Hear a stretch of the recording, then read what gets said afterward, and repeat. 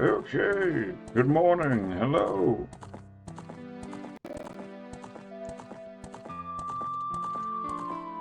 These things always take me a second to get started because I need to give it a second for the bitrate to show up so Discord will recognize it so I can enable streamer mode so I can show that I'm streaming on Discord.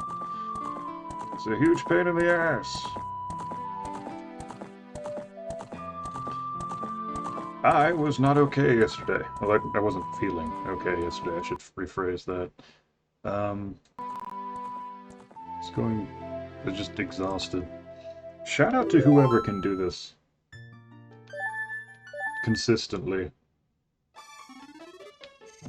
because that is exhausting. And like part of it's just having been an introvert my entire life and forcing myself to be social for multiple hours at a time, which is something my body is not used to. Uh,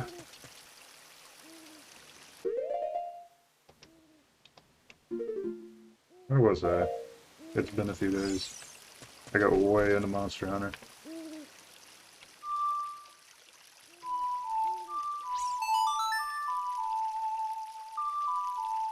That's the right one, is it? No, that's Epona.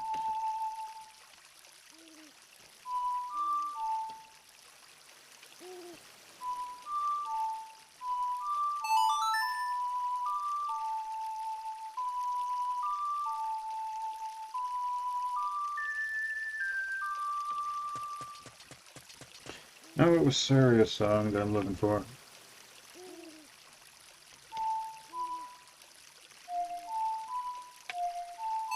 There we go.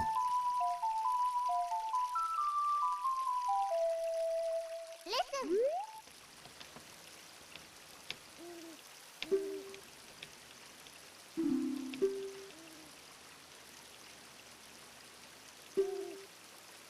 That's right, I gotta go hidden biggin. It's grow larger. Hey. Listen. Let's talk to Saria. Navi was feeling left out, so she wanted to chime in as well. Did I hear that information you just got? Let me give it to you again, but this time I said it.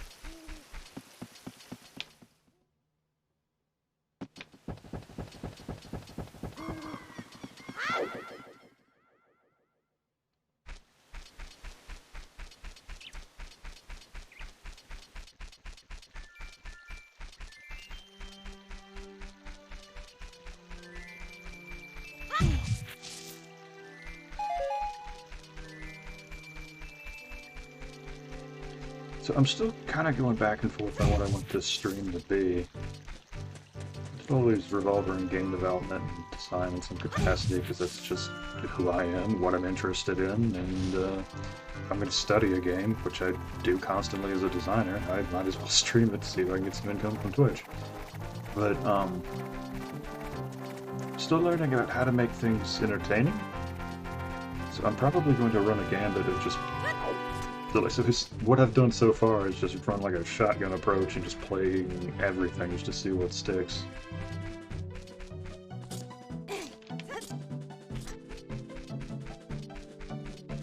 I don't want to make this like a vent channel, but there's some things that have been on my mind that I kind of just want to talk about. Like, for me personally,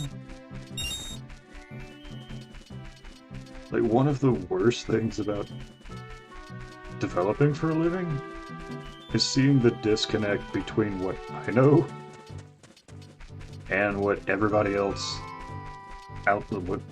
seeing the disconnect between the information from the industry and people outside of the industry.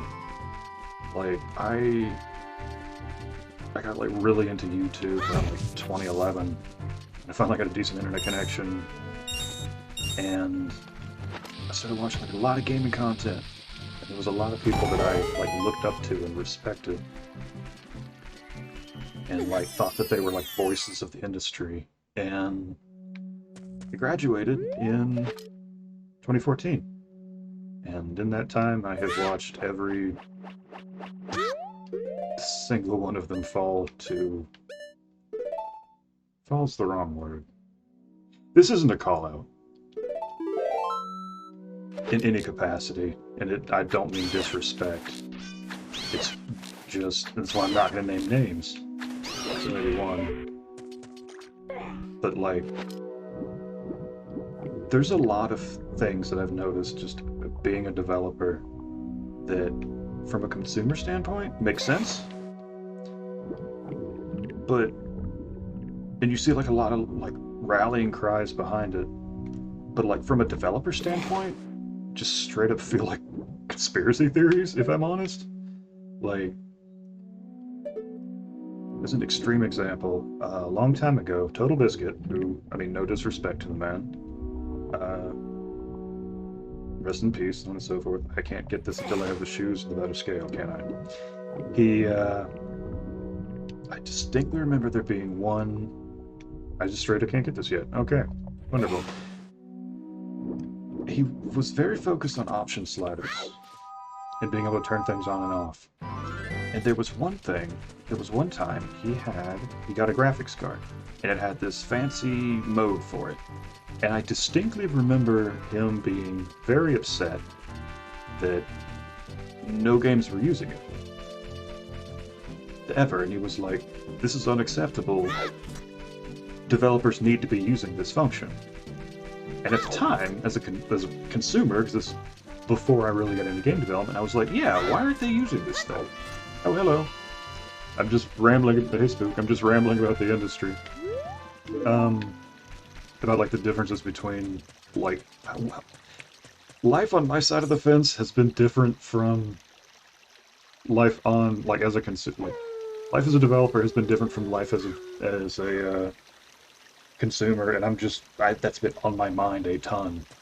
Like, I'll resume talk after this cutscene. How's your game doing, by the way?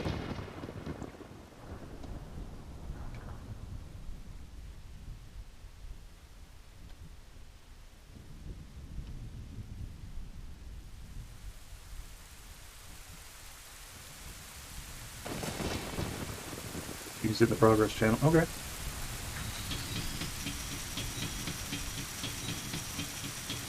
After this cutscene, I'll check it out.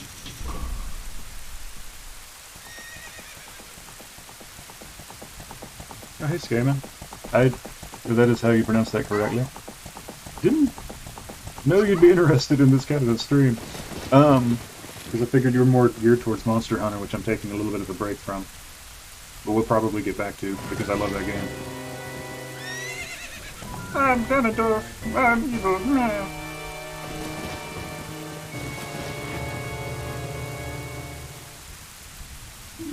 I lost her.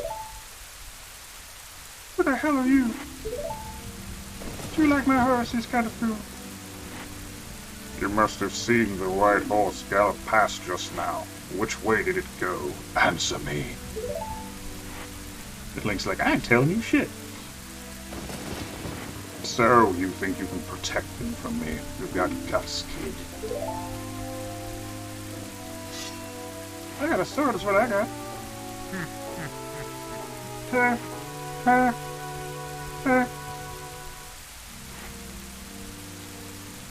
want a piece of me? Very funny. I like your attitude. Have you seen my hands?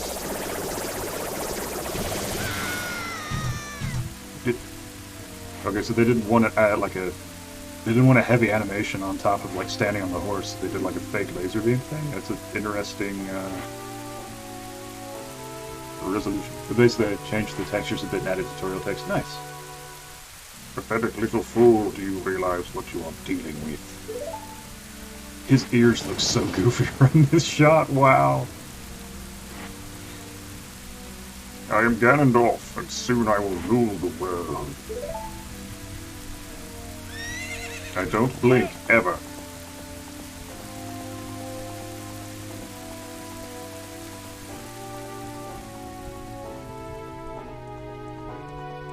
Oh shit, did I do it again? Oh no, it's just, it's in Letterboxd right now for this cutscene. See? Thank you for the heads up though. There we go. Yeah, it just does letterbox for some cutscenes. All right, let me check the progress thing real quick. Swoop, swoop, swoop, swoop, swoop. Oh yes, yes, I saw this. The background look ni the backgrounds look nice. The play space reads very well with the green on top of the brown for the yeah. Yeah, looks good. Nice progress. Okay. Where was I?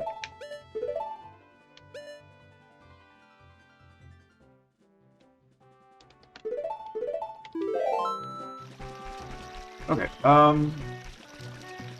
But I was rambling about the industry. So like long story short, like the most difficult part of becoming a developer for me has been the the lack of information as it appears from a consumer standpoint, if that makes any sense. Like,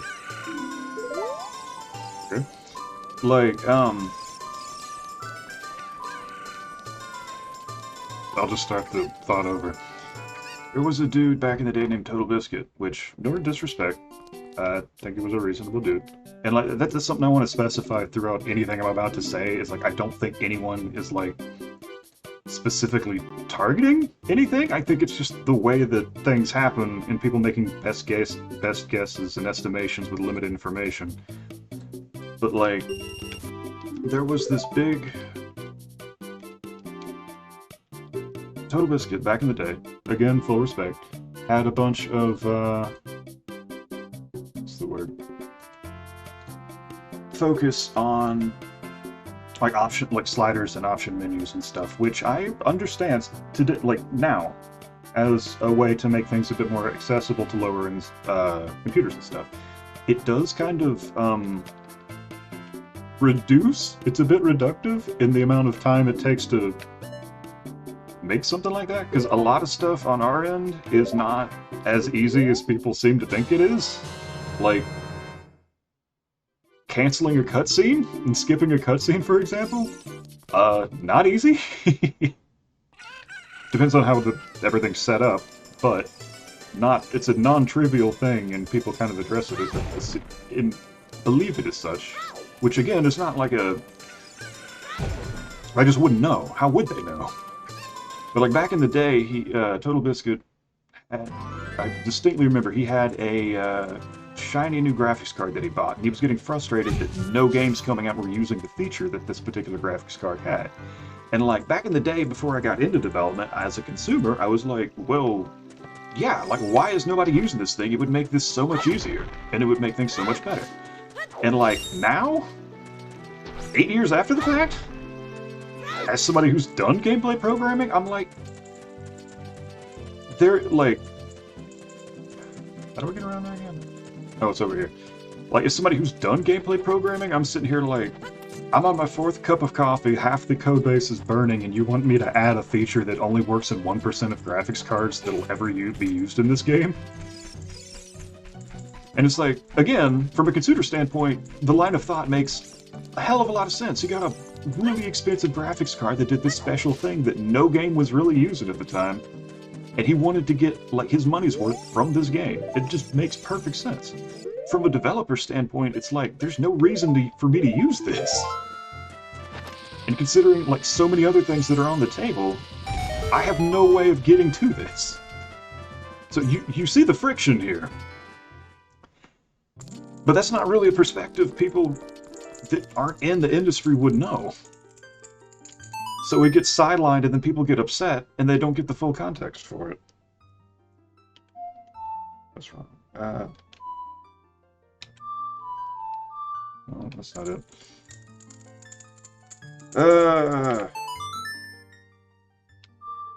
Nope. Having to remember how I set this up. I'm using up and down on the right stick for the notes as well as Y and B for left and right notes. This is an extremely jank operation. And on top of that, I don't remember the dang song. But I should, because I bought this game just about on launch.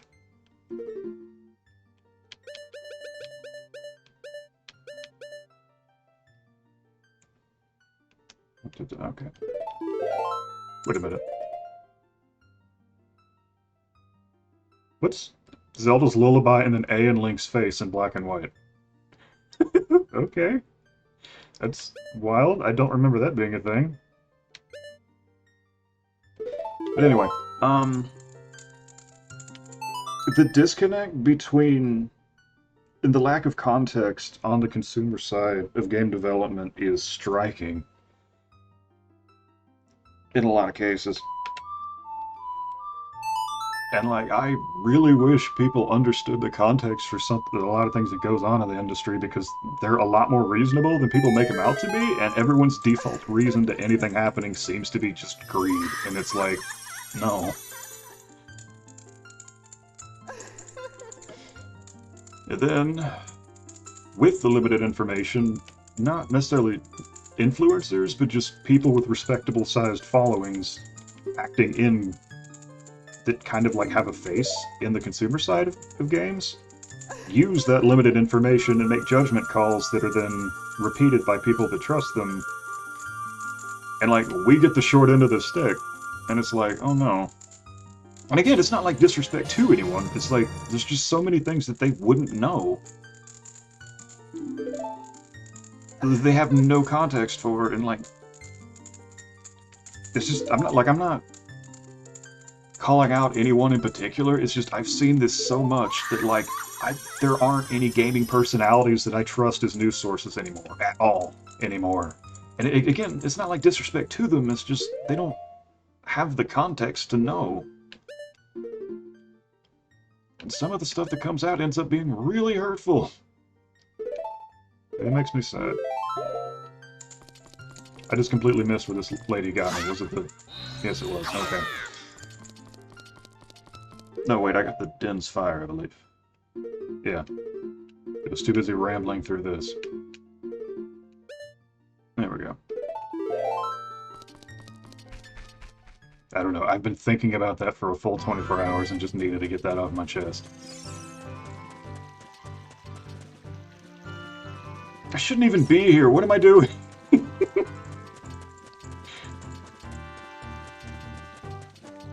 I am still getting a handle on you, just throw me out.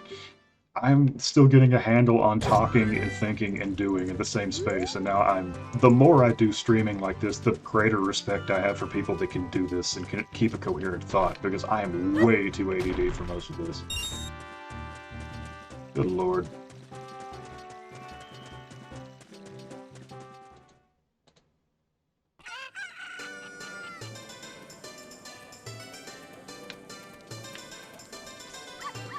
Okay,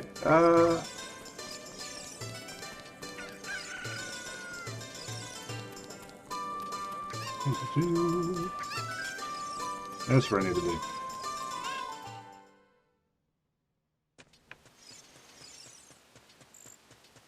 So how are y'all doing this morning?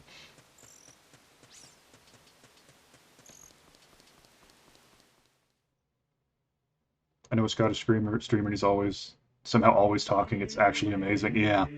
There are people that are gifted with that. Like, I've had my step-grandmother and my mom both are really good at, like, filling space. I'm going to point something out here in a second. They can just talk endlessly, and that's not something I can do. So, like, this has been interesting. Like, my throat already kind of hurts. Okay. Unrelated, related to game development, watch Link. Watch his tunic. He starts graying out the further he goes over here. So, like, this is a pre-rendered scene. This is just like probably a PNG, or something closer to that than a JPEG. I mean, it may be a PNG, you can see the compression. But, the way that they did pre-rendered backdrops like this is I'm literally in a box with a static, crispy JPEG, yeah.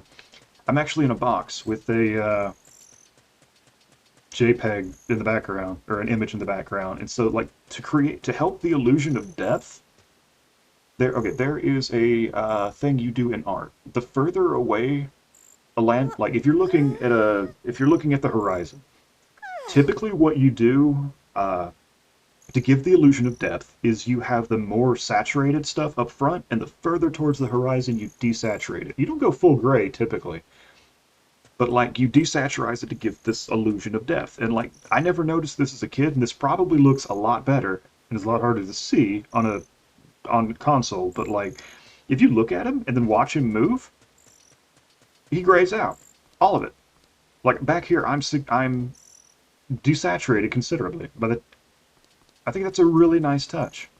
It's a bit strange looking at it in perfect pixel, but like on console, yeah, like it makes sense. Like I'm almost full gray by the time I get to that door.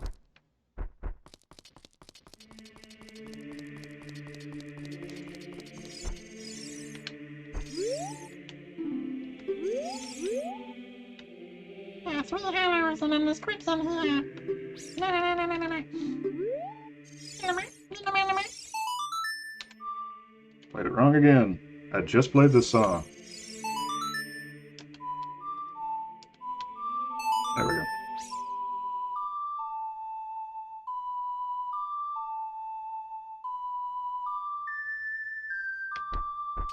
Did I not play it in the right place? I have all the... I do. Okay.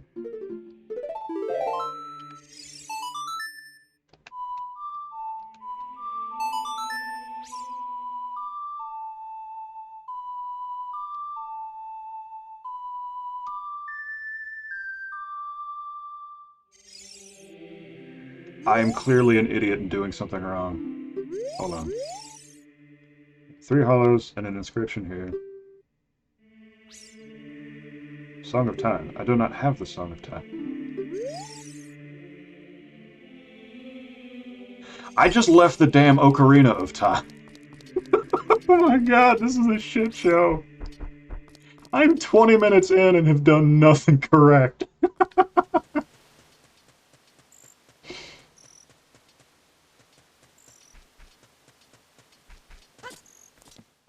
Too busy low-key venting while an important cutscene was going on to pay attention to it. Oh, Jesus.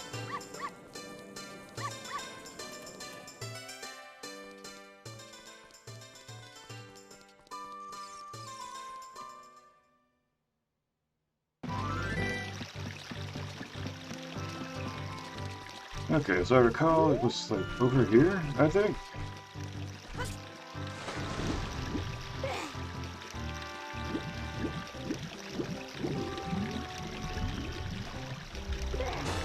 I always wondered what happens to Saria's ocarina when Link picks this up. Does he just throw it out? This important gift from a childhood friend just chunks it off to the side and goes, well, this is not important now. Scuba, can you hear me? It's me, Zelda.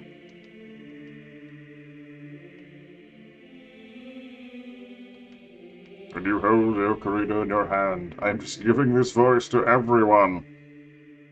I won't be around anymore. I will be a square. I had to wait for you, but I couldn't delay any longer.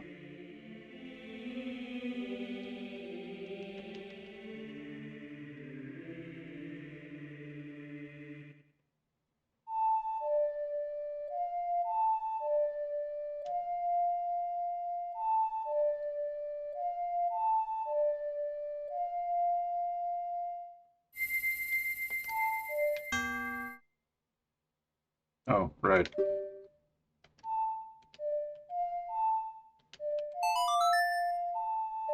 some reason, I thought that using the left stick would do down.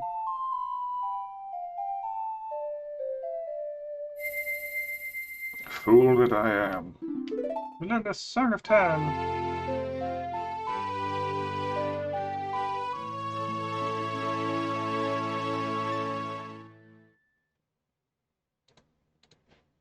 Now, Struble, play this melody in front of the altar in Temple of Time. Don't play Zelda's theme like you did 3 times. To no effect, play this instead.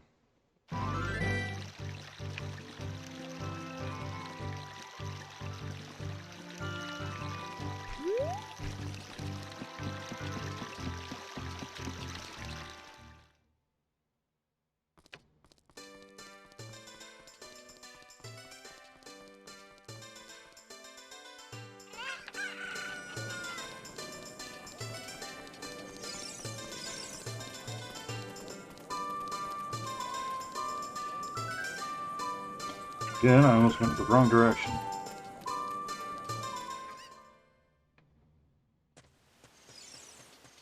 I like these things as a mechanic. They have like a weird amount of character to them for just an object, and I think that's something Nintendo really liked to focus on in general. I believe they still do in some capacity, but like increased production difficulty, I think, has made it a bit more limited.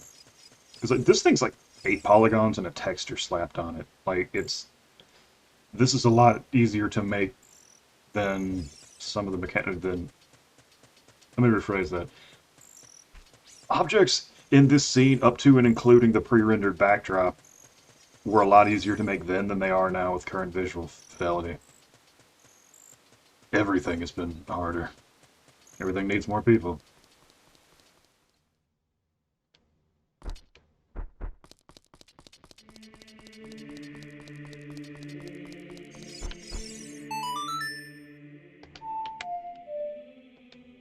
God, I just already forgot the dang thing. Okay, right A down.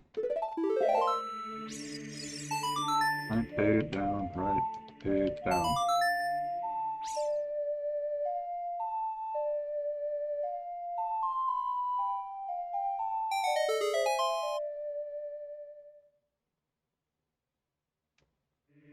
Don't know how much it was accurate, but it was really cool. Uh, don't know how much of what is accurate?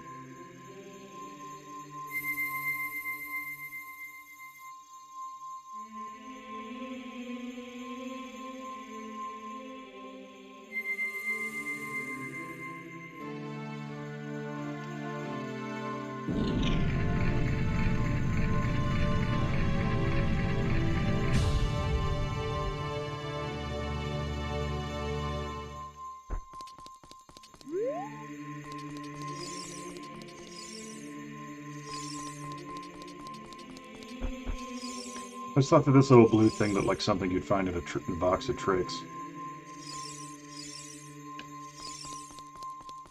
Alright, so I like what they did with lighting in this map, this area.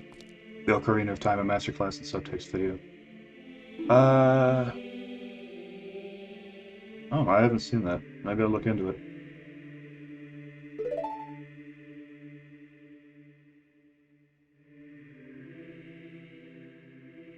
If I'm brutally honest, I am not a fan of most design people on YouTube.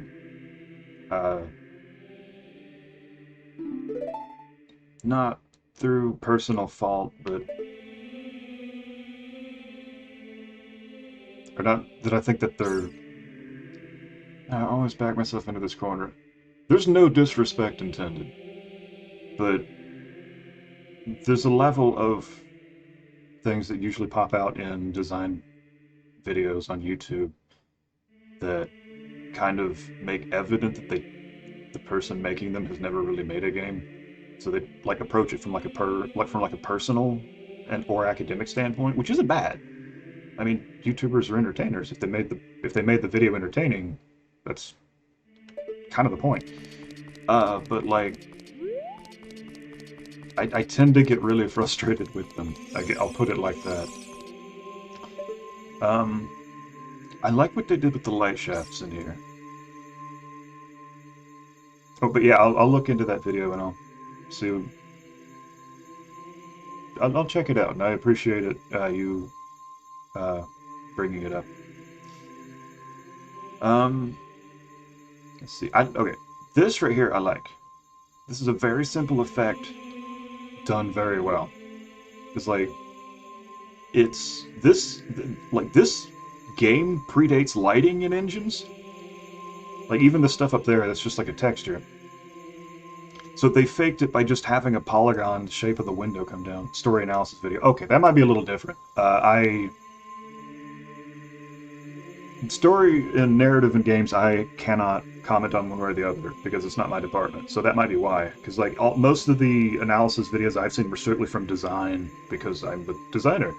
Uh, but like narrative and stuff probably has enough crossover with regular narrative that it would carry more weight, in my opinion. But yeah, like this is just a polygon with a texture on it, and it creates and it just adds so much to the atmosphere, or at least it did back then. I mean, you could see where the seams and the texture are, but like on a CRT back in the day, you would not have been able to notice it that well without looking for it. And even back then, it was so commonplace to just see the edges of textures that it would not have even been noticeable. Or that they mirrored the UV so that it would not modulate, move in the same direction towards each other in the middle there. I like this most of all, though. Oop, wait. It's a little bit of transition there. Okay, that's interesting. What? There's pop-in where it loads the assets, and then if I go back, it dims? That's interesting. I mean, the pop-in doesn't surprise me. It's a Nintendo 64 game. And like most of the assets only render when you're fairly close to them.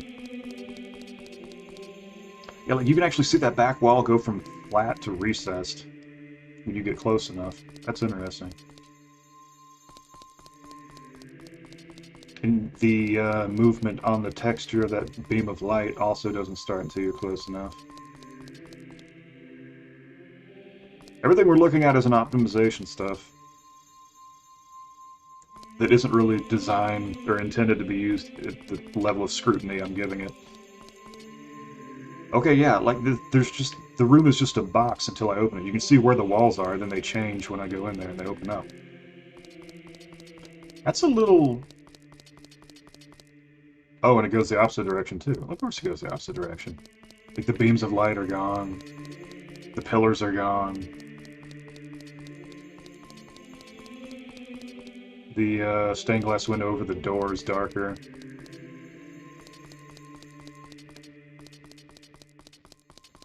This came out like 95, so I think?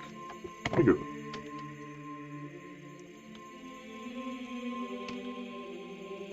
Green of Time launch date.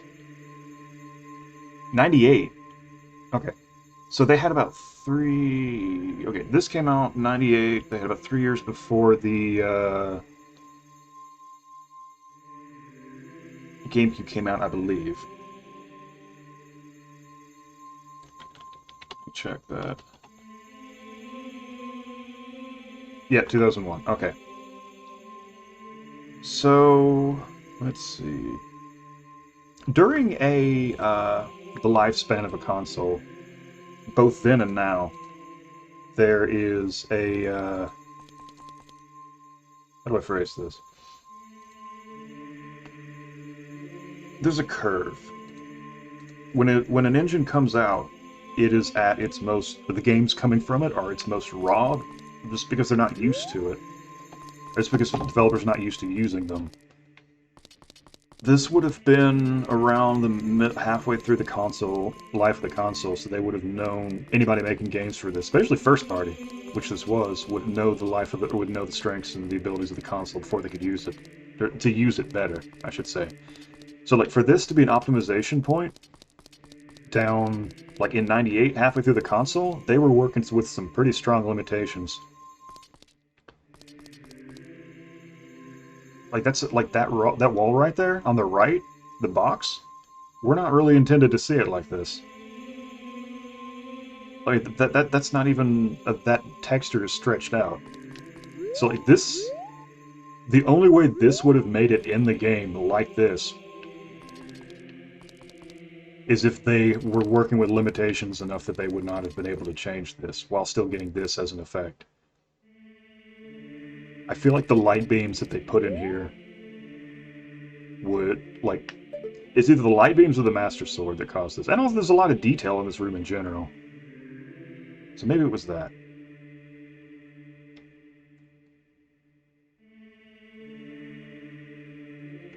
Also, if you look up,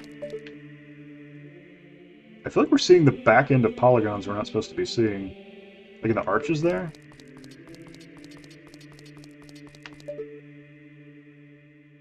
We are seeing the back end of polygons we're not supposed to be seeing. Interesting. Like, okay, let's check. See that little square right there? Middle of the screen? All the way up the wall, the little triangle juts out. We look at it from over here. Should be able to see the opposite side. Yeah, now we see the full triangle. Because what we're seeing the back end of the triangle on the other side. Like, we're probably not even supposed to be seeing this. But, like, again, it's not really a failing, because, like, who in a normal play would be doing what I'm doing right now?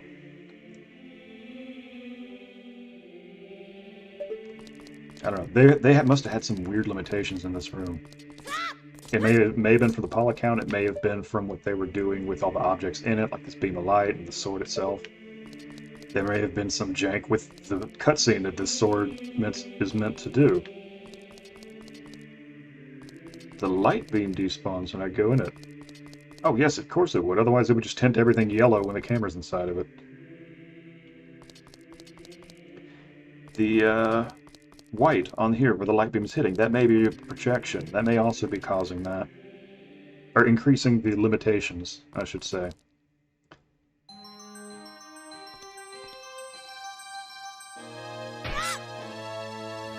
His arms are clipping into his body more than I remember. Which may have just been normal for the time, or just be the emulation.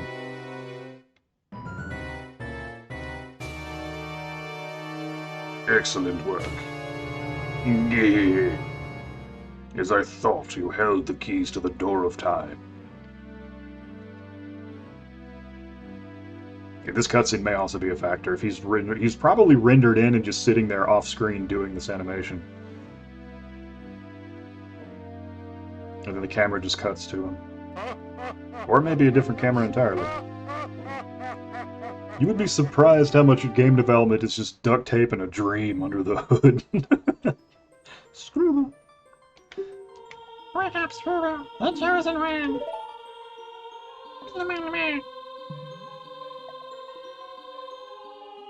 Actually, everything we're looking at may also be just off-scene, or off-camera in that same asset. In fact, yeah, it probably is.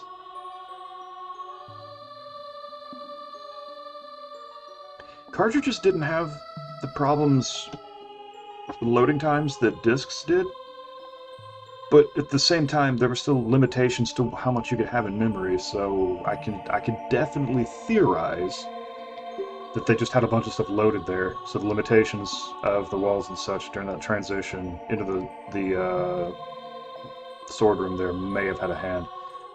Ages ago, ancient sages built the Temple of Time to protect the entrance to the sacred realm. Do you like my mustache? It is half of my face. This is the Chamber of Sages, inside the Temple of Light. I initially had my own dungeon, but it was cut during development. The Temple of Light, situated in the very center of the sacred realm, is the last stronghold against Ganondorf's evil intentions, or evil forces. How did I get intentions from that? The Master Sword, the evil destroying sword that you pulled out from the pedestal of time, was the final key to the sacred realm. Screwball, don't be alarmed, look at yourself. That's pushing the limits of what I would consider a mustache, yeah. That's fair.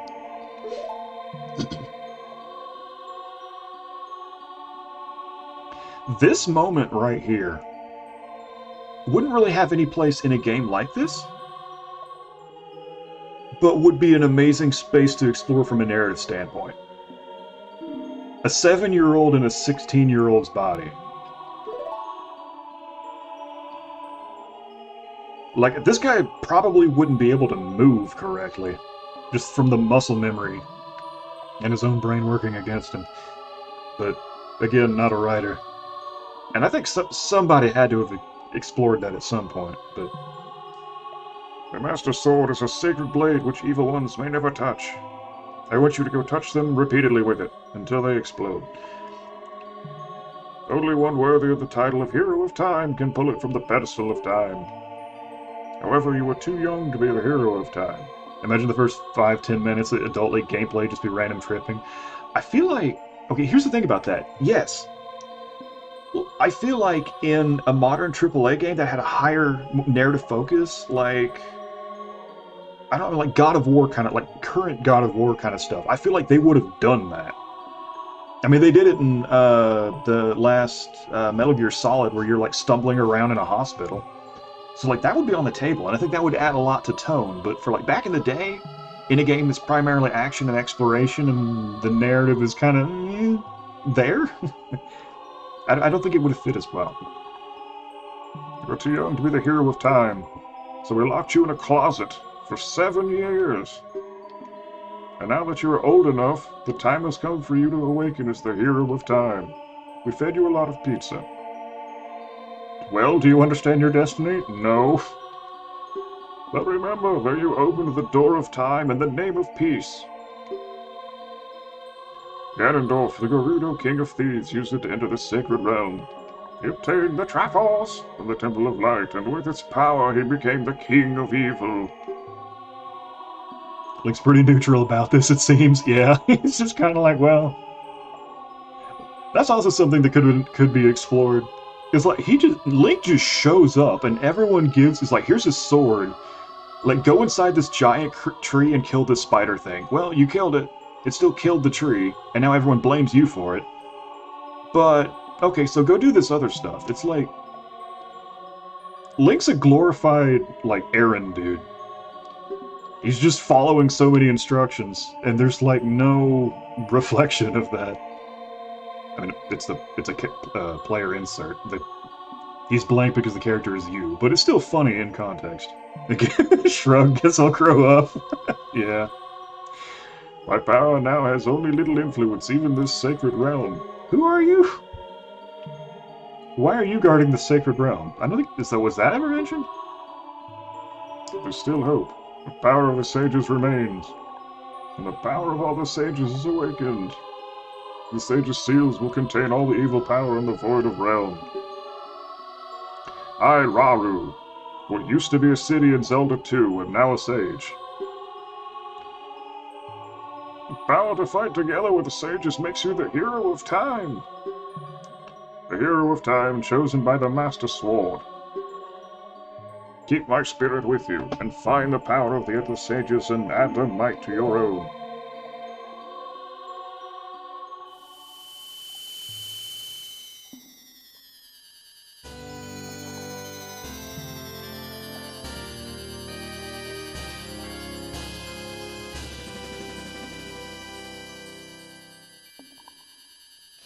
Receive the Light Medallion. Roger the Sage add his power to yours. I can't help but wonder what the dungeon this would have been like, or what this was going to be would have... The dungeon that this would have come from would have been like, as has everybody, I feel. I guess on that topic, people make a big deal out of cut content. There's always cut content. In every game ever, there has been cut content. And it's not like, Scrooble, we're back in the Temple of Time. But have 7 years really passed? Looks like you won't be able to use some of the weapons you found as a kid anymore. Let's get out of here. Wow. But yeah, like, there's always cut content. Some of it's cut from time reasons. Psst. I'm now beginning to wonder how much of this was just previously loaded. Been waiting for you, Hero of Time.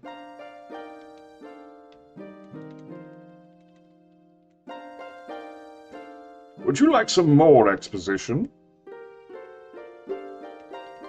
With a different character now.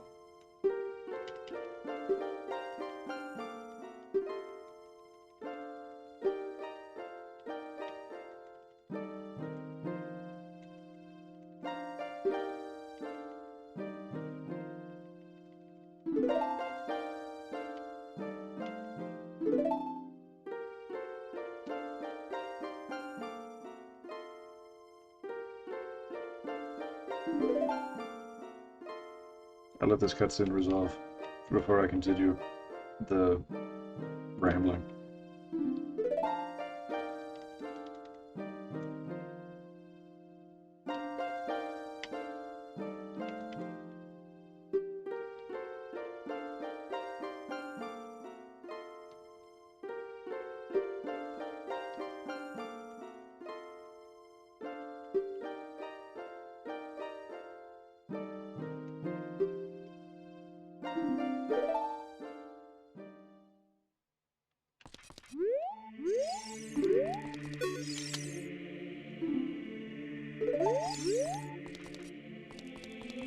I like it when they condense everything that just happened.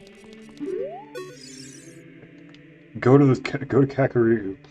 So, cut content in games. Like, there's always cut content in games. Right, let me... Transition's still there. Pedestal moves. That lightens up. Columns show up. They've probably just got so much stuff in this loaded map for optimization's sake that they just had to do this. That's my thoughts on the matter.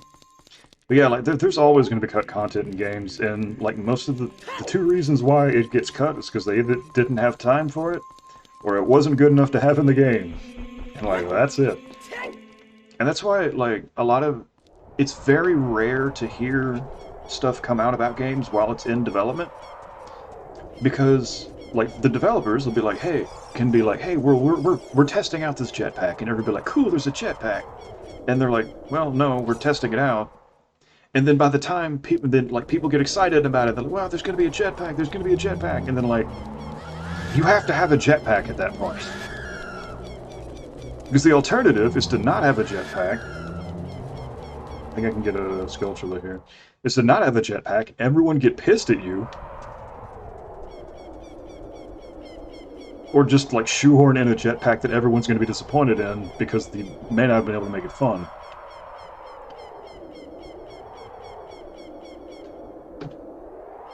People are secretive because game development typically is secretive for the most part and withholds a lot because we don't know what's going to end up being in the final game until it's finalized, basically.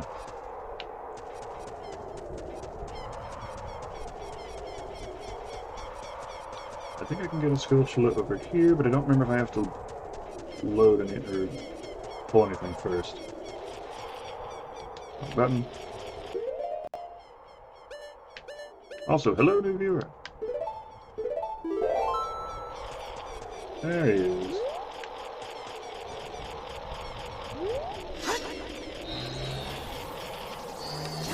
The question is, can I even get him yet?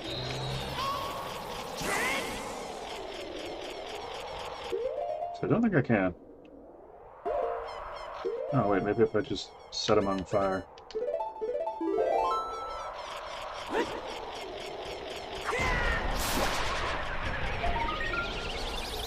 Okay, can I make this jump? Nope!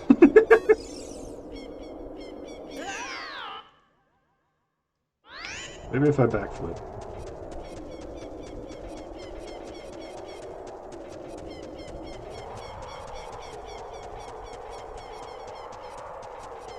But yeah, I'm still figuring out what I want this stream to be.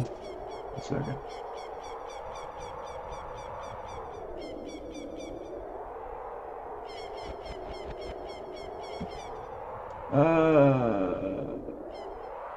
Yeah. Figured as much. Email shot down, that's fine. I'm still trying to figure out what this stream is, or what my channel in general is going to be. But I'm just from my own nature, I'm probably going to be rambling a lot about this kind of stuff. Because I want more transparency in games. Because a lack of it... I did get it. Okay, cool. A lack of it's pretty much getting people doxxed at this point.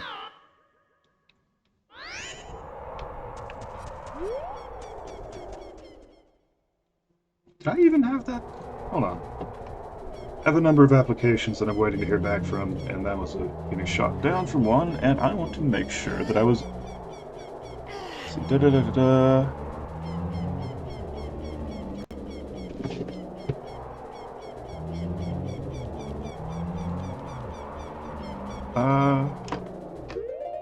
Oh, that's wild. Wow. Let me do that. And then plug this in real quick.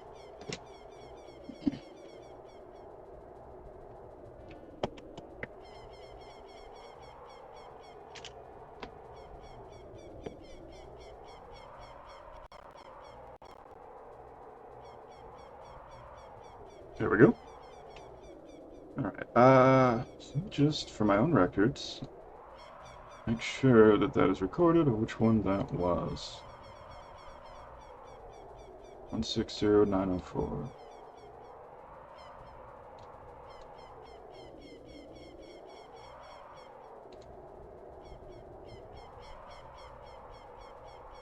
Appreciate your interest in the role. However, this position had a candidate identified prior to your application arriving. Yeah, that's about right. So, fun thing about game development and applying for jobs, um, the way that it works is they will, if they're doing a lateral move, where they already have a candidate, they still have to go through their own system. So they're going to post it online. So you can just apply to positions that you have no chance in hell of ever getting. And it's like, okay.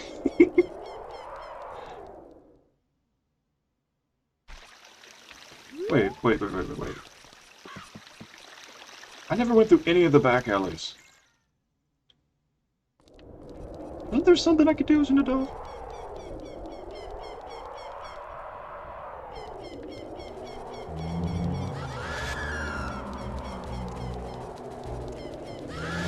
Where was this back alley?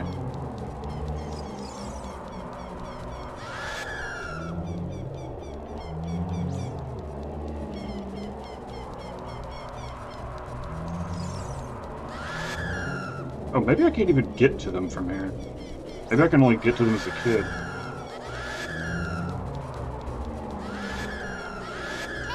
I don't know. I don't remember. By the way, these things, very effective enemies. When this game was new, or when it was in its era, I'll phrase it like that. Terrifying. And just look at them from an AI standpoint. They stand in place and they yell at you. And then they slowly walk towards you. If you leave their threshold, they go and sit back down. Like, this is very effective for tone. Like, just look at this little guy. And if you get too close, they do this. They just jump at you and you have no control over it. It's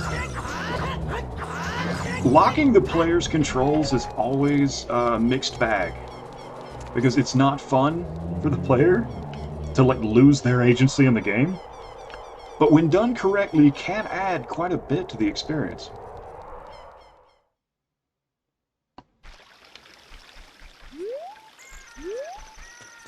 Considering these are also what used to be the citizens of a town too, yeah, there is an implied narrative of that, yeah. Absolutely.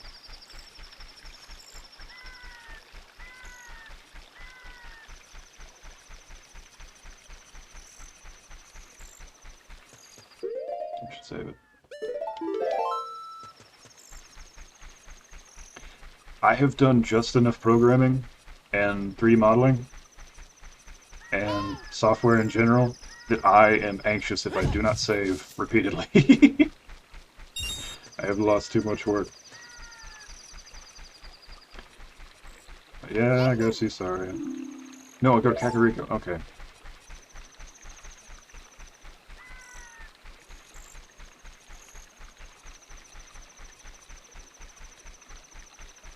I believe there was a Poe up here.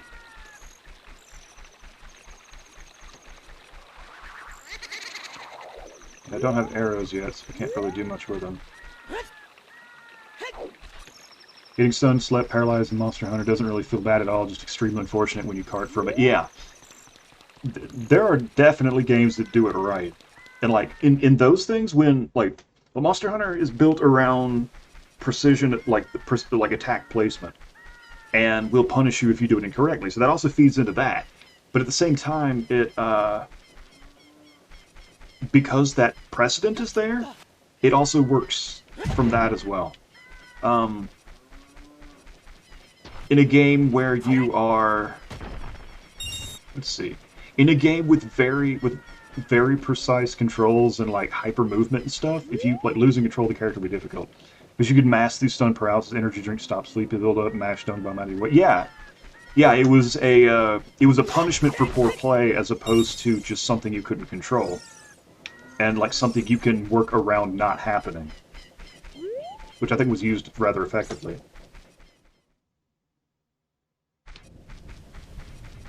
Like, it can be used rather effectively, but it's just it's a there's a consideration towards making it work. I'll put it that way, without it disrupting the user experience. I believe I find Dappy.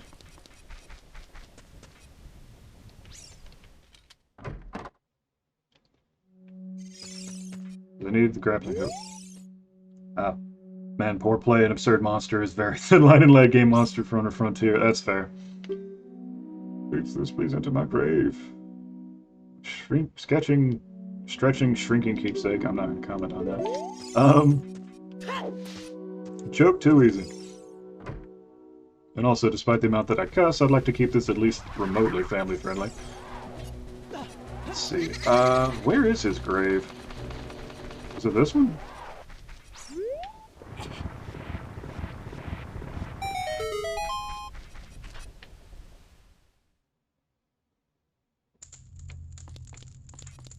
It's definitely a bomb. Double wall.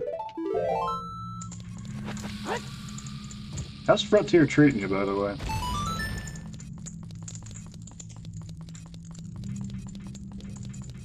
Oh, this is just fairies. Well, I mean...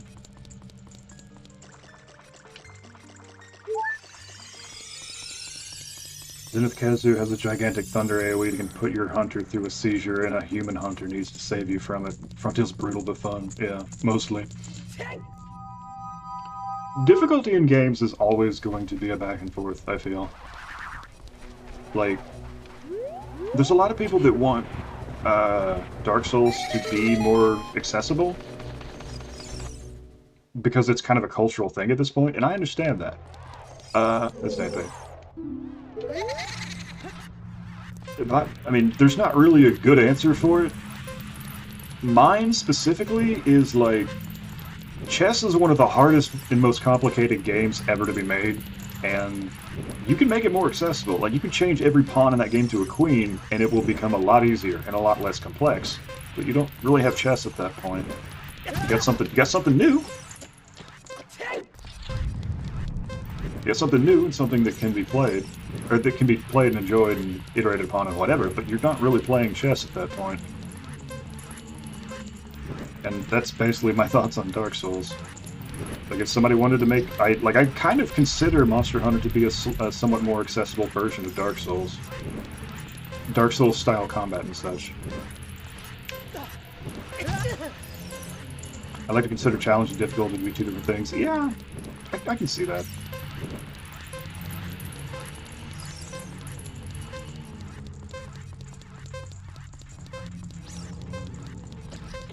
I kind of consider them to be under the same umbrella.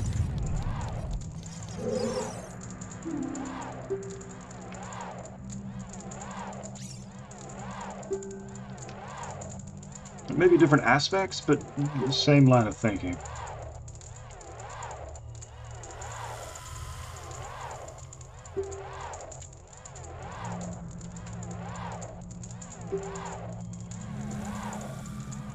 Way back.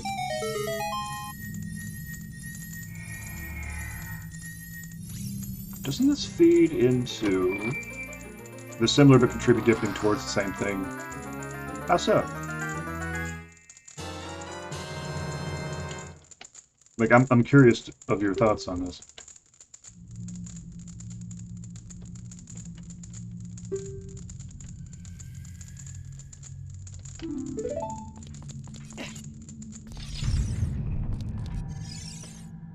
Don't remember Song of Time, but I know I gotta use it. Way down. Okay.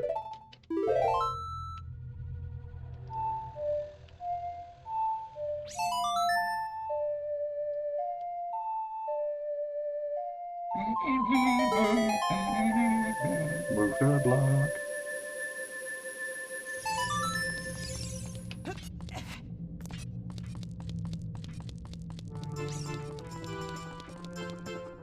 I like how the game funnels you here, even if it's a bit,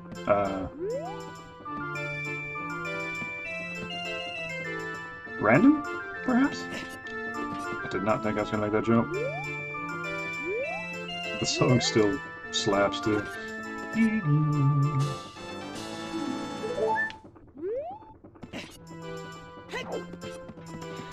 like, I think this was a really good way to telegraph how things are different now.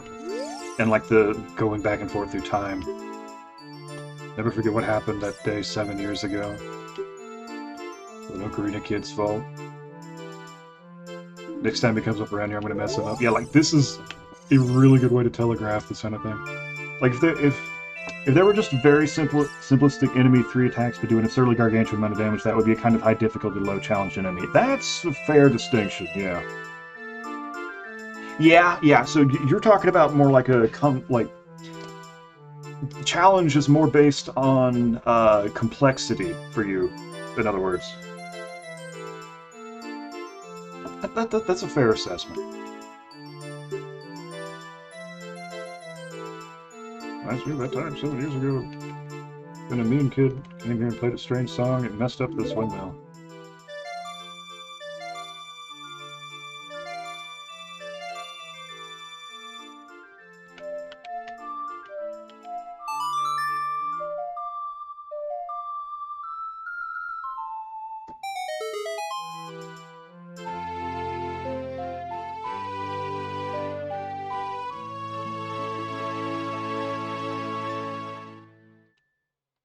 The Song of Storms. It will be covered endlessly for the next 20 years, and then kind of peter out past, like, 2015. There may be a very interesting complex fight, but just tickle you, that would be vice versa. Yeah, that's understandable.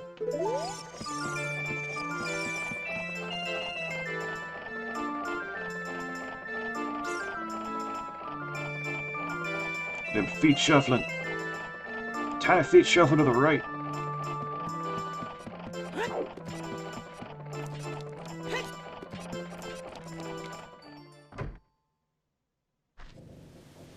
Wait a minute, the Redeads in Castletown might... Okay, so I think there needs to be a very careful balance of it, like Junichiro's fight in Sekiro. Love that fight. Yeah, that's understandable.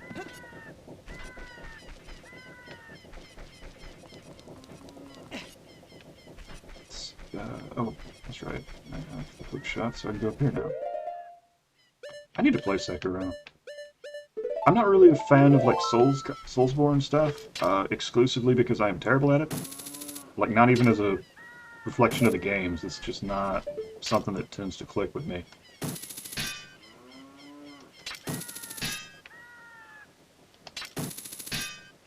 I should have done that when I started up there a long time ago.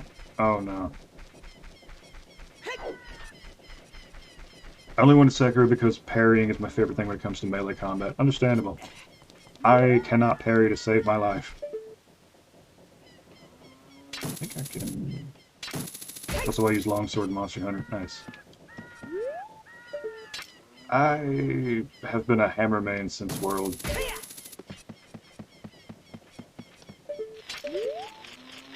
It just clicks with me.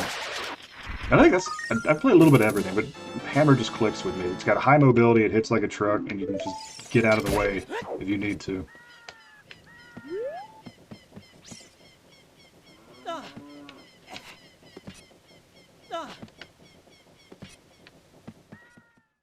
Bungus, bungus, bonker. Yeah.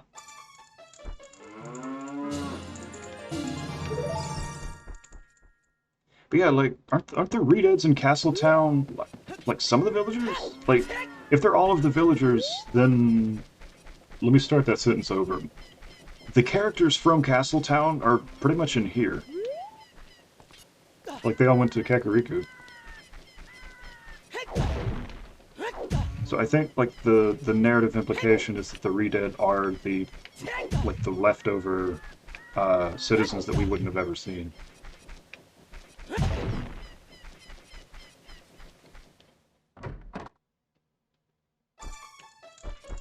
Yeah, because, like, there's... Well, there's Andrew, who's in there anyway, but, like, there's, like, one of the juggler dudes from the original. I never played this game, just seen a whole lot of tidbits. Nobody believes what I've been telling them all these past 7 years. Like, this, in Kidling, this guy is doing this animation in front of another guy that just looks exactly like him. Hello, Andrew. Please don't tease my cougars. That's a random thing to say to a stranger, but okay. This game is interesting. I think it still holds up pretty well. I keep saying phrases I don't like saying. Um, from a contemporary standpoint, I think the gameplay still works fine. There is critiques about the visual, about the how it looks visually, which is understandable from a game that came out in '98. Is this a wallet? Oh no, it's the Stone of Agony, which I can't use because Rumble is not implemented in this emulator. Oh, that, by the way, was I believe I feel like is a very like the Stone of Agony. I think is a very interesting use of a peripheral. Because like Super Metroid has a ton of secrets, and it gives you items to help you like find them. Like Power Bomb can be used to just explode everything on screen. You've got the X-ray scope, which will literally tell you most secrets in the game.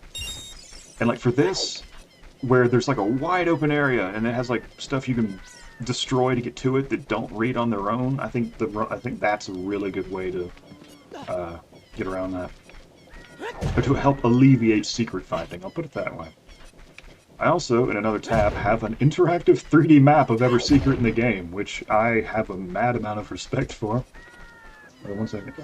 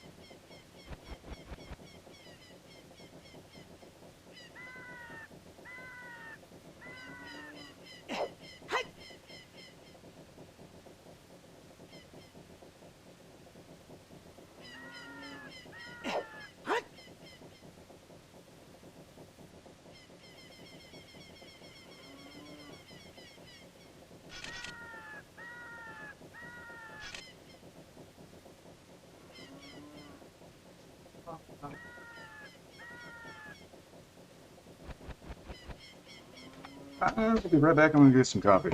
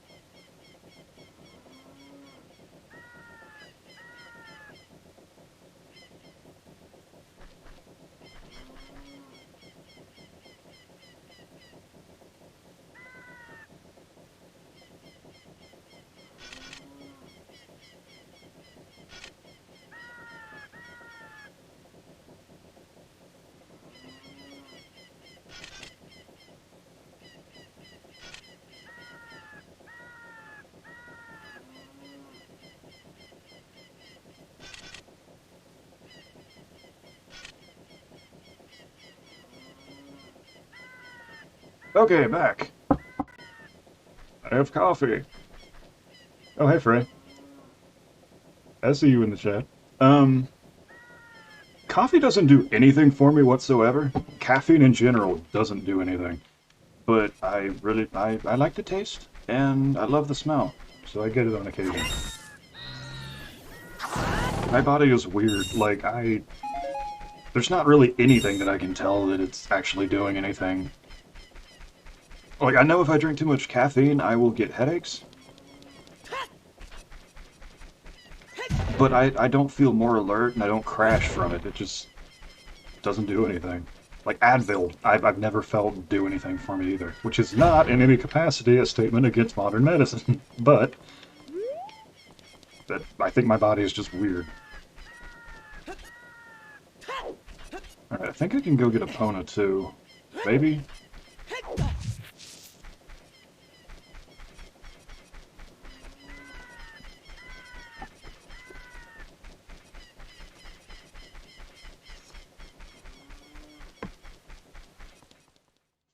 Alright, so now I go to the forest.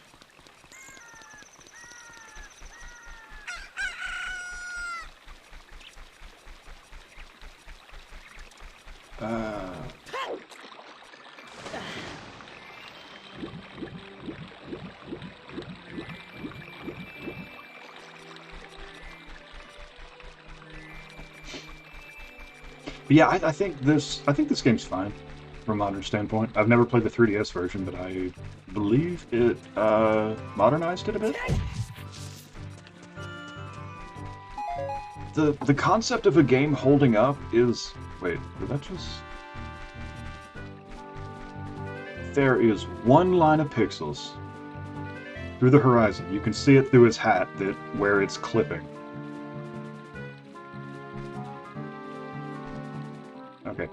The caffeine gives me some not great anxiety. Yeah, I understand that. Like, my anxiety is bad. I'm fortunate that it does nothing to it, but nothing really changes. If I'm anxious, few things will change it in either direction. But yeah, like, I find the concept of a game holding up to be kind of strange, because people put way too much value on that. Spheres would be floating slightly, do they? Yeah, they do. I think it's just the lack of shadows. Because like that would have been since there isn't an actual lighting engine, it would have been another object to place down on the ground. And considering how many objects are loaded in this one map, I think that would have been particularly straining on the hardware to do. So I was talking about the forest background you were mentioning. Oh, this? Wait, I'm confused. Oh, I was talking about like one of these ridges up here looking like it was clipping a little bit. Like through its own ground, through the hat. Let me get back up here and I'll see what you mean. Watch me not be able to replicate it.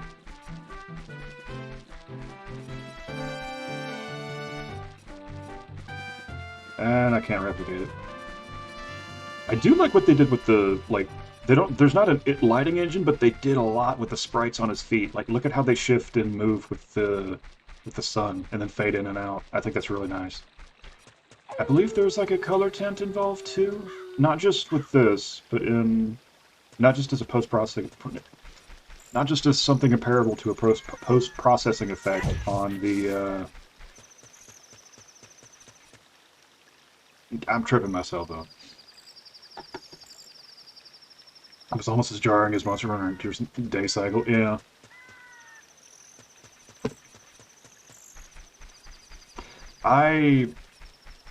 The most jarring cycle I've seen is probably Final Fantasy XIV's. And it's not a statement against Monster Hunter 14. The screen flashes white before the time changes. Interesting. They just fade everything out. Huh. That sounds like they're just deloading and reloading in night assets, and vice versa. Which I get, but it's not that common for a... What system was Frontiers on? Was that on like 3DS?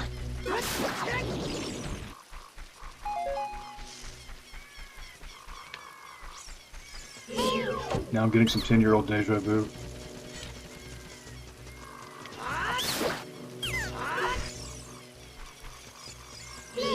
Would you say that you've been in this place before? Higher on the street? And you know it's your time to go?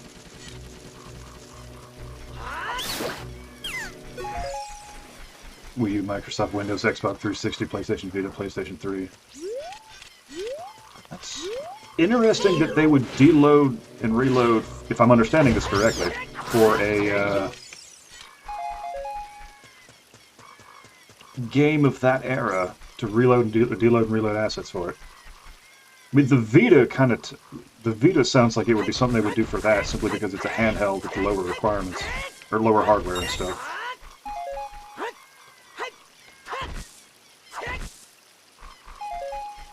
But again, I guess it just depends on what all they were doing with it. Oh, there's a duper up here.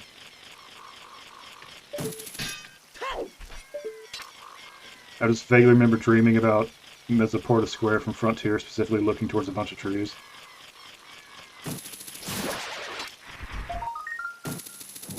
A bunch of tents. Huh.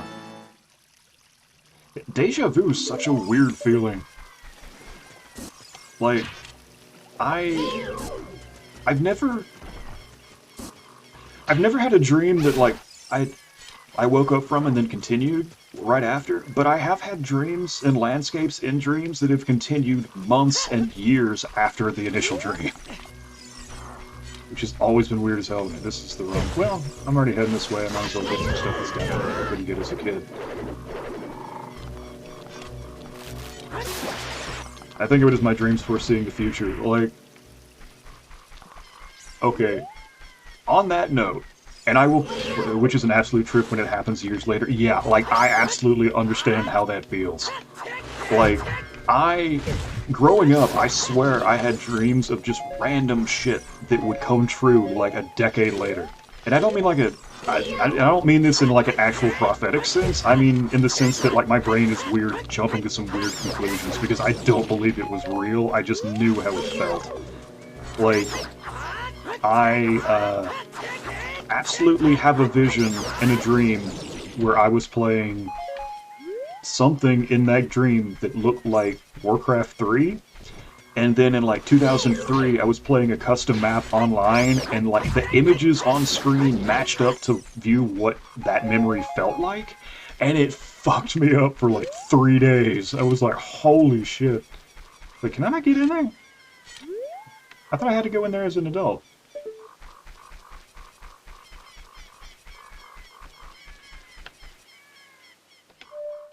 Maybe I don't, maybe I can't. But yeah, like, my entire childhood, I was, like, unable, like, when I was little, real little, like, up to about 6 years old, everything, I could not, like, tell the distinction between my dreams and reality. Like, I had difficulty determining if I was in one or the other. I also had a shit ton of night terrors, so, like, my dreams were just that vivid, I guess. But anyway.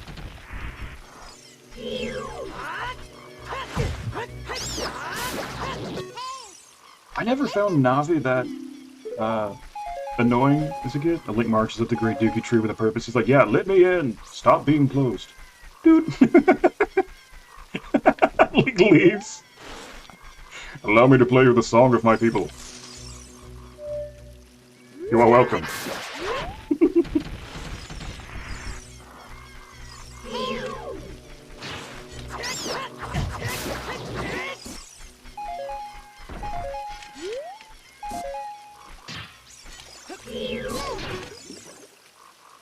Oh, to finish a thought from like 15 minutes ago of like games holding up, I think it's like a weird concept, because like, and I don't mean in the sense of like, oh, well, this game is timeless, or that any game is timeless. I just in the sense that like your enjoyment of a game is based on your own preferences.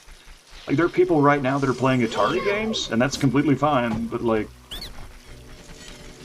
determining if they hold up really depends on what you want out of it. Like, and a lot of people based on the visual aesthetic, and like, this game visually is its weakest point when compared to contemporary. Like, you go from God of War to this, there's going to be a jump, and I can see people not wanting to make that jump. And there's also like stuff that was of its time that has not aged particularly well, based on just the commonality of preferences between people that play games. Body Harvest on the 64, in its day, fun. Today, clunky as hell.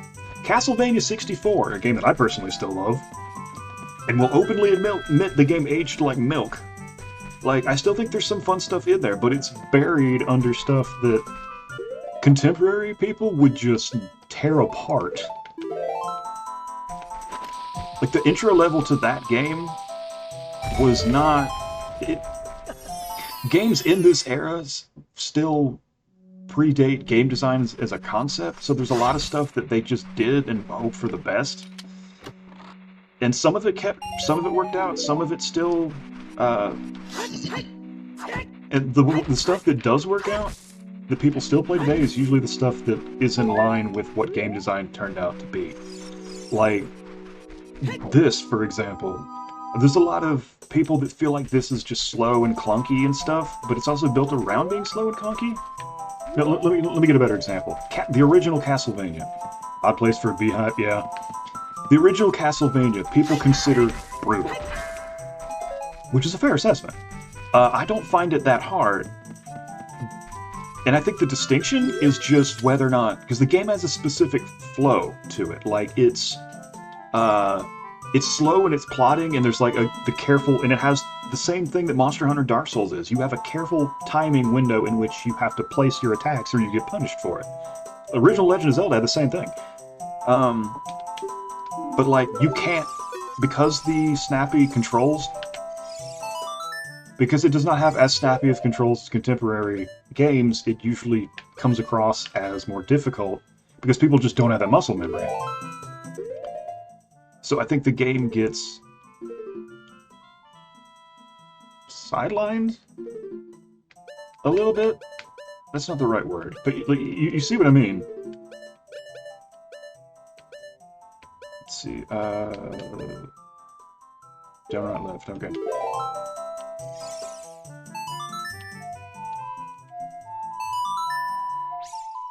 I don't know, like... stuff, things. Dance, yeah. What's that emote from, by the way? It reminds me of that Vine where it was, like, Eggman dancing to Rasputin. Eternal Enigma. Oh, okay. I like how this dude just trusts me more as an adult than he ever did as a kid.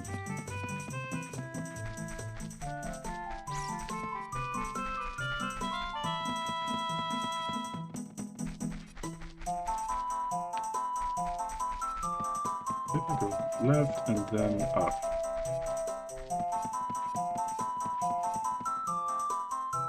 Yes.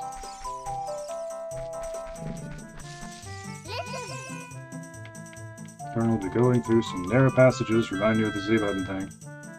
Sneak up on some enemies. See, target need to always look in the proper direction.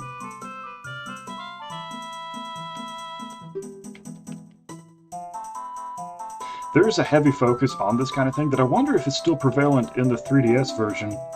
Because, like, in context of this game, being able to control a camera was still new.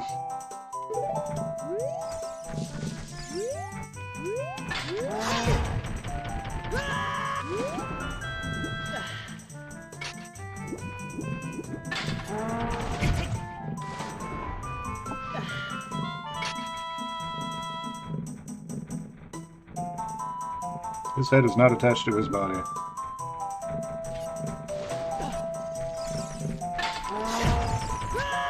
Okay, so I think I do actually have to sneak up on him. Use that analog... Oh, damn it! You can't bail out of that once he does it. Use that analog stick for which this game, this franchise was... or this system was responsible for bringing.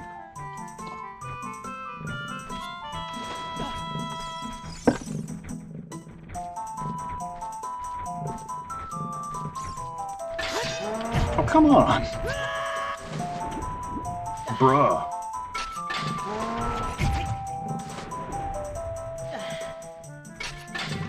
Okay, that wasn't even me. The game was like, nope, you're going back up. The camera controls I hear about the old Monster Hunter sound brutal. Yeah. Like,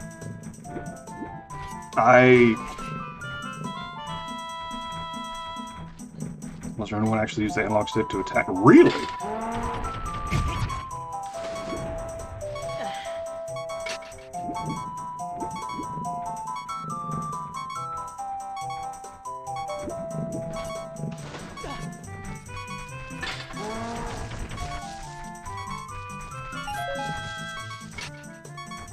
This seems to be going well, yeah.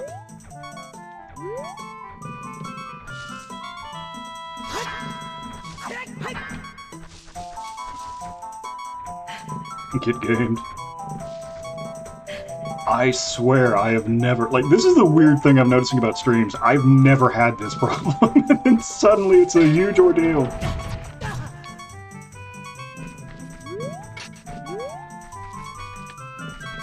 I have fairies, so I'm not too worried about it, but...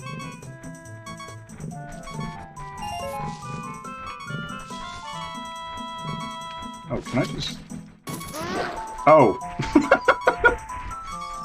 Good lord, I was making that so much harder than I needed to.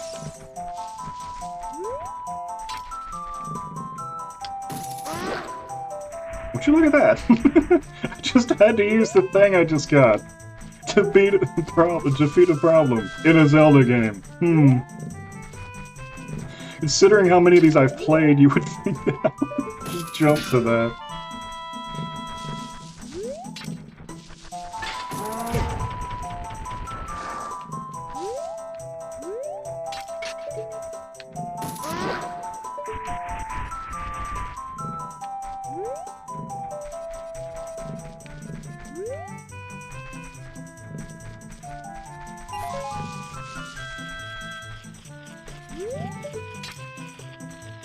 I hear there's the boy.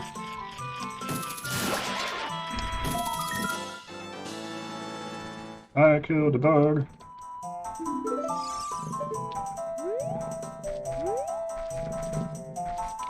I don't think I've talked about Skulltulas as a mechanic, and I think that's a really interesting thing. So it's Zelda, there's the traditional focus on exploration, and then, like, as a reward system, it's really nice to give, like, little breadcrumbs around everything. You just pick them up as you go, and then return them, and give them for rewards later. As a mechanic, I think, like, in the 90s, I think that was done really well.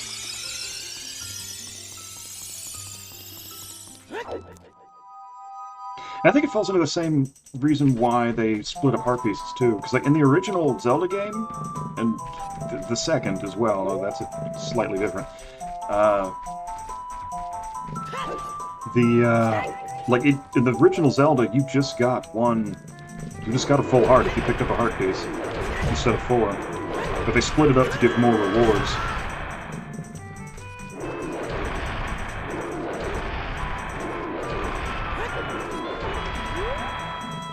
I shoot you in your butt, good sir. Boom. Okay, I just stabbed you in your butt then.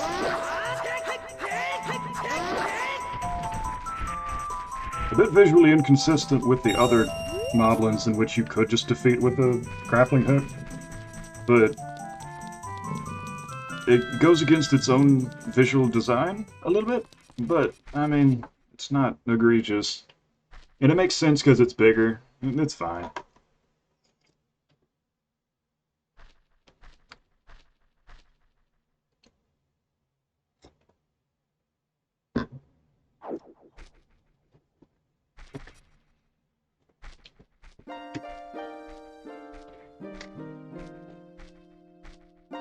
The flow of time is always cruel.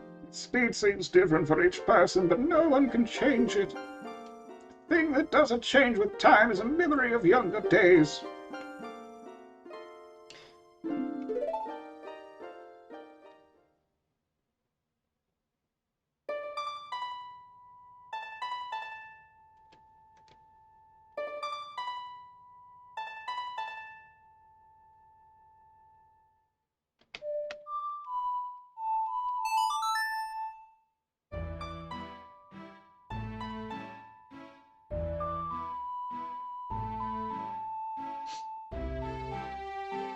I want to play Zelda 2 on stream, but I am garbage at it. It continues the whole attack placement thing that they've had since day one. Well, okay, this would have been day 2 because it's the sequel, but like the health system and the systems in general for that were really weird. Interesting, not necessarily bad, but a weird combination of things. Like, you have health, and level ups get you more health, but they're not health, they're defense. The only way to get health is to get hearts.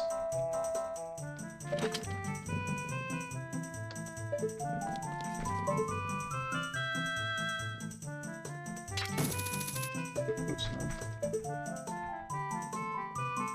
This, I feel, could be slightly more comfortable, but I'm absolutely splitting hairs. Okay, so everybody and their brother hates the water temple in this game. This is the dungeon I hate most in this game. Hate's a strong word, but I find it annoying. It's just from like a flow standpoint. And again, not a level designer, so can't really critique it. But I've always had more problems with this dungeon than any other dungeon in the game.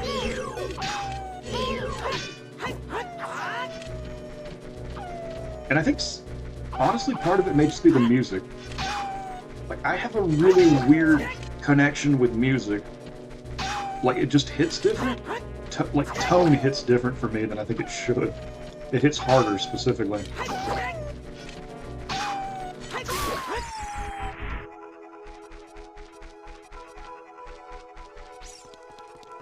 Like, this music right here, I remember, like, basically going into a trance playing this game as a kid with this music. It, like, kind of creeped me out.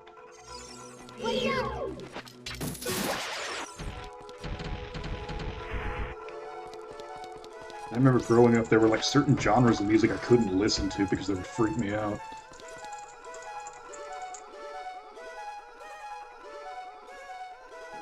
You must destroy the spooky ghosts! Yeah! We took the fire!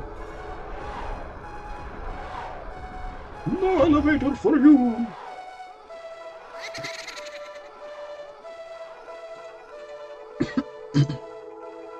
Sip of coffee?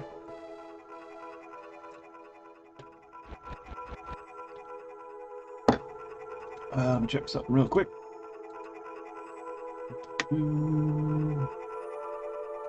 Okay. I like this. This setup is fine. It shows you the mechanic of the dungeon, what you're progressing to, straight out of the gate. Fine.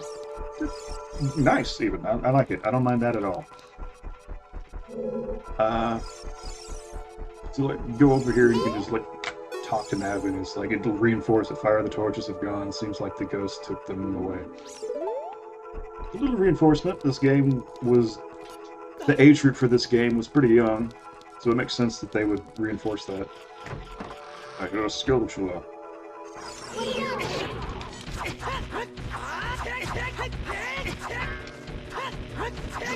I was say, can I not hit this dude? Okay, I heard a skulltula in the other room.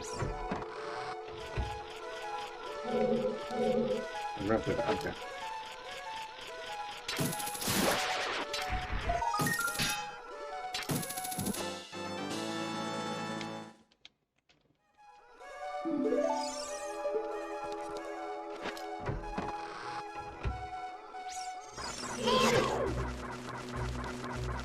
Interesting enemy. Not much to it. Requires bonking of the shield, and then you can attack it. Actually, let me fight this thing again, and I'll do more proper analysis, because I want to see how it moves.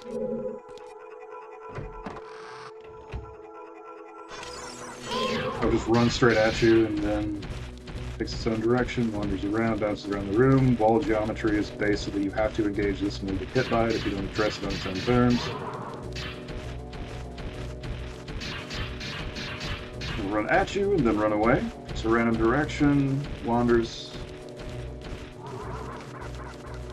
If you're doing AI for games, an important consideration of the AI itself is how it interacts with the space in which it was placed. Like, I will always recommend Mega Man for like a prime example of this, because the AI for Mega Man, the enemies are designed as extensions of the level design, which I find really neat.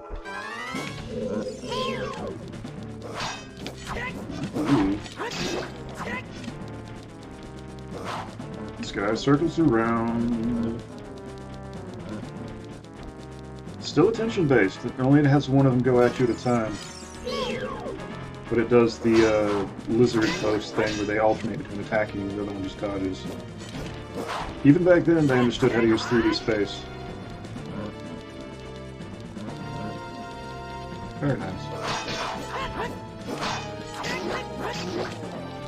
Again, focusing on attack timing and placement.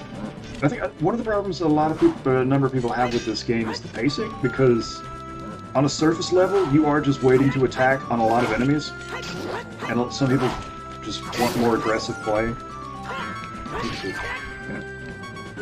And I understand that criticism, but I don't think that I think that has more to do with preference than design, because it's doing exactly what it's designed to do. Whether or not somebody finds that engaging is completely valid. It's just not a design critique, it's just preference.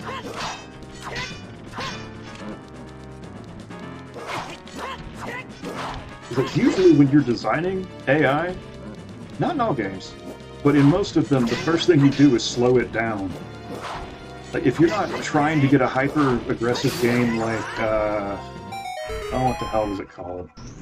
Hotline Miami, where it's like a Twitch action kind of game, you're gonna want to slow it down to some capacity. It's because, like, the pacing of it is where the game becomes fun. Let's see,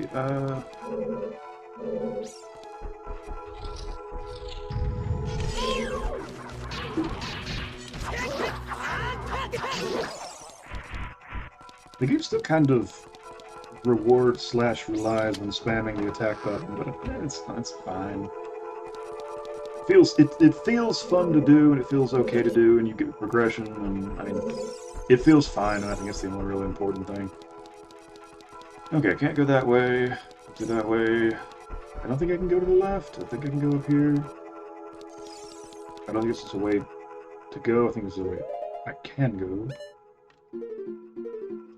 Let's see. I do not remember the song. Down it, or right A down. Okay.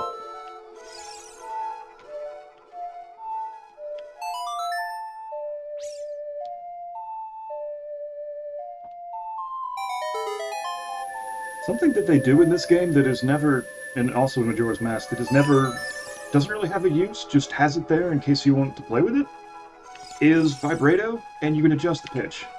Like, I'm hitting A, up an A, step up, down an A, step down.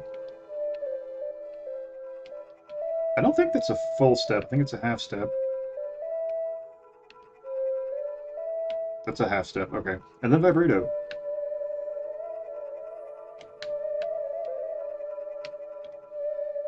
This is no functional use other than just be fun to mess around with. Which is a strong... traditionally has been a strong element of Zelda. And helps towards world building. Non-narrative world building, just having the space be more... what's the word? Having the space be more fleshed out and the environment more believable. I think this franchise has always been pretty good at. I mean, aside from the NES entries, which, I mean, if they were NES entries, you couldn't make that happen that easily, if at all. I think there's another one, two of them. Let's see. Thanks everybody for hanging out with me this morning. By the way, this is a bigger turnout than I was expecting. Absolutely need the bow.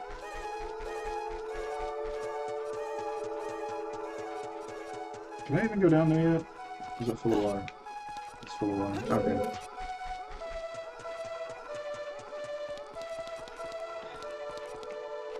I think that's my primary problem with this dungeon, is the flow of it is a bit jank. Like, you're guided around...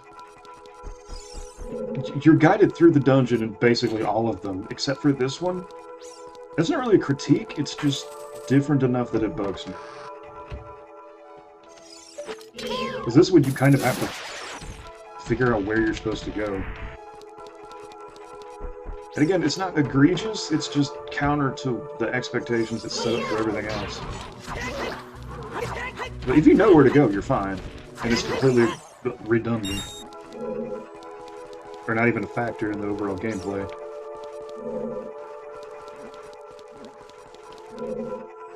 Kinda. In a game where exploration is a main focus anyway, it makes sense to have a dungeon where you can just straight up get lost. Now I remember another analysis also, which is about the music in dungeons. Okay. I would be absolutely interested in hearing that one. I have enough knowledge in music to get myself into trouble, but I am not a musician myself. I would classify myself as a hobbyist. And I absolutely understand music's contribution to a game. Like,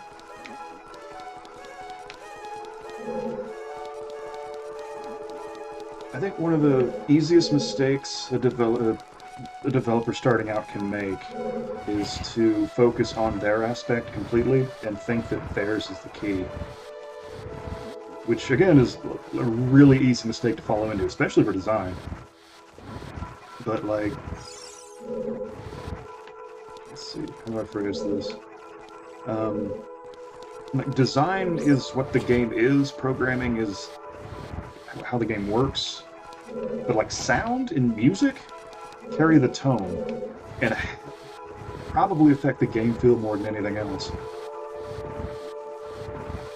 And, like, game feel can make or break a game.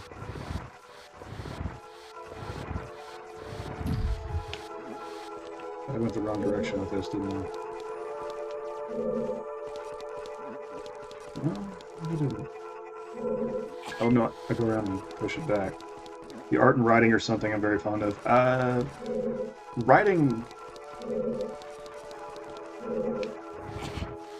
I can't speak for, just because I don't really get into narrative in games. So it's just not my department, so I can't comment on, so I can't necessarily do either well. Well, yeah, you can enjoy something not being good at it. Like, I would describe my relationship with most shooters as enjoying it without being particularly good at it. But, like, narrative-heavy stuff, like, I just straight up can't focus on. Like, I played Dragon Age Inquisitor. I enjoyed it mechanically, was completely unable to focus on the plot or any of the characters talking. It's just not for me. For your story and personality had a big impact on how I looked at the Monster Hunter games. Nice. There's a part of me that wants to go back and play that one simply because I don't remember much of the story, or that it even had that much of one. But I only think I got to the second camp in it. And as mentioned previously, I don't know, like, the camera for that was wild.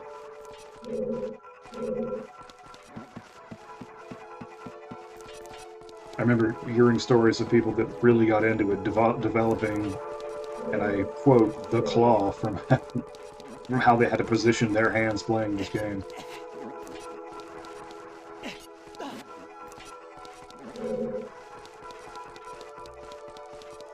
Let's see,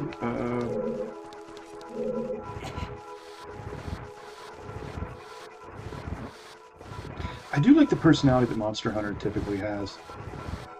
It's like jokey and it doesn't take itself too seriously in most cases. They showed how you can make a compelling story out of a gameplay loop that's just beat things up, make funny hat. Yeah, that's fair. Let's see, I think I need to go down and up.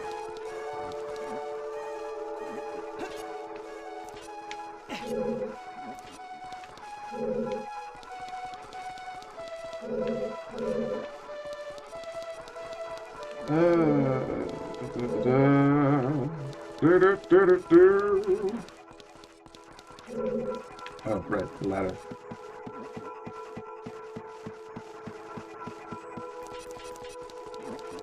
Hey, Fo.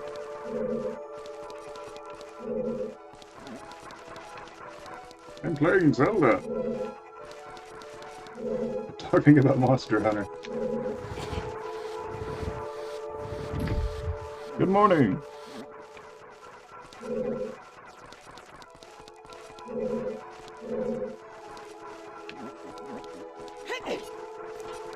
Am I not supposed to be here yet?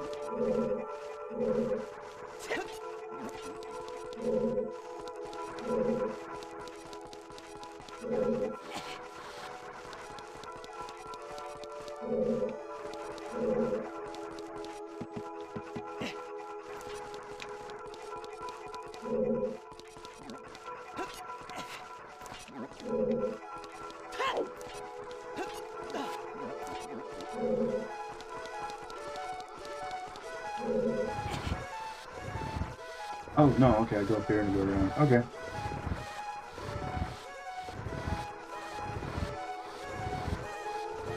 Let's see.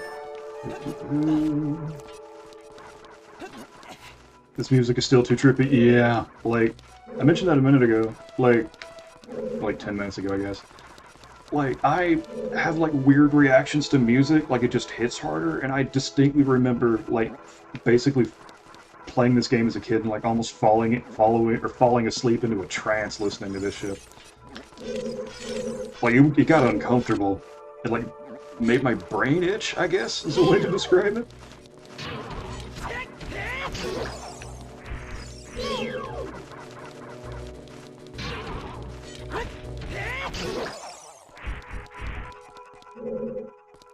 I feel like an unsung element of this game that most games use that a lot of people don't really wait, shit. I missed something.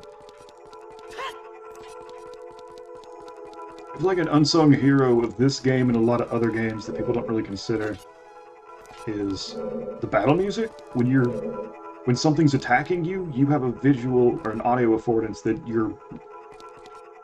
it's something Legend of Zelda ASMR. Yeah, kind of, except it was kind of uncomfortable at the time.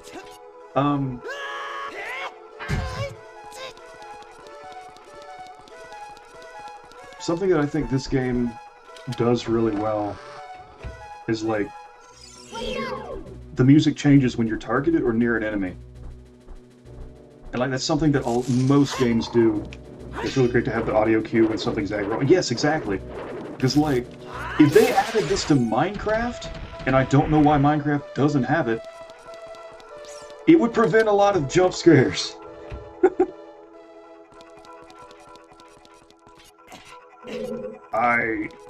This is why I don't... This is my least favorite dungeon, is I haven't got a clue where to get the key to continue.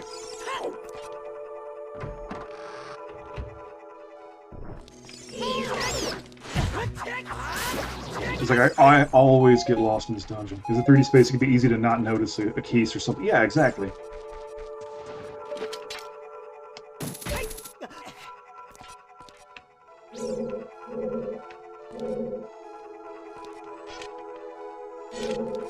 Let's see, music has a serious impact on how I feel about the monsters in Monster Hunter. Really? Alright. Well, music in a general sense, like, has such a huge contribution to tone, I can see how that would be by default. But at the same time, well, it's there to do that. But I'm also curious as to how battle music is pretty lit, yeah. But I'm also curious as to like how specifically it affects you. Kwanzorumu has such a regal theme to match his looks, I couldn't help but just respect him immediately when he got off his throne. Nice.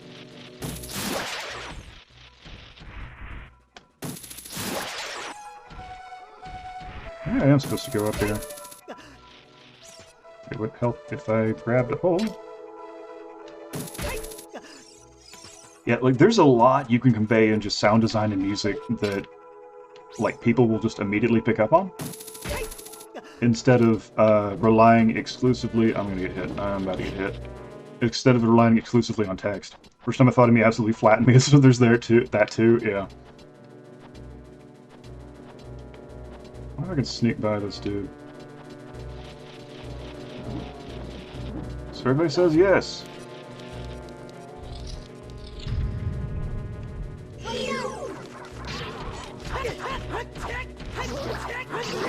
One card is a treat, yeah.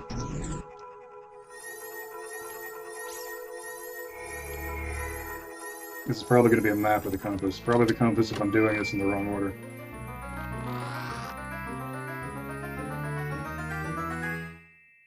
Oh, it's the map. Okay.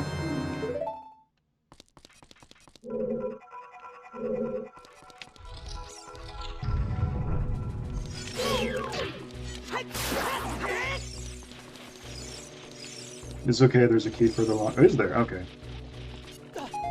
I always get lost in this dang dungeon. Let's see if I can just travel across there. I like how they use these things as,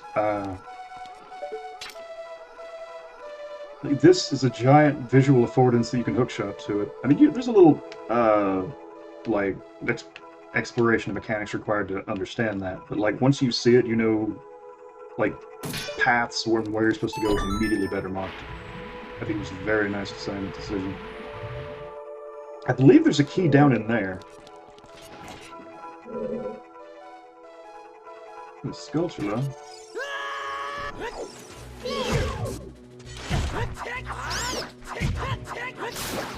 Pardon me as I get my ass handed to me though with this plant. Okay, I don't think I can hookshot up there. Oh, I need the skeleton. I need the scarecrow dude.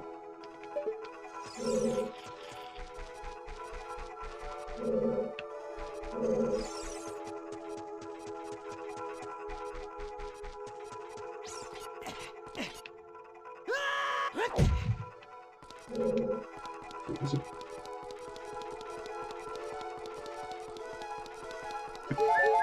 Okay, we'll just walk right on by the hearts. I thought there was a chest down here. I guess not. Oh no, there's a chest. Okay. There we go.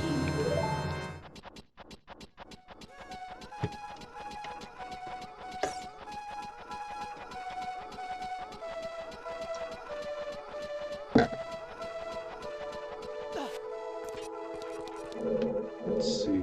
I don't think there's anything else I can do from here. I might be able to do that and go up. I think I can grab on that.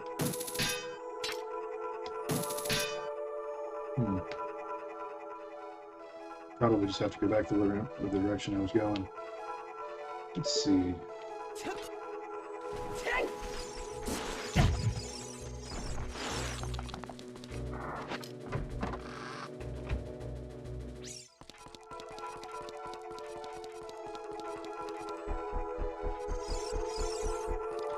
Proof of a hero always hits really hard in Monster Hunter.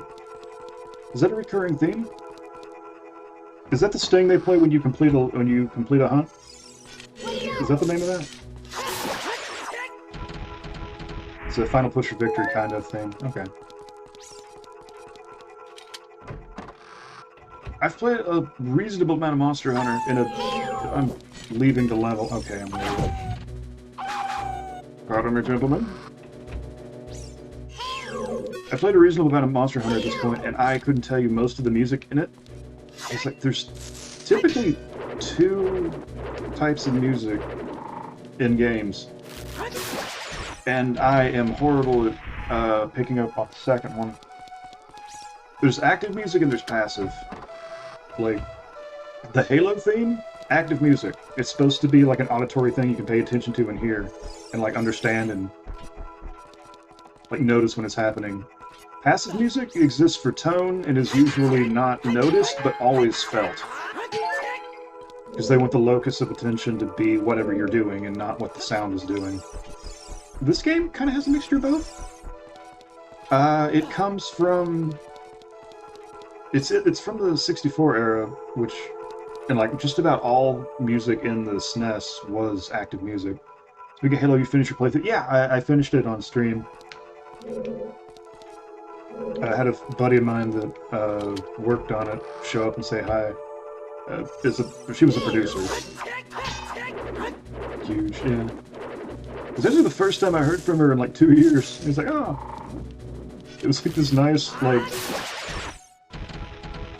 catch-up moment while getting my ass handed to me by the end of the game. It's a shame I can't play it. Why not? Oh, your computer? Was it your computer or the multiplayer thing with the wrist? Yeah, it's a toaster, yeah. Understandable.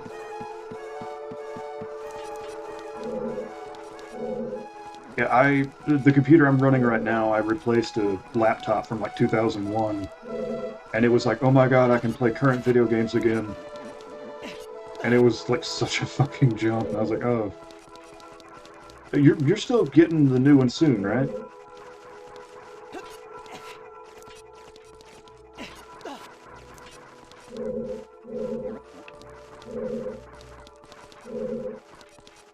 Thinking about it? Yeah.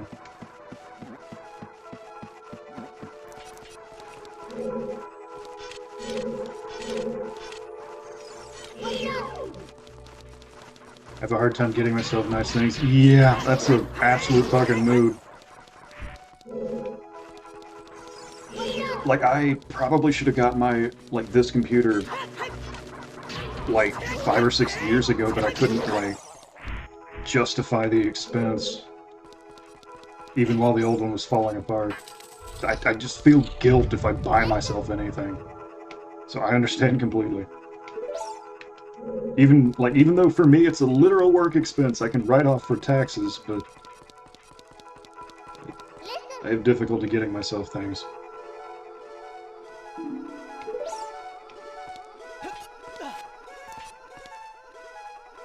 Now, the familiar melody of proof of a hero plays on quest complete, but it's a lead in the main quest victory thing. Oh, okay. Ah, so it is a repeated motif. Okay. I found its use in Rise a little... How do I phrase this? It felt a little weird to have it because it went against the tonal aesthetic of the music. I don't know how to describe this. It was different enough tonally from the music that they'd established that it felt just a little bit out of place, but it also felt like it was used as a traditional piece. If that made any sense whatsoever. That I could understand its use. It starts really playing during heroic moments of the story. Oh, okay.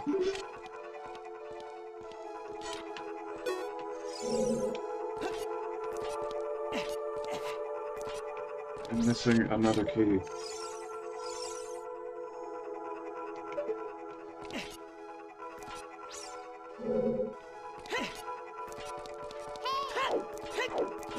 Let me in!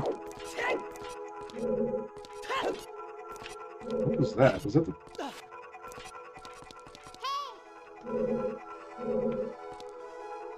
I think that's the lock. Yeah, that's the lock. Kidoko? Yeah.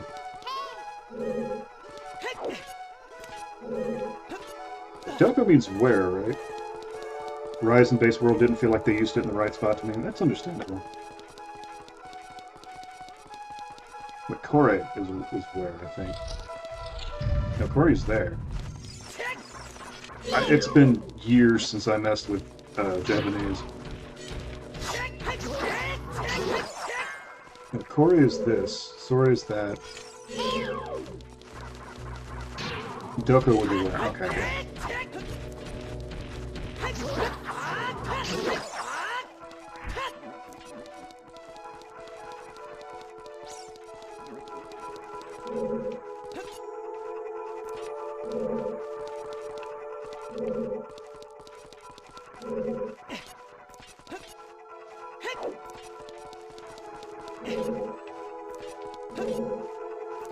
I'm just gonna Google this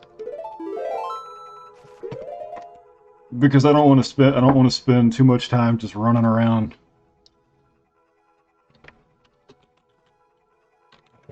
Oop. Shout out to GameFAQs. Been online for 30 years. Of course, there's a crap ton of walkthroughs for it. for Ocarina of Time.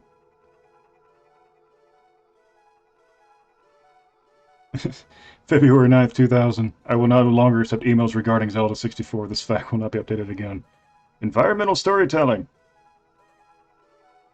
Let's see.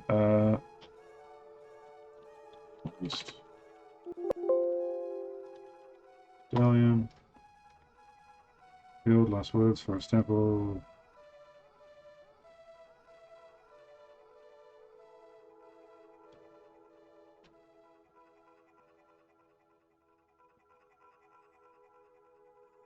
Use it.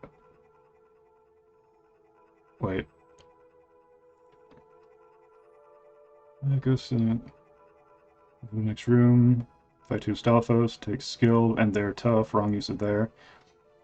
But the reward is a second small key.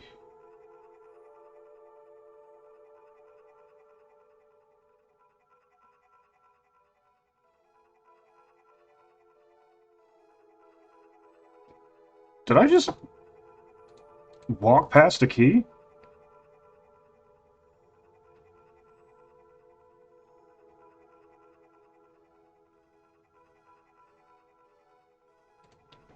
Okay. I'm just gonna use this map. Adult. Forest Temple. Keys. Show me the keys, please.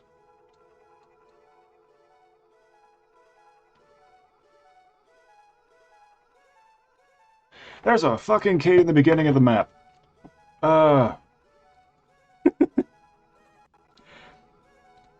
Well, at least that was straightforward. Okay, have you checked out all the beta stuff for Ocarina that got leaked not too long ago? I have seen clips of it, and it is wild. Like, these things being used as, like, music instruments. Like, one of them was a sharp note, the other one was a flat note. I think was really interesting. I think would have pushed it too hard in the music direction. The medallions actually giving you powers was an interesting direction. I think the invisibility thing, I understand why they cut. Stealth in a game is very hard to make feel right. It's one of those things where you either have to have a full investment in, like Metal Gear Solid, or it won't. It'll just feel a little jank, like Skyrim.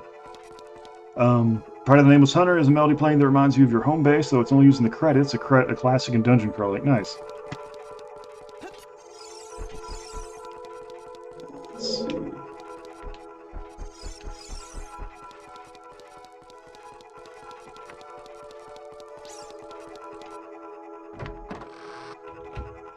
There's something to be said about, like, thematic use of music.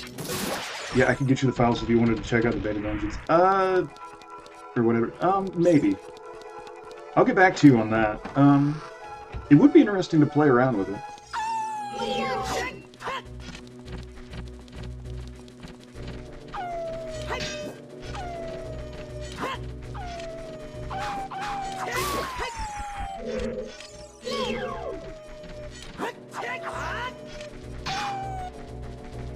Just thought it'd be interesting for in the dev perspective. Yeah, I've only seen a little bit of it, so maybe it would be best if I just played it.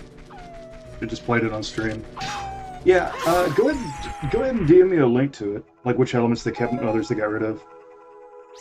Go ahead and DM me a link to it, and I'll download it and maybe play it like later today or in a couple days or something. Because the more you talk about it, yeah, the more I'd like to figure it out too. Let's see. Yeah, how do I get up there?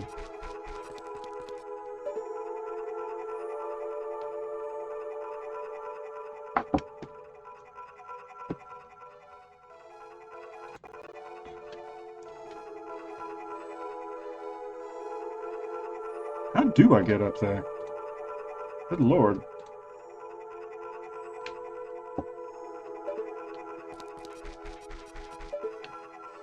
Up the vine?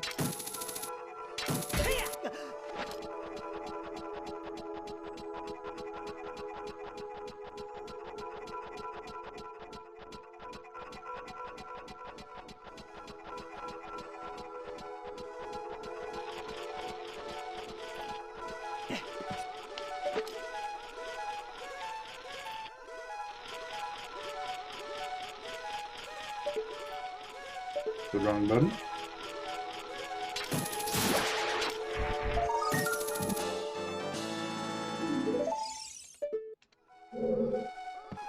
Yeah, like, this is why I don't like this dungeon that much. Like, there's a focus on being lost, which I can appreciate, but at the same time, like, you're going to miss this key. Like, the way to telegraph this as a secret would have been to give the player the compass, but you don't get it yet, so you have no idea to look up here.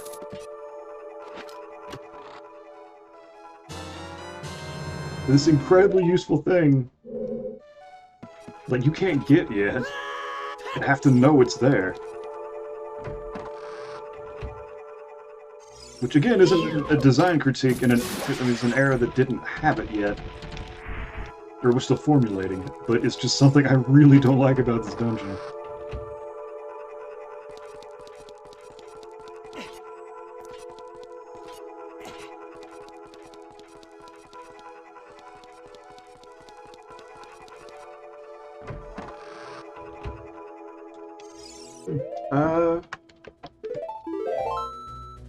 Check this real quick.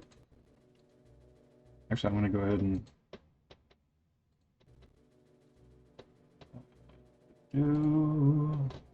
Alright, I received the link, thank you. Oh, it's a patch.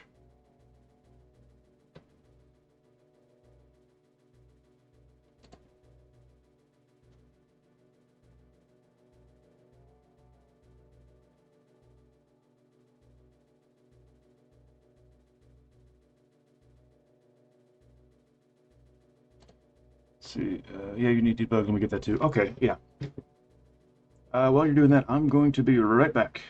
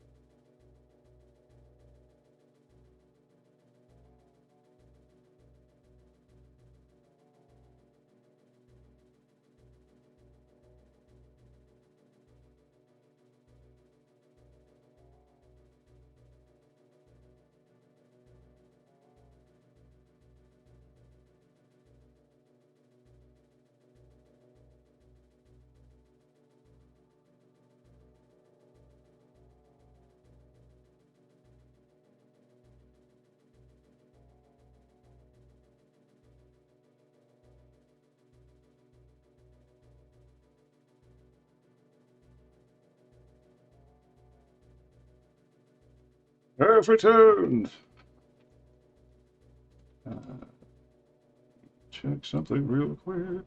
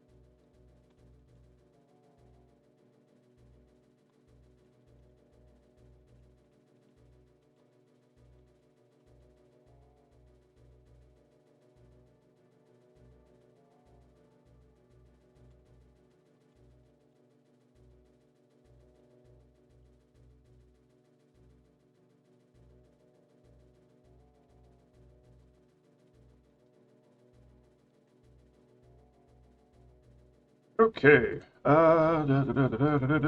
Checking the dev chat. Quick, make sure nothing's on fire.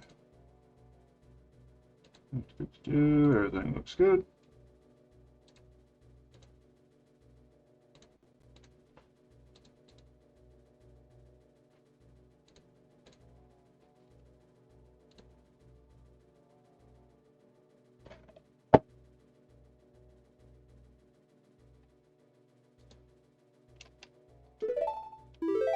Okay. Do, do, do, do.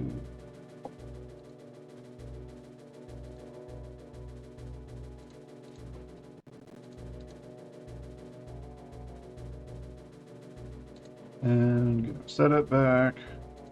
Okay. Had to run to the bathroom. Yeah. To continue a thought, I think they just focused too much on the exploration part of this. And I think it worked fine in the era in which it was made. It was the late 90s. It wasn't too much to ask for someone to have to hunt for this. But yeah, I think they just strayed a little bit too far with what they wanted to do with it.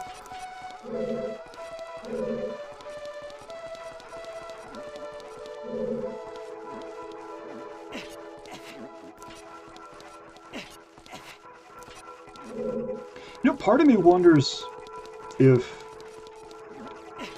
part of me wishes I had just gone back and played through all of these in order, because I'm on good terms with most of them. The only Zelda that I straight up do not like at all that I've played is it's true that this time was made during Zelda 2 was extremely esoteric.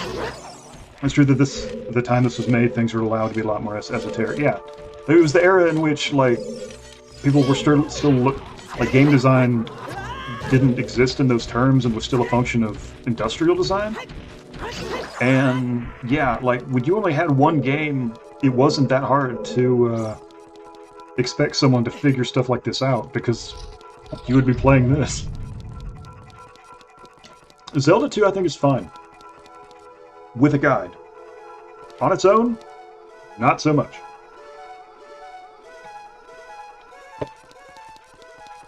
It's just like a really weird entry.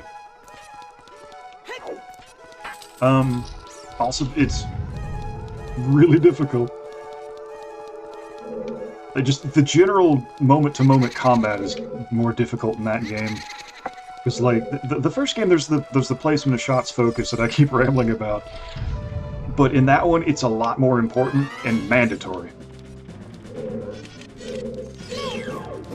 This is an interesting fight. I wonder if I can make him jump in that pit. Because he almost did. Oh no, he just walks over it. He's like, the enemy's like, nope, you're not cheesing shit. I can hover, motherfucker.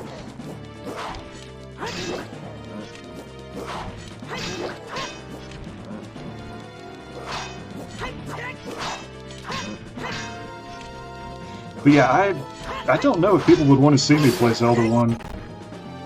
I was kind of surprised to have this kind of Stalhos magic, exactly. I was kind of surprised to have this big of a turnout. Just because, like, most of the people that watch this, or that look for this game, are watching people that play it randomized, or speedruns, of which I'm doing neither. It's like the Twitch community has expectations, so I wasn't sure anybody would want to watch this in general. Oh, lag.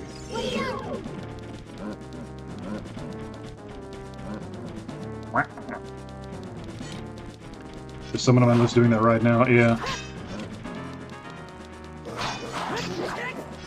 I think randomizers are really interesting from a development standpoint, and from a design standpoint, because you have games like this that gate their progress based on items.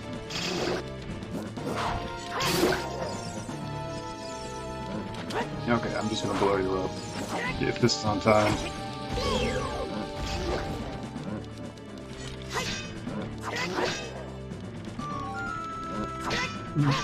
So, but yeah, just like watching and seeing how they get, there we go. Just seeing how randomizers change how the game works is really interesting to me. Let's go!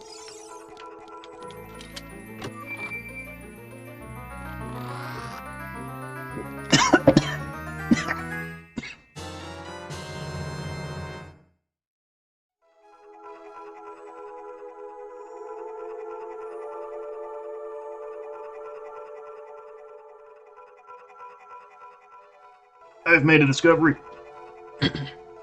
I can't breathe coffee. Ow.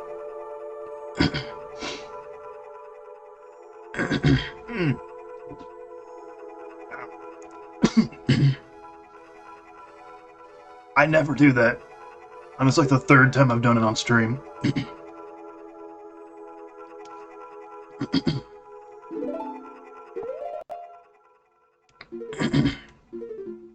Oh, Lord.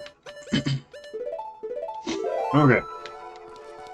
Belly bow.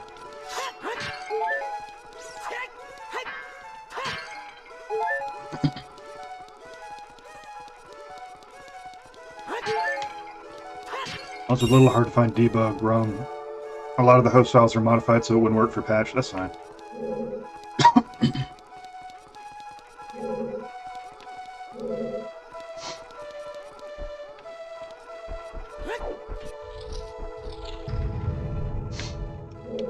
Did I go the right direction?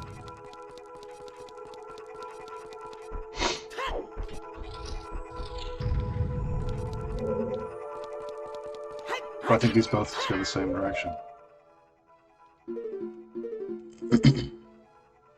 No, I'm going the right way. Okay. I think I should... Also, people can't be openly hosting ROMs because the Nintendo ninjas will get them. Yeah.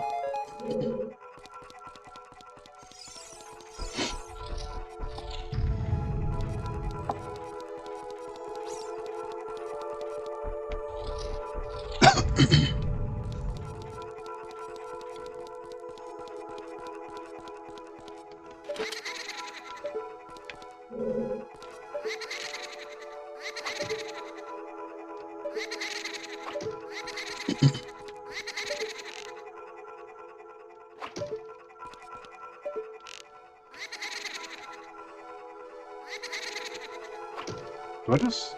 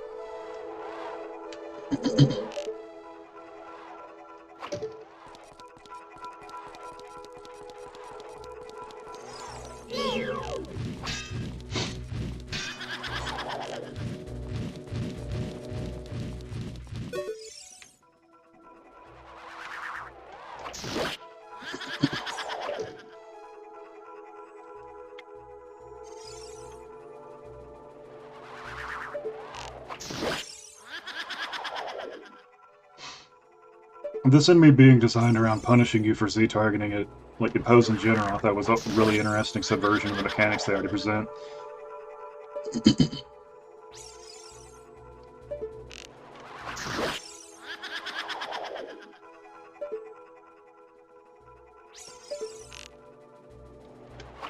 I don't know what to say about Nintendo in the way that they protect their IPs. The intentional designers, the AI being a little silly. I think it's expecting me to Z-target it so we can try to punish me. And then not working out for it. Yeah, the only thing I'm going to say about IP protection is I understand both sides of it and I'm staying out of it. Especially on stream. Because yeah, those things Impose in general, like when you Z-target them, they turn invisible and start like attacking you and stuff. So I think it was expecting me to do that, and then when I didn't do it, it didn't know what to do.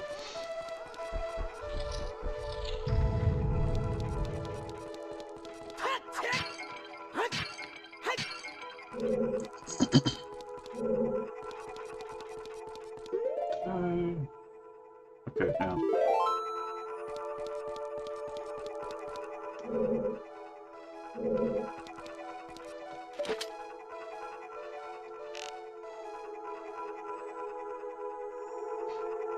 I thought he was just weird because of proximity. Since you were so far, he kind of got lost. That's also entirely possible.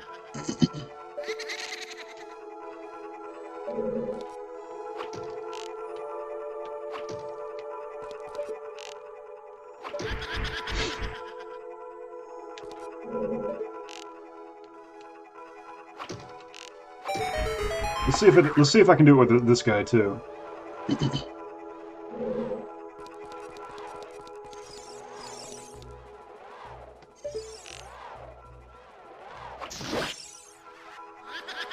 I never noticed the little hand motions where he's like, no, stop.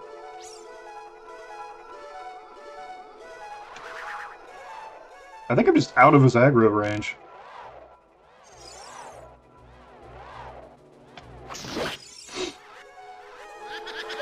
Yeah, he's doing the same thing the other one did. Let's see what happens if I just Z-target it. Yeah, see, now he tries to attack me. And for whom she appears. Yep, see, now he's going, or she. I believe this was a Beth? Was that it? Beth. Actually, looking at it, Beth does sound like a fantasy name.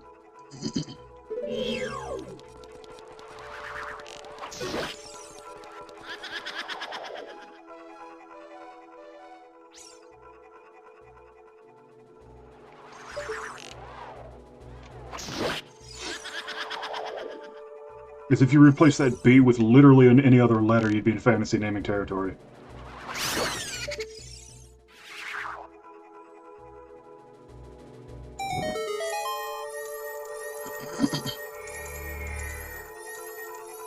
I like that these exist just as a little visual affordance that you are completing your objective. It's like, well, you lit this one, so the other one's gonna be lit too. Meth true. Ah yes, we must defeat the demon known as Meth.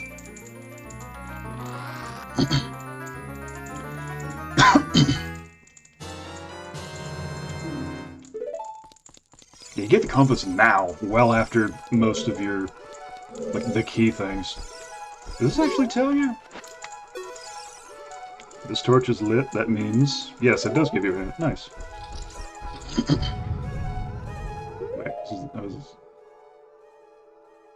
Wait.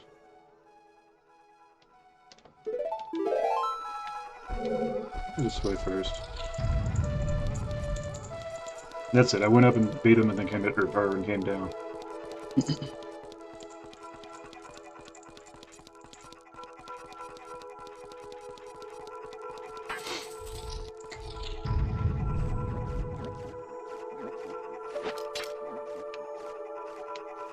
the hell am I hearing that's making that noise? Listen. Oh, watch the shadow. Okay. I feel like this right here, this sentence, is a turning point for what it implies. Wallmasters in previous games, when I say in previous games, it's pretty much in... Well, no, they had him in Link to the Past. But like this, this is when accessibility starts kicking in because they warn you. Previous games would have just let it drop on you and then take you back, and then that would have been it. And I don't think either direction is particularly wrong, but they're going out of your way to explain the mechanic that could set you back, even when there's such a big visual affordance of it happening to begin with. And like maybe there's also something to be said that it's doing that in an era where, again, people were just still getting used to 3D because like it was new. But I don't know, it's still interesting. Let's see. Do I do anything in here?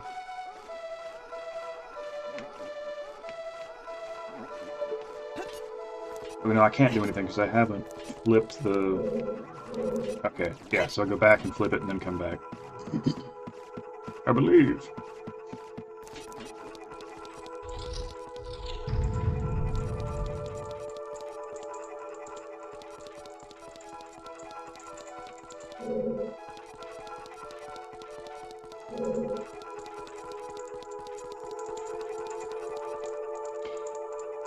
So in a previous, yeah, I was talking to Cakes about about that and how it took a while for the right thumbstick to look and left to move, and left to move took a while to be normalized. Yeah. Like first person shooters in the 64 when it came out, like the C buttons were move and the left stick was like aim. And I remember, like, there was, in Perfect Dark, and there might have been in GoldenEye too, there was an option to use the sticks for two different controllers to control one character. So you could be both, but yeah. Nintendo in the 90s set up a lot of things that just everyone used eventually. Like, 4 face buttons did not exist until the Super Nintendo came out. And then Nintendo was like, well, we're going to add a stick. And then PlayStation came out and adjusted. Like, the original PlayStation controllers, I think just used a D-pad. And then had the control pad for DualShock. I think it may have been how it's got its name, too. And then they were like, well, we're going to invent the Rumble Pack, which adds vibration to actions in games, and then everybody used that. Like, Nintendo's responsible for, like, so much in the gaming industry. In addition, well, I mean, if you go back far enough, they're responsible for games existing in Western countries to begin with, because the whole market crash with Atari screwed everything up. That's right, the PS1 only had D-pad, yeah.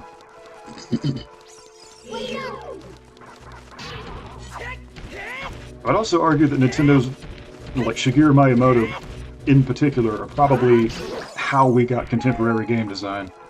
Because, like, back in the 80s and 90s, like, they used a production method called waterfall, which is now known as, like, the hit-or-miss method. And it comes from industrial design. Is a chest in here? Maybe it's under me. Oh, it's probably under me. Yeah, because there's the, yeah, I'll go ahead and get this. Because, like, what you would do is you would design everything up front, and it was designed so that if you ever had to cancel any part of it, or if you had to cancel the project, you would lose the least amount of money. So, like, assets and code were, like, the last thing you built. But at the time, it made sense, because you were in an era where you could, like, pump out a game in, like, half a year to a year. But, it also because they weren't, like, testing anything to see if it was fun, there was an ocean of, like, hit-or-miss stuff. And, like, you wouldn't know if they were good enough until you were done. Like, back in the day, I think it was Natsume, one of the big early Japanese arcade developers. You would have to build the entire game and then put it in front of the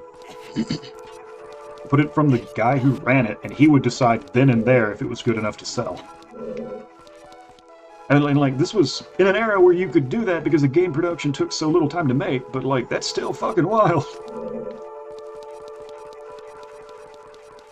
He would also hire people that didn't make games just to have, like, refreshing ideas, which I understand, but it's not something, which is also something you can't do anymore.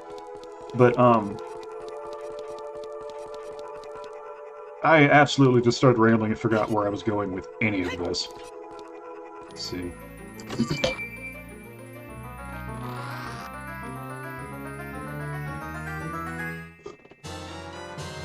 Boss Key. Interesting design element. Exclusively exists so that they can do more with the level design. Previous dungeons had you lead directly through the level to the boss. Now they can show you the boss where the boss is up front. And you can be like, okay, this is the objective from where I'm going from, and then come back to it. It's a nice little design.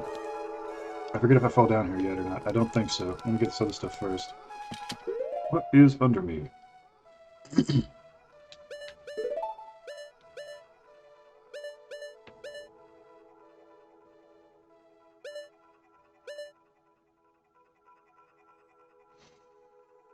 There's a part of me that just wants to go ahead and fall.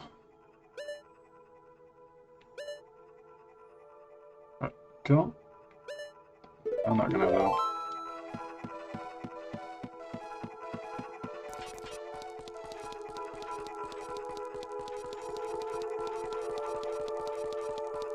I absolutely cannot remember what I was leading into with those statements.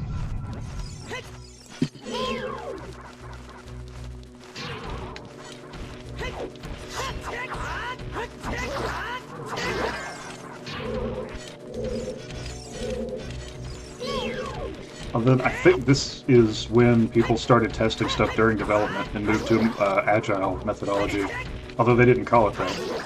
And although nobody... I'm in the wrong direction, damn it. Nobody, like, everybody uses agile to some capacity, but nobody uses the same agile.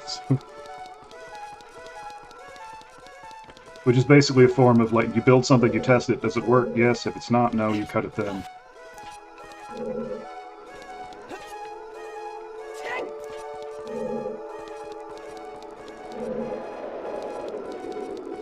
Maybe this is the way it's supposed to go.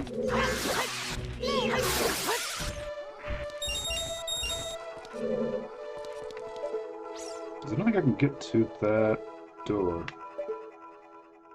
I cannot get to this door. So I have to fall. Okay.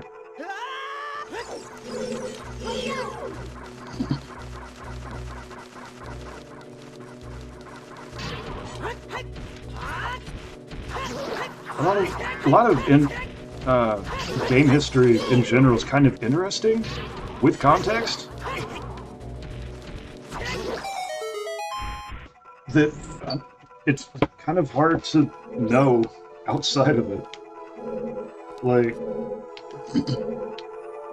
EA comes to mind. EA's been on everyone's shit list for 20 years because it kept buying and shutting down studios. But, like, in context of what was happening to the industry in that time, there's no other way that would have panned out. Like... So make sure I'm going the right direction before I go into this. Is the EA the Grim Reaper games industry? Not well. So here's like a brief discussion of history in games. Like, and I'll start it off with like. I mean, okay. The argument that EA is possibly one of the more business-focused is true, in my opinion. And from my estimations and observations and stuff. Like, that's still on the table. But, like, in context, like, original Legend of Zelda took 7 people about a year to make. And they were, like, dividing their time between that and the original Mario Brothers. Ocarina of Time, this game, about 100 people around 2 years. Red Dead Redemption 2, 7 or 8 years, 2,000 people on 5 countries. Like, the amount of people it takes to make a AAA experience exploded. And it got really pronounced in the early 2000s. And, like, again, this is during an era in which game design as a concept was still flushing itself out. So most of the production methods of these companies was just throwing shit at the fan and hoping it worked out.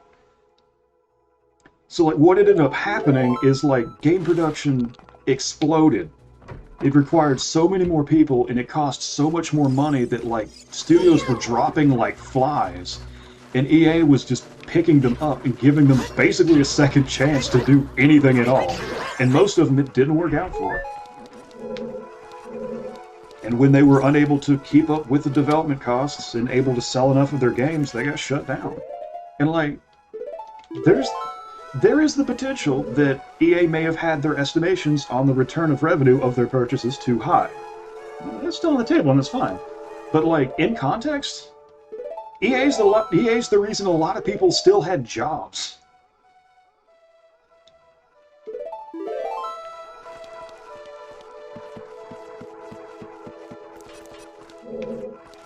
And like, I'm not saying this as a fanboy of EA or literally any studio in particular. It's just in context, with the consideration of human lives, making games, and their ability to pay rent.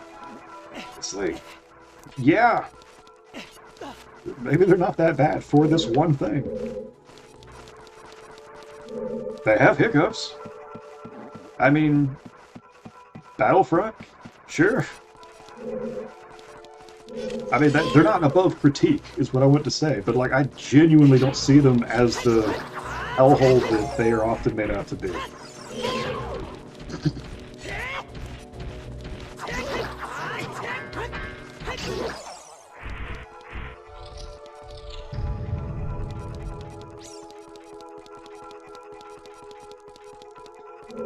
I think I have to go back and do that thing again.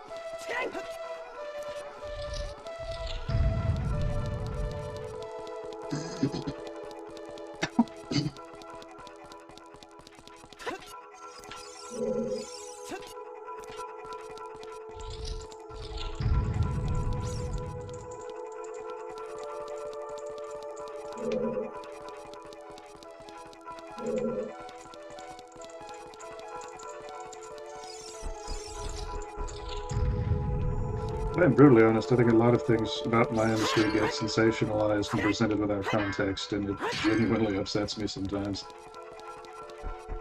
Not that I think that there's like bad actors intentionally like making that happen. I mean, there are some that are actually using this to their own benefit, but I think most people approaching games from outside of it have like reasonable intentions, but just don't have full context to understand much. Or that just don't have the full context to understand what they were talking about. And like, not even as a criticism, it's like, how would they know?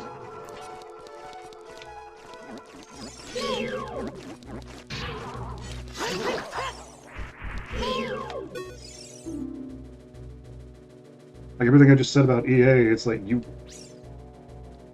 probably would not hear that from anyone but a developer with ties to the industry, because like, how else would you get that? Yeah.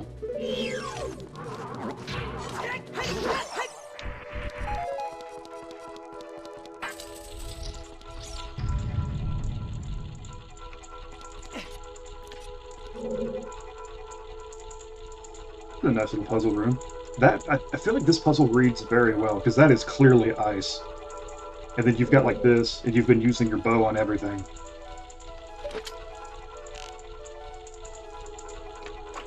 And I'm still getting used to using this control scheme. Xbox controller for a Nintendo 64 game is kind of a jank operation.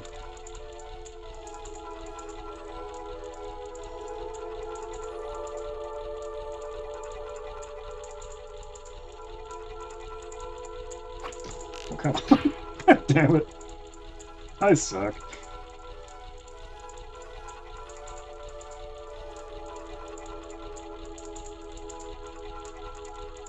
I do find waterfall interesting. Like, it's a terrible production method, and it's absolutely not possible to be used now. Really? Wait. Okay, I'm not aiming it right. There we go. This is why they had crosshairs later. But, like, nobody uses Waterfall now, but, like, it wasn't without its own successes. Like, Mega Man X was Waterfall. And it's like one of those iconic Super Nintendo games in existence. What's this? Oh, okay.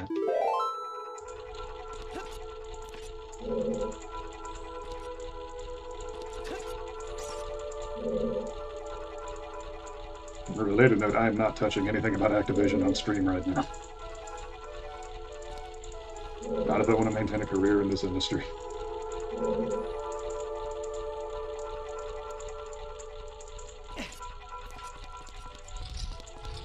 And I ain't gonna tell anybody how to feel about it either.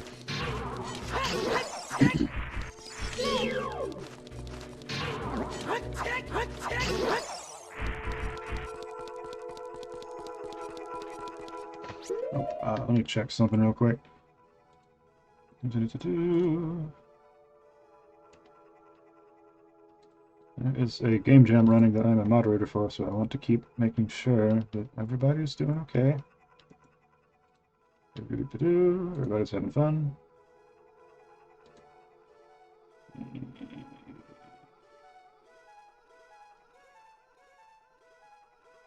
Everything good. Okay.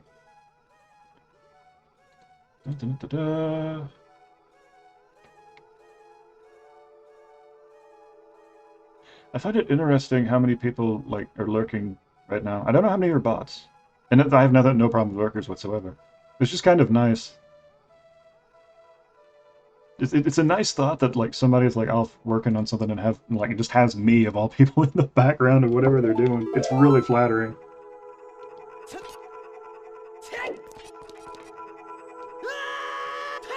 Oh, this room.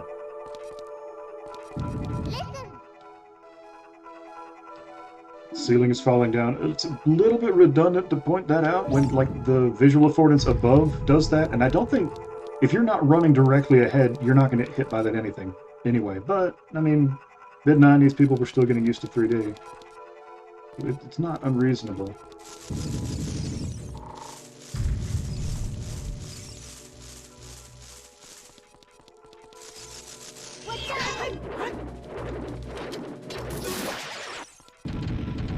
I think we could sit here. Yes, okay.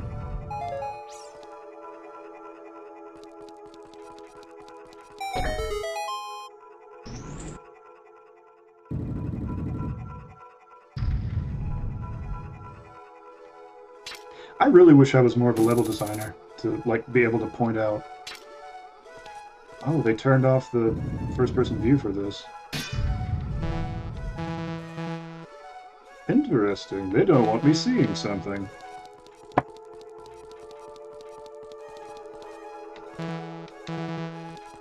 Oh, they're hiding something up there. Maybe.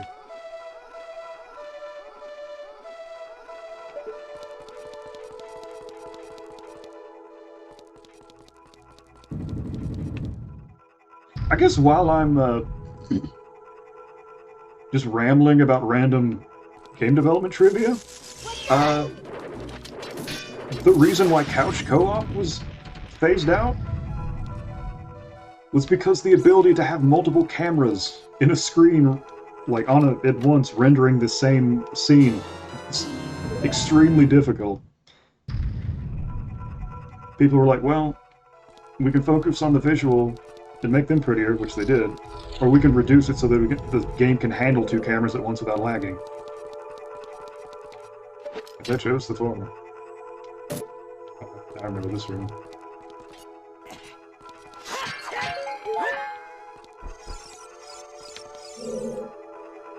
This is also, like, every time you play a game with a scope, and that scope, like, reflects when you do, it will always use your existing camera. And it'll usually have a fake reflection on it.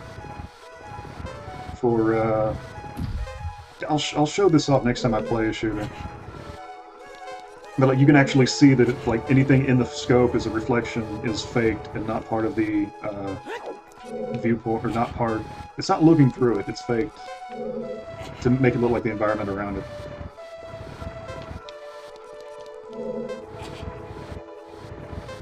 I might be bugging this up.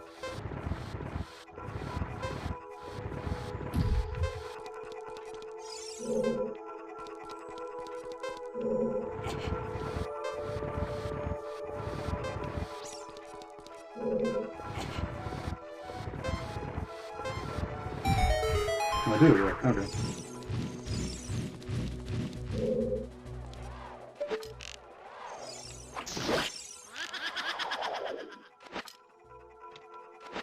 Watch out!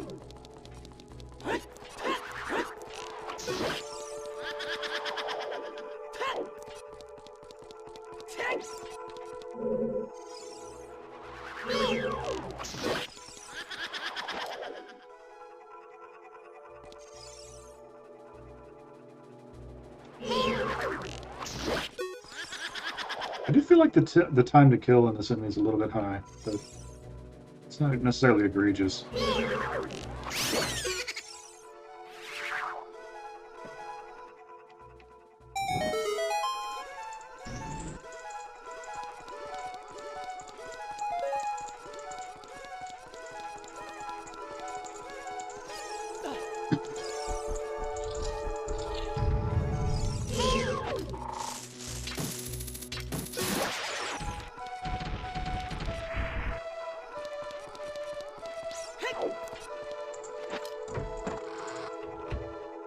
Oh, foe. I'm still going to be playing Castlevania 64 at some point, but I'm probably just going to do it on stream at this point. Okay. Yeah, that was the last one. Okay. Is there anything else I can do from up here before I drop down? Because I do not believe that there is. Huge, would love to see it. I'll let you know when I do. I love that game, unironically. I have a complete and full understanding of why a lot of people don't, including in its own day. But like, I am a sucker for tone in games, and like, that game taught me how to use music. Like, the game is extremely influential on me being a developer.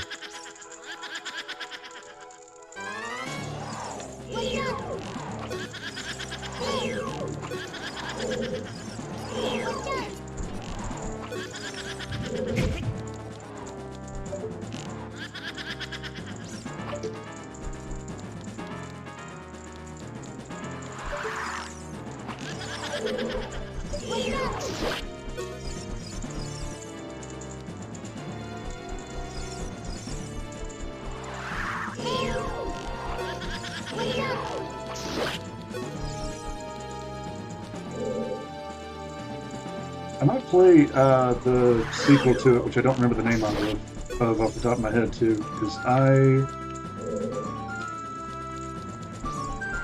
remember liking that one, but I don't remember anything about it whatsoever. Other than I found the werewolf transformation stuff weird. Because it's like, it is the improved version of that game, but it also, it's like,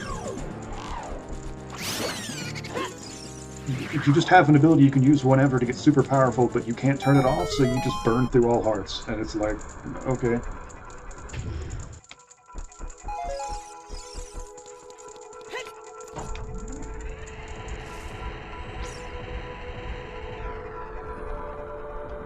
I think that game was the first game I ever played completely through on Twitch, but it was like 4 years ago.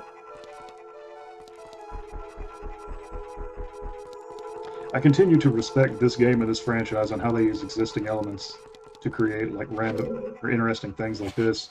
Like, you're used to grabbing things, and you're used to moving them, so here's a room just based around doing that. Narratively, like, in the world, from an environmental standpoint, it's very strange to just have this room that does this, but it's a video game, so who cares? It's a video game without a high narrative focus.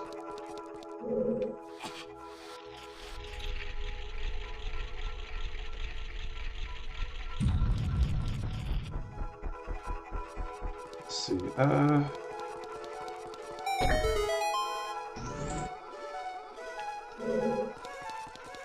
I'm doing this right, it's accidental. I do not remember how to get through this.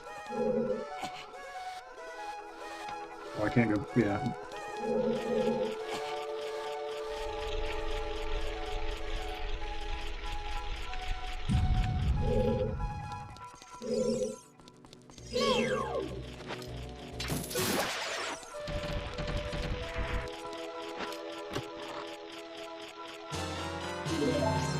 I remember there was like some invisible enemies. Oh, no, it's just right there. Okay.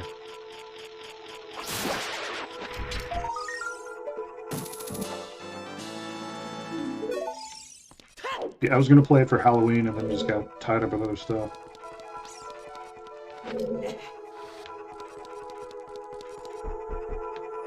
Wow, I just happened to do this in the correct order.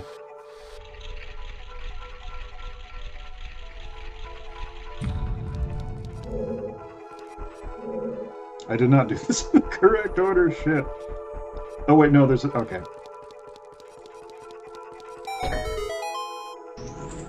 Okay, I did it.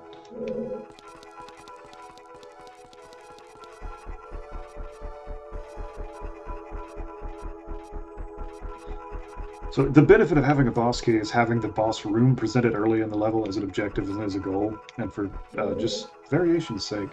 I think they just had the key here just to demonstrate what it did. They didn't necessarily need to add it at the end. And they didn't necessarily need to show it at the beginning, rather. Which is weird, because the first dungeon in Dodongo's Cavern, they basically do that, but it doesn't have a boss key. Like, where you've got the big skull in front. You, like, you first enter the place, and it's like, oh, well, there we go. That's clearly important. Ding!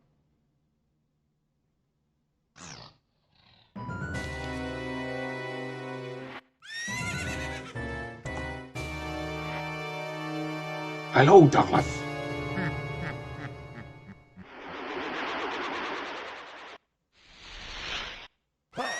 This is an interesting bait and switch.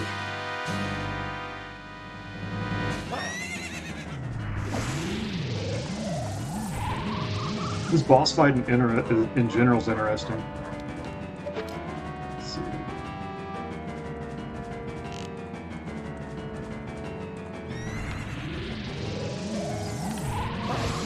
Nope.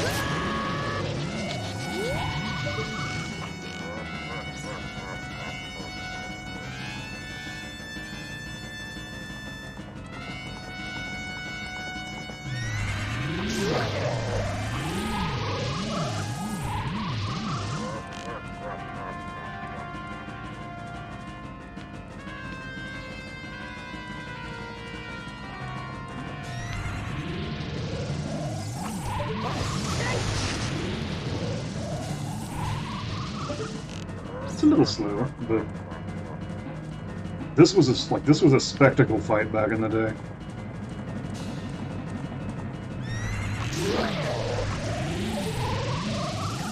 Some water. Whoa, 80s.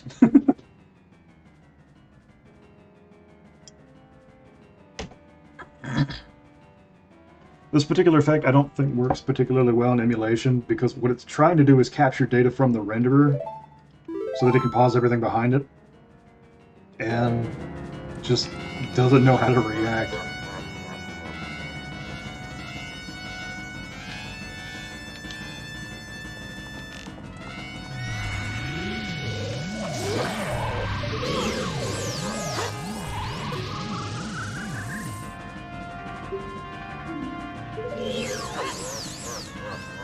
And the traditional ping pong.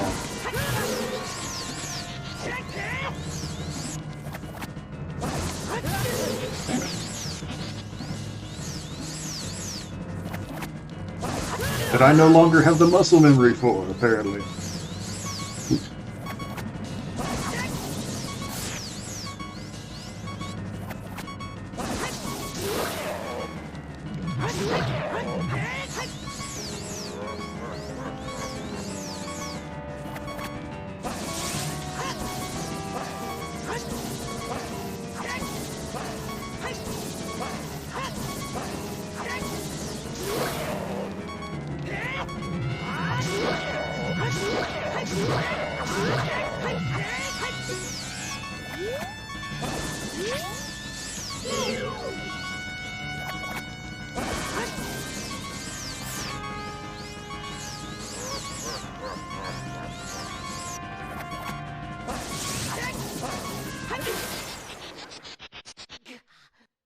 First death. Except not a death because I have fairies.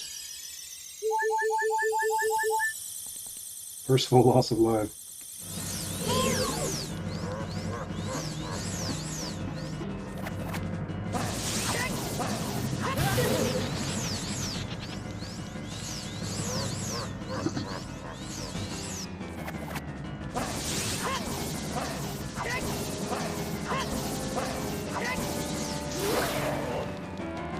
This should do it. There we go.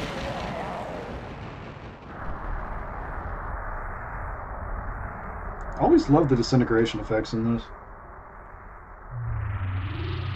Hey kid, you did quite well. Looks like you may be gaining some slight skill. We have defeated one of my phantom. When you fight the real me, it won't be so easy. What a worthless creation that ghost was. I will banish it to the gap between dimensions.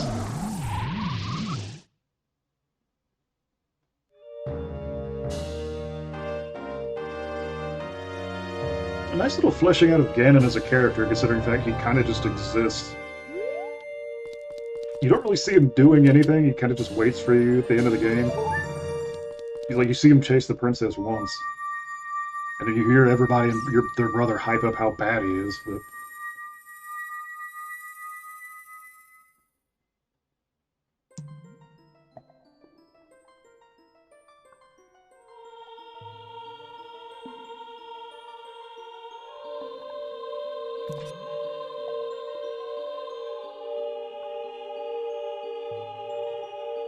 Flip to the floor because it's 64.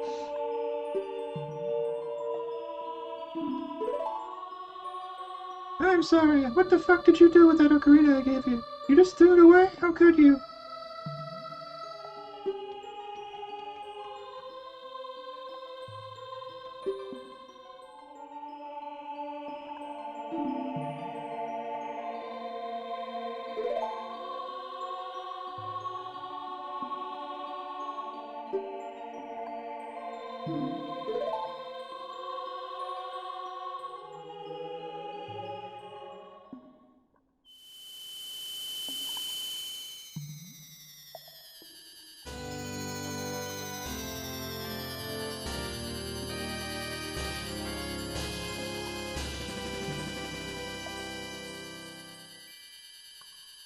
No, Sorry, awakens as a sage and has the power to yours.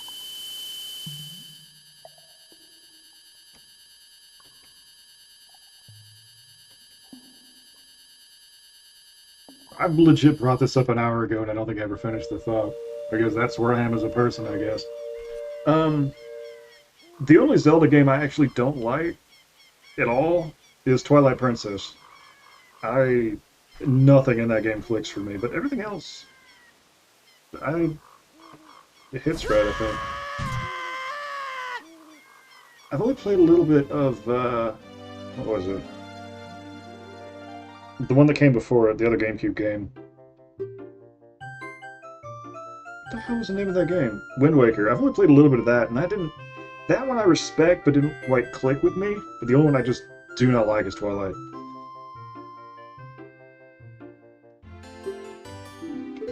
I've also never played Skyward Sword.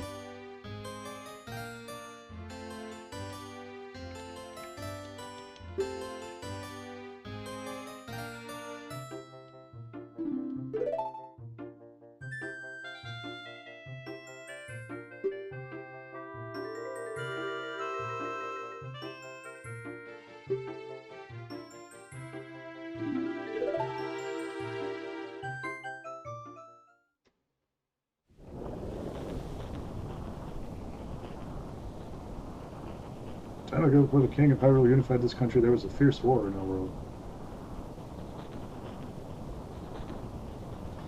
One day, to escape from the fires of war, a Hylian mother and her baby boy entered this forbidden forest.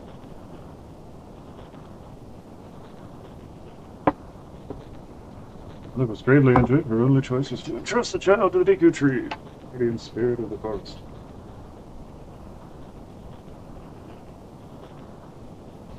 Deku Tree, since this was a child of destiny. His fate would affect the entire world, so he took him into the forest.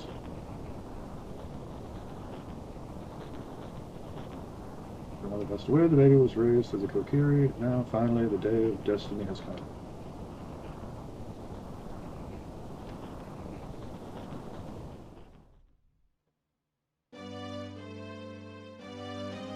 You are highly and were always bound to leave this forest.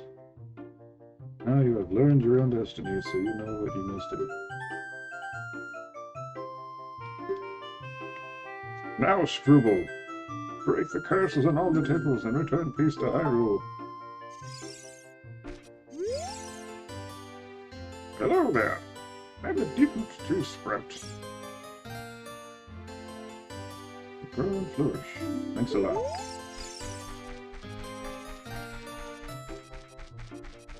Isn't there something weird you can do with this?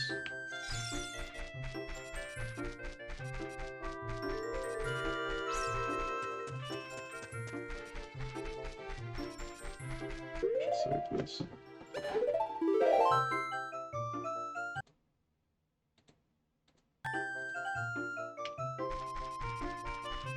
And save stating only as a backup, because if for whatever reason my controller just disconnects, it will crash Pizhawk, and then I will lose whatever progress I've made.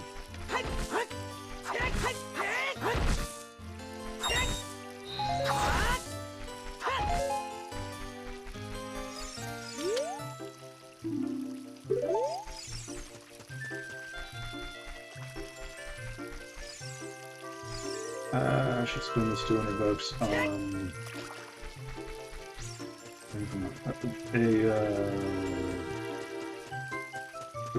the clothes in the Zora domain. Jesus, I could not think of the friggin' word. I think there's more I can do here as an adult, but whatever. I am not going to be 100%ing this game.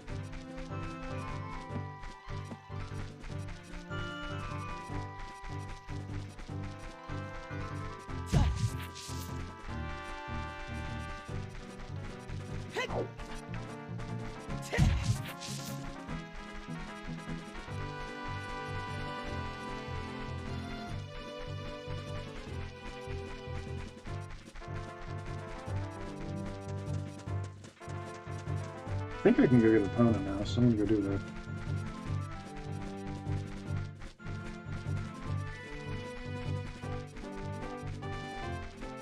Oh, so earlier I mentioned a lot of game development just being hooked together by duct tape and a dream. If you look at the top left corner, that little thing that looks like a socket that you would plug a LAN cord in, or a network cord, RJ45 cable into, that's just a dungeon thing, and for whatever reason, it's off screen when they don't put it on the map. You would normally not see this because a CRT TVs typically have rounded edges in their corners. It's been a long time.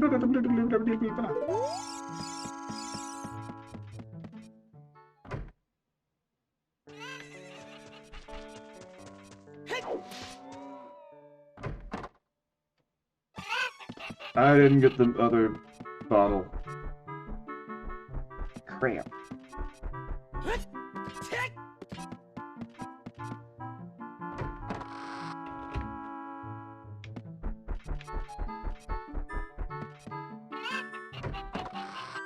To be honest, like, years ago watching just casual playthroughs of this game, I was like, why aren't you getting everything? And now that I'm doing it, like, on stream, I get it.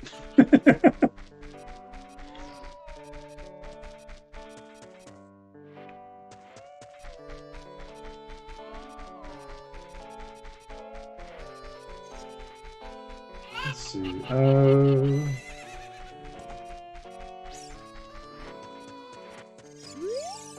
hello, evil Luigi that isn't Waluigi.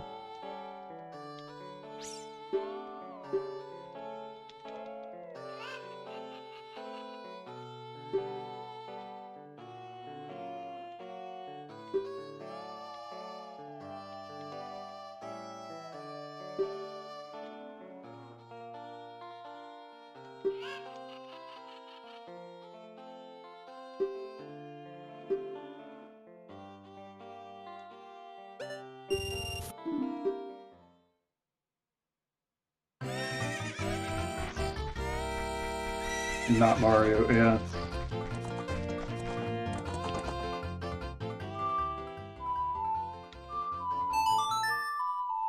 Quasi Mario. Also, welcome back.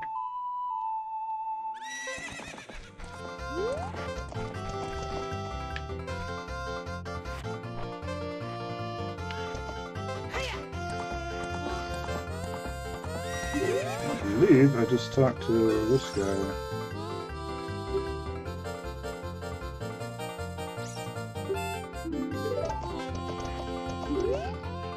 I don't remember how to get him to get me to race. I think I have to do this first. Maybe too soon.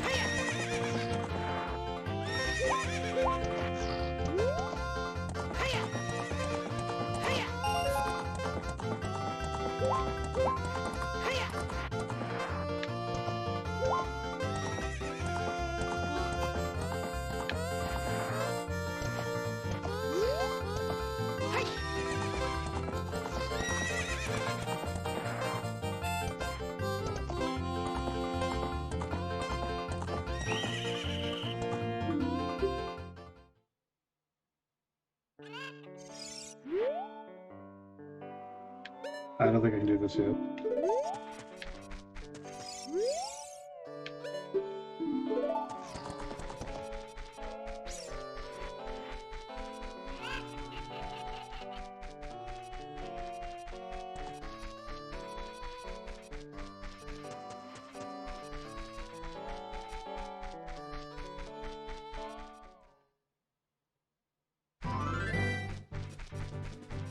Okay, what was next?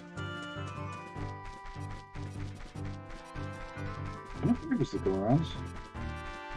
I think it was...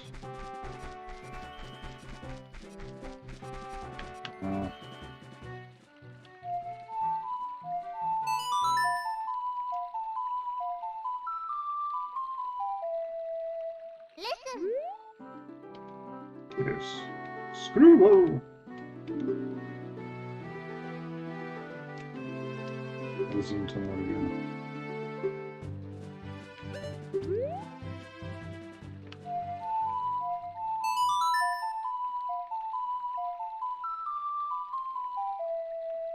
Listen.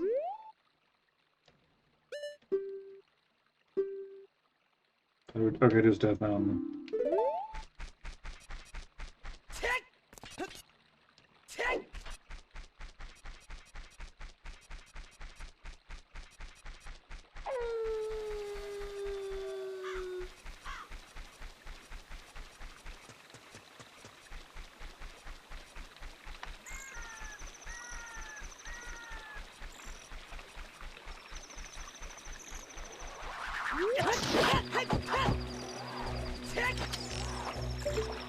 I didn't know I could jump and shoot like that at the same time. That would have been sick.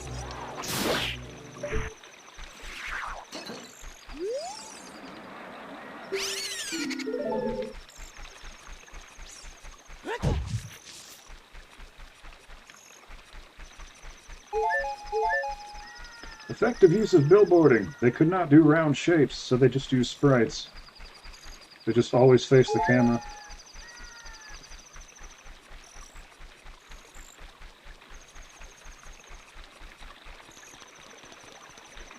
I mean, they could do round shapes, but considering how many polygons it would have taken, it was not worth the investment.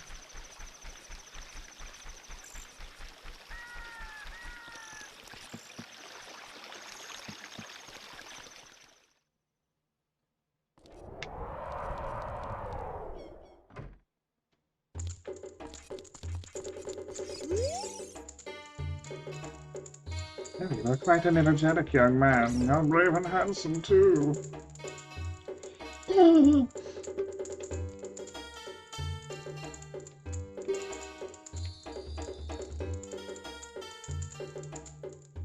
That's entirely inappropriate.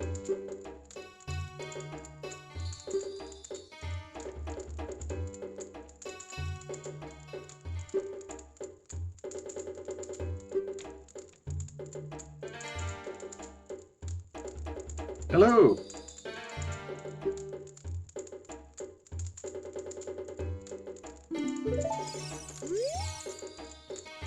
How you doing this morning? Well, afternoon now. It's almost 1. Jeez.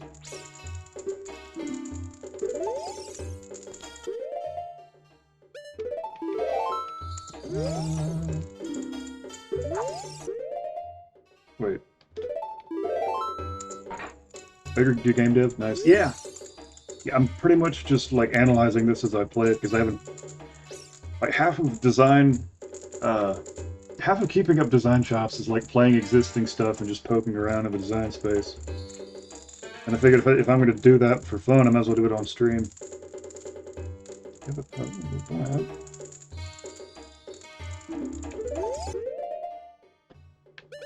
I think I just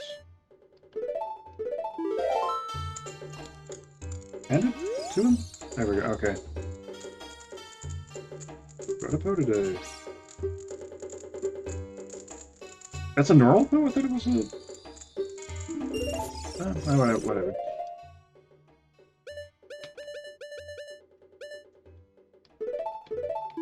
Love to make a game like Ocarina, but 3D game is too complicated for me. Yeah. It requires...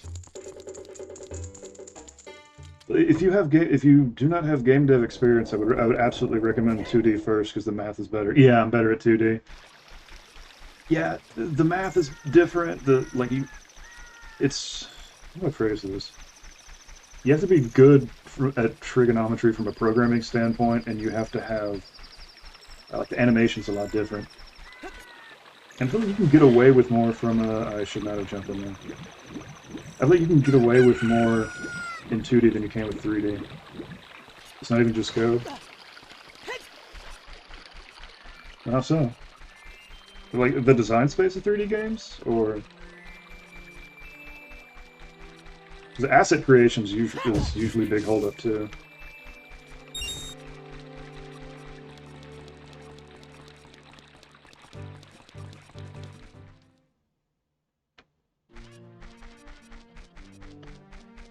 Code, in my opinion, code is the easiest part of game dev. I understand.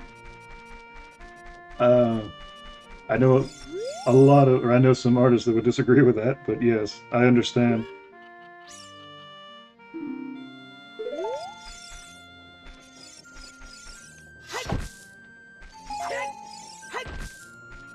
Everybody gravitates towards different things. Music assets and game design, that is hard to do. Yeah, they all kind of occupy different parts of the brain, and it takes like, if you're good at code, you're probably going to have difficulty with art and music, and vice versa. Like when I went to college. Oh, that was let's see. They said could see anything, see the truth. It's heading for the stream. See the direction. Oh, truth. So Noah said he had a different way of doing things. It's a lore hint. It's a precursor. What are you gonna do later? For me, it's good with coding, so balls at art and music. Yeah, like when I got my degree, like it was a room filled with artists and 2 programmers, including myself, and they had so much difficulty trying to do programming. This baby.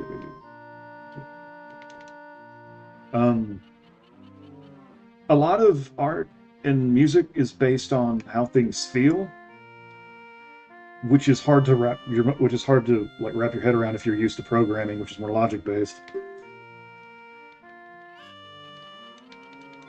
Did I get that okay from her yet? I believe so.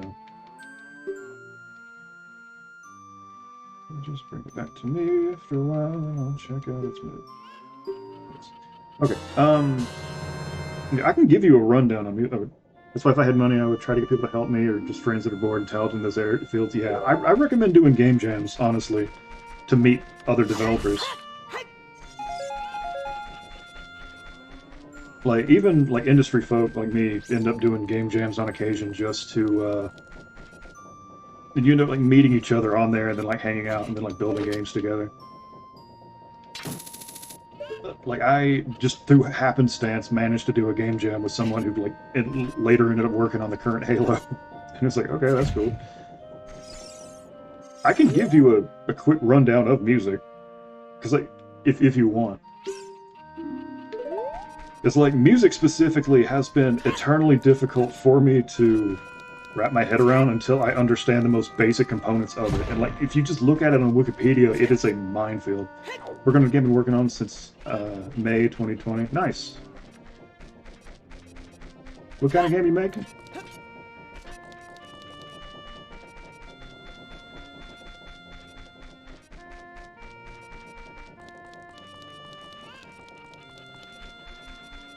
RPG similar to Earthbound. Nice.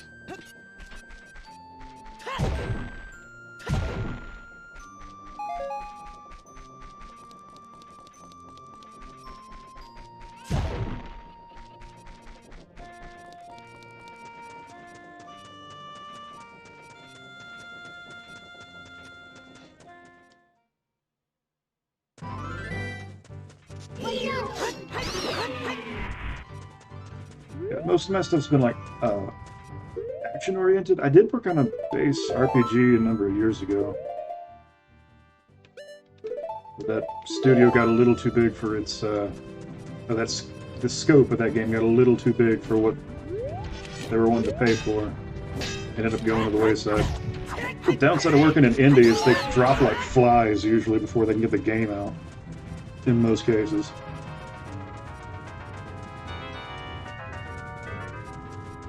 Which is unfortunate, but kind of just is what it is.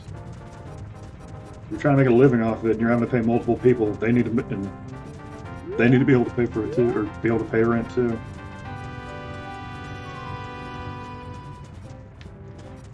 During these 2 years, I've learned a lot about coding, art, and I switched from Unity to Game Maker. Got my best friend to help me, and now started on a little two-man indie game company. Nice, congratulations.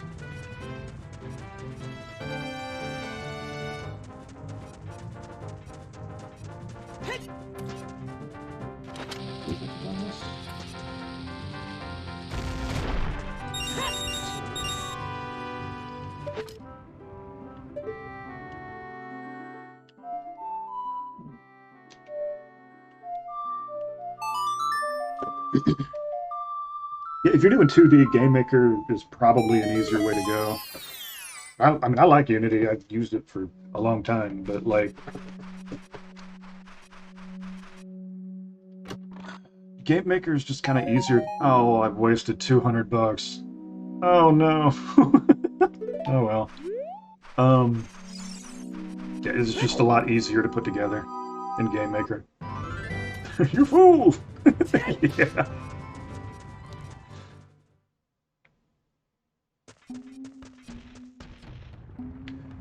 Let's see. Is that thing still down there? It is not. Okay.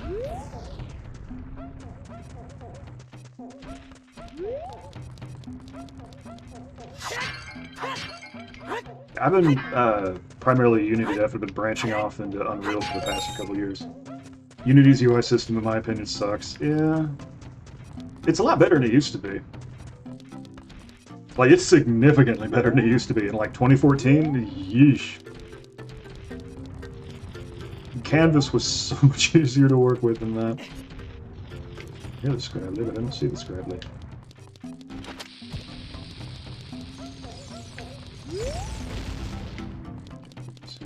Oh, I know where the Sculpture is. It's on top of the thing.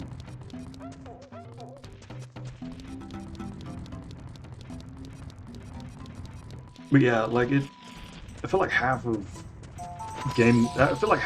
like getting into game development is just finding an engine that works for you, and eventually it becomes like just getting the right engine for what you want to do.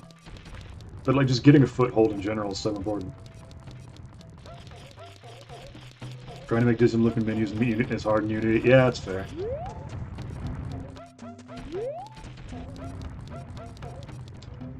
Yep, there it is.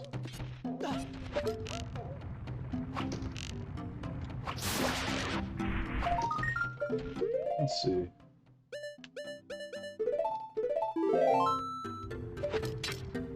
I predominantly haven't had to mess with Unity with menus too much. typically more of a... I'm a good programmer, but I'm a better designer. And is the built-in button system with keyboard sucks donkey balls? Yeah. Where is that? Don't I need... It's completed a small weapon, how about it? Okay. Yeah. And that breaks, and now you're good. Parrot. Okay. That's what the $200 outside of the door was for. But yeah, I'm a better designer than I am a programmer, and I've kind of focused down on like system design and AI in particular. So I haven't really had to mess with Unity's menus too often. The handful of times that I have, I agree, it's been a little bit annoying. Shit. My legs! I need those legs! I only got the 2. Yeah, in my experience, I'd rather have to manually draw out these options for loops. Yeah.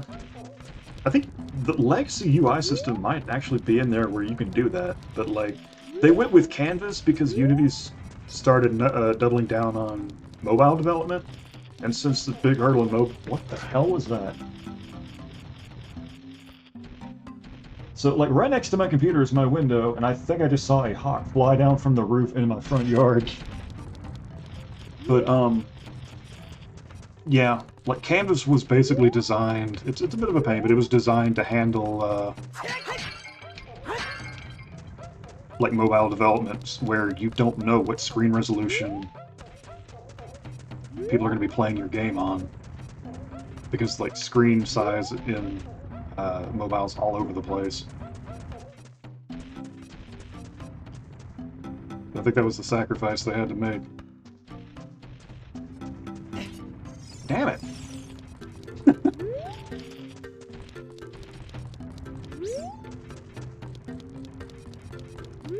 It's still a lot easier than the legacy stuff they had, in my opinion. But... Ow.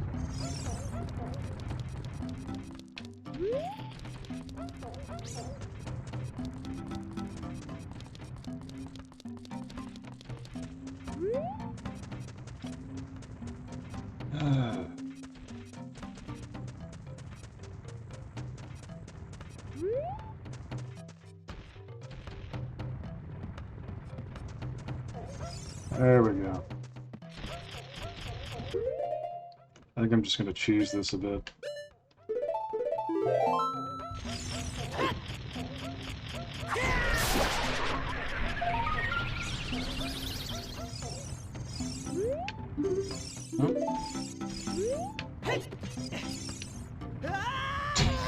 Shit!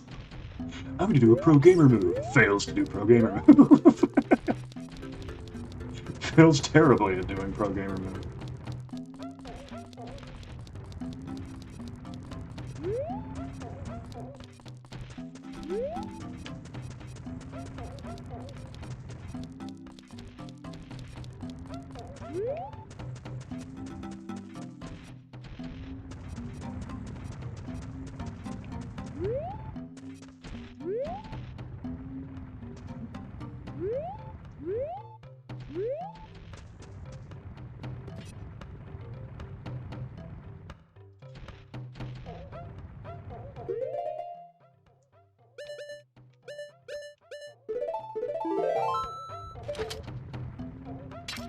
Just...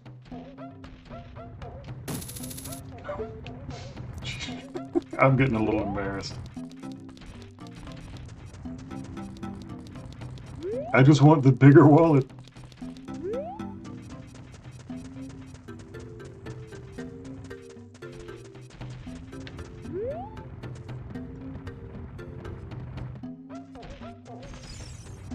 Okay.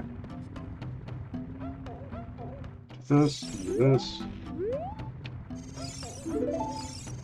The way I do menus for loops is by having an array with all the options looping through them drawn to text, and I have value shown which options are on state machine, yeah. And it checks if the selected option equals the current option or the for loop, and then down there next to it when you place Z, it does whatever the yeah. Yeah, that's pretty straightforward. I fucking missed the jump. Oh my god.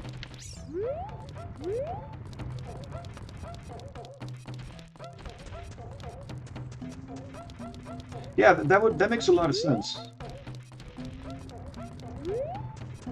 That's pretty much how I would do it as well.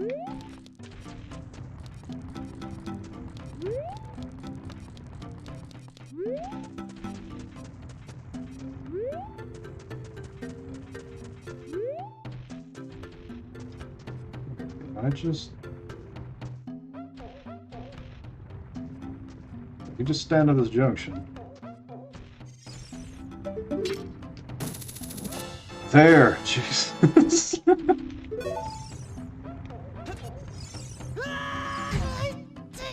Forgot to mention the selected value gets changed by subtracting the down arrow. Yeah, by the up keys value. Yeah.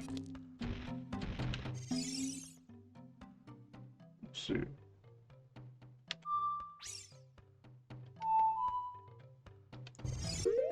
What was the next song again?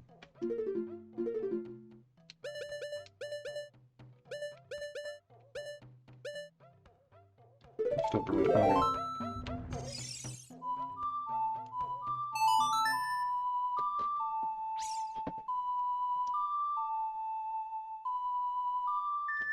It's more work than simply just adding buttons, but it works and it looks so much better.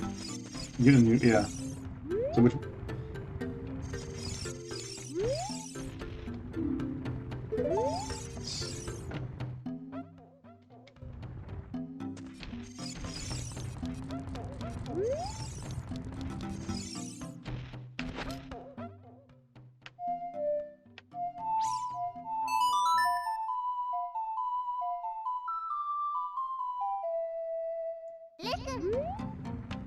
I feel like half of game development, or programming specifically, is just, just don't talk to him yet. I feel like it's just getting, like, basically bending the engine you're using to do what you want. Anybody else is watching this? I don't use Unity for RPGs. I highly suggest Game Maker 2. Yeah, I second this. As someone who tried using Unity for a 2D RPG before they fixed anti-aliasing.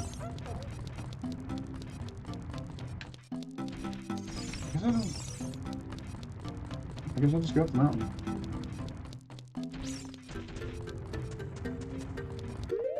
This is going to drive me nuts on speed or not. The only good part about Unity is scriptable objects. I don't know if I agree with that. I will say that scriptable objects is a great feature, but it's really just the how do I phrase this? The tool's only as good as what you need it to do. I'll put it that way. What are your boss of those? Sun. Okay. I was supposed to be here, but I'm just doing it wrong. RPG Semi. Yeah. Yeah, that's fair. For scriptable object, or for RPGs, yeah.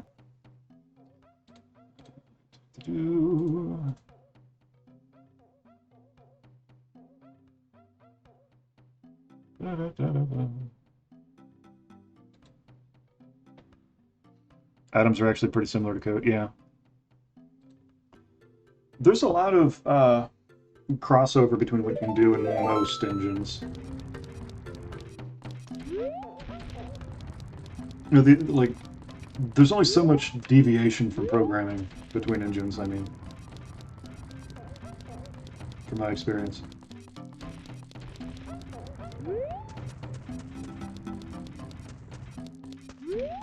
For the most part. Like, Unreal's still going to want you to do or make your game the way that Unreal is set up to do it. So there is that.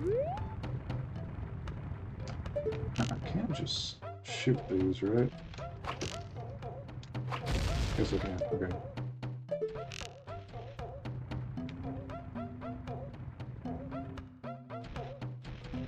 The thing I'm currently struggling with is saving in cutscenes. Yeah, understandable.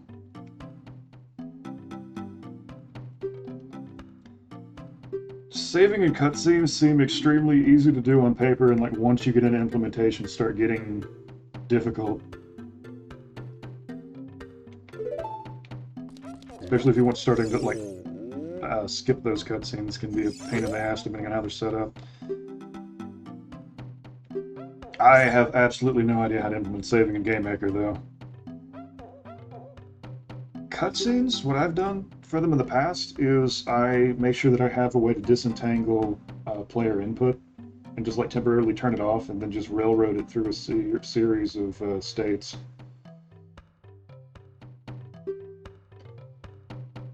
For Unity specifically, I would just make a bunch of game objects that were like a node-based system similar to Blueprint. Last time I used it predates Blueprint, but I mean everybody was working on node-based stuff back then. They just had like scripts that would do singular things and pass on the pulse to the next thing. I would script cutscenes through doing that. Like I'd have a node that would like disentangle the player, or like disable, not disentangle, disable the player input and move to the next. That would show text on screen and then wait for input, and then show text that made it, and then like go to the next node that would move a character to a location and just that sort of thing. Tool building is extremely useful, especially if you've got a designer doing stuff for you, so you can just work on the code base itself. But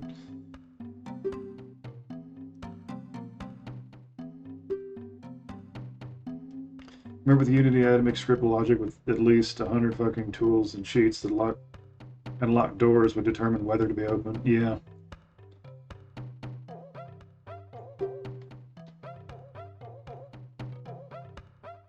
Well, I mean, doors on its own are also kind of a pain. Please 100 tools that chests and lock doors would determine whether to be open. Yeah.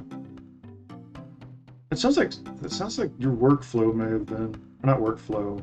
It sounds like your approach may have. I feel like there's an easier way to approach that, but I don't know your code base or inventory system.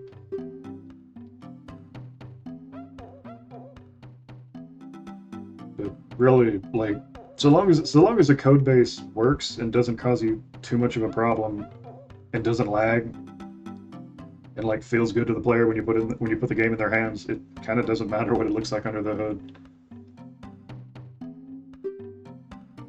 Which I feel like is an industry secret, because everybody and their brother that I know as a programmer always strives for like perfect code, and I'm just like, just get it to work. It should be fine. I hit the wrong button.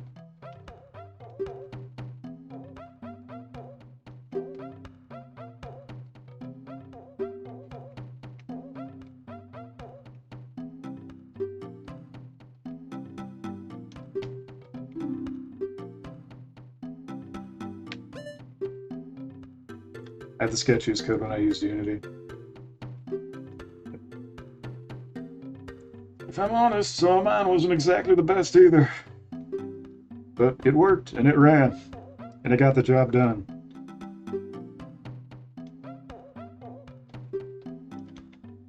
I have worked in some jank code bases before. To put it simply, I had no idea what for loops or switch statements were. Yeah. Well, everybody's got to start somewhere.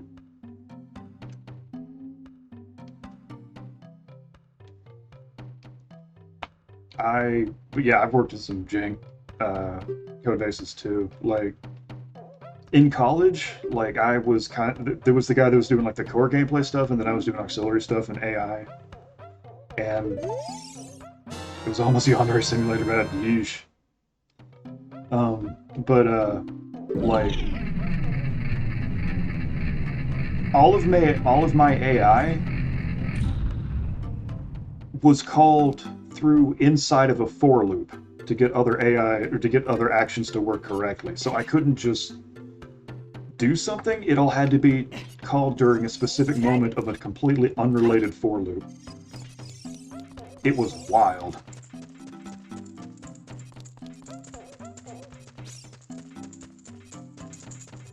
I'm gonna control this.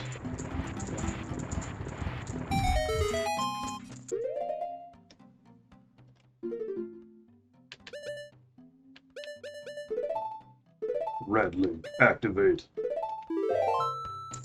Should save this. Save state 1. Chat real quick. That is doing okay.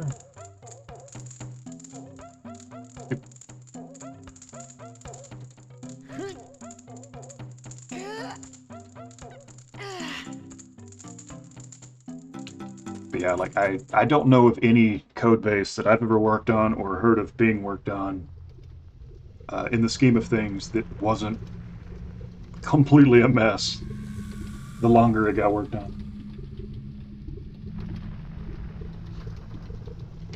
Everything about making RPGs and Game Maker is amazing. Nice. I haven't actually touched Game Maker since like 2011, I think. When I got into college, like as part of my submission, I had made a little game that really went nowhere and was really out of scope for me as a person, but I made it in Game Maker and submitted it as part of the application process. And I think it's the last time I really did anything with it. Game Maker's come a long way. Yeah. It really has. Can't do that yet. Okay.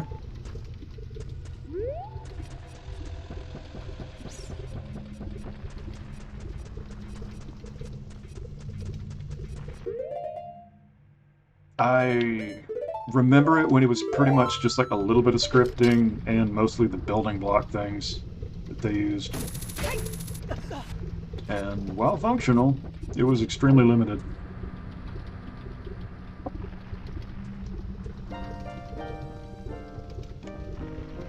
I've tried a lot of engines and Game Maker is definitely nice.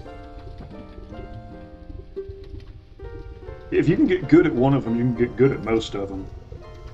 But yeah, like like I said, like the first one you click with is usually the most important. Like at this point, I've used Unity, I've used Game Maker, I've used every version of Unreal, but the first one, Godot and Unreal, confused me. Yeah, Godot I've heard of and never have used. The only thing I know people that like it for game jams and stuff, but the biggest problem with Godot, from what I've been told, is the lack of documentation. Because they don't... The speed in which they're developing for it outpaces documentation, so you can just barrel through it, and what you can find is limited and sometimes outdated. That was absolutely the wrong button.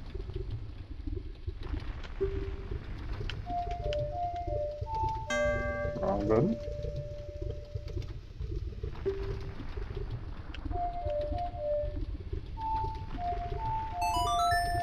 Yeah, for context, I'm using a Xbox 360 controller, and the left and right C buttons are bound to Y and B.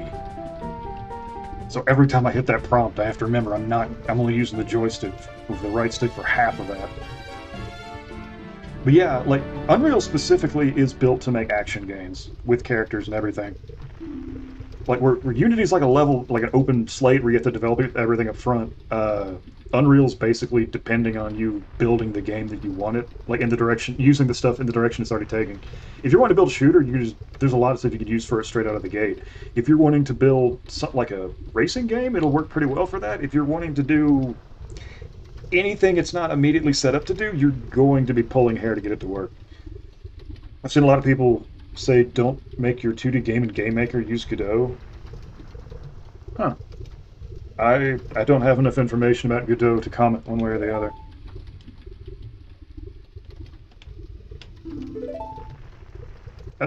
I view Godot as kind of an up-and-comer, but I don't know how well I would recommend it to anyone. The other one I see in game jams, a reasonable amount, is Construct, which I have absolutely no information on.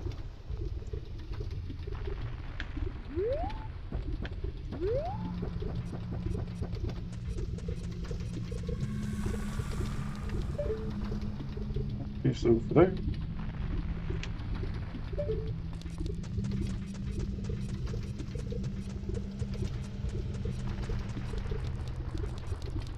What is dev bashing?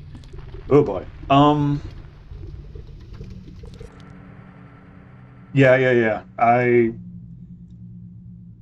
was like yesterday. I was under the impression that was a clear and cut thing, but like from discussions yesterday, I realized it's probably not as well understood.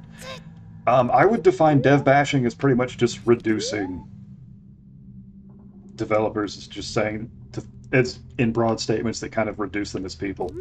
Like, insulting developers, saying that they're not, that they don't care about their games, that they don't care about anyone, or that it's all greed, just da da da da da, like that kind of thing is what I would define as dev bashing. It is not helpful. And it is quite hurtful as a developer.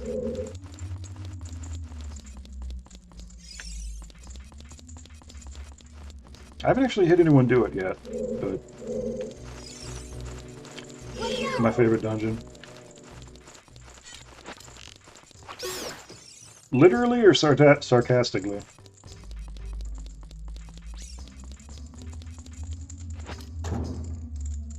I barely remember this dungeon, but I think it's interesting. Actually, oh, okay. I do like it visually. I think it's very interesting visually.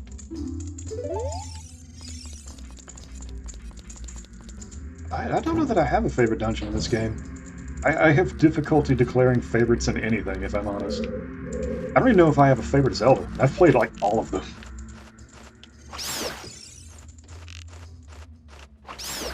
Because, like, I always get excited whenever I play the nice. Like, as a designer, like, the concept of what is fun just kind of gets expanded upon until it just stops losing all tangible meaning. You're like, well, I like this, and I like this, and I didn't like this, but I like this, and it had this, and it did this, and it felt like this. And then it just becomes like a massive clusterfuck. Who's Runia? Who's there? Is that you, Screwball? Oh, yeah. Oh, it really is Screwball. You've grown so big since I last saw you. What the hell are you doing here? A man-to-man talk with you, but now's not the time. Oh, yeah. Ganondorf is causing trouble on Death Mountain again. He has revived the evil ancient dragon Volvagia, which has a Skrillex haircut and looks really cool. Top of that, he is going to feed my people to the evil dragon as a warning to other races that might resist him. So on and so forth. Oh, yeah.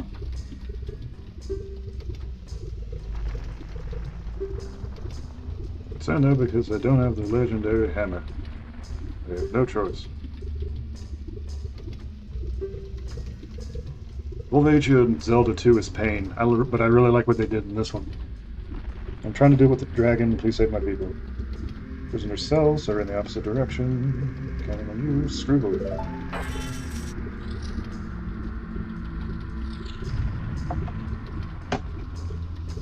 I believe...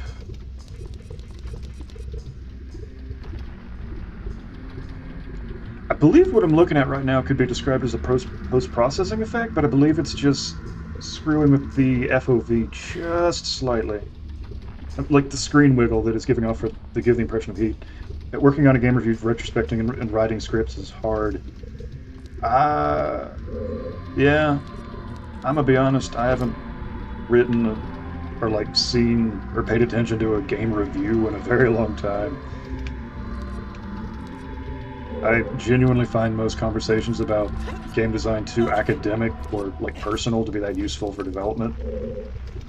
So I kind of just pass them by. Not that I think there's anything wrong with it, it's just I don't get much use out of them personally.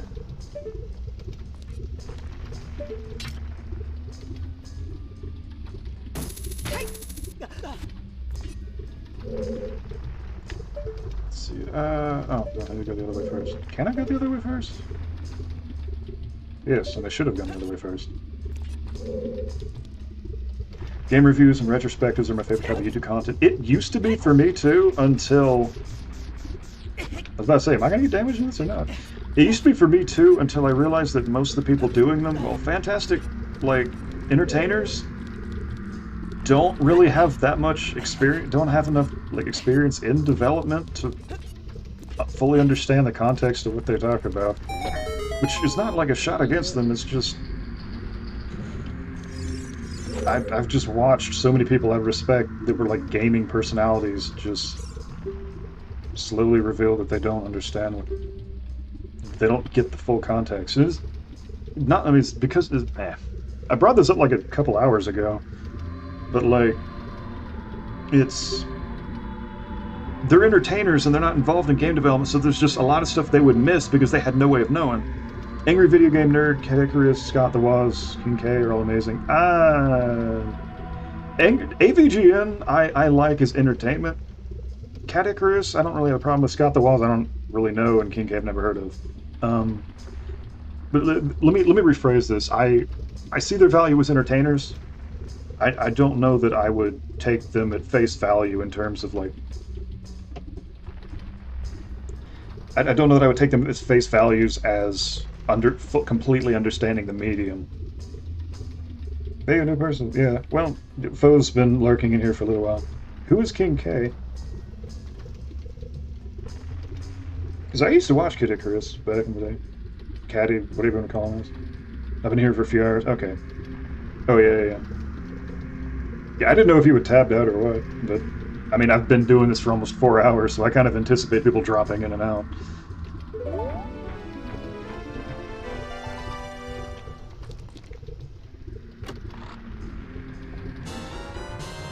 Just playing Monster Hunter, so I wasn't typing. Oh, yeah. Understandable. Hard to type and fight monsters, but I can listen. Yeah. As much Monster Hunter as I played on stream, I had a lot of trouble reading chat and not dying at the same time. So I can imagine trying to do that and type.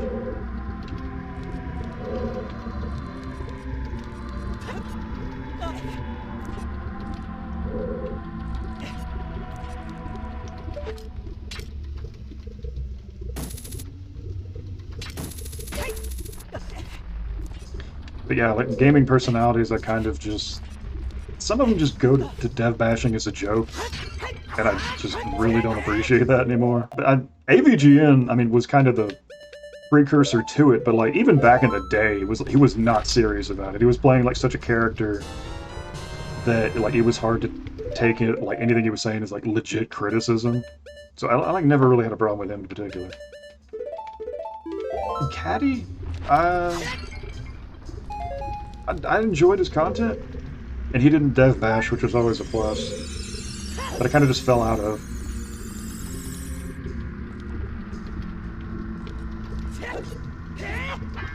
Nope.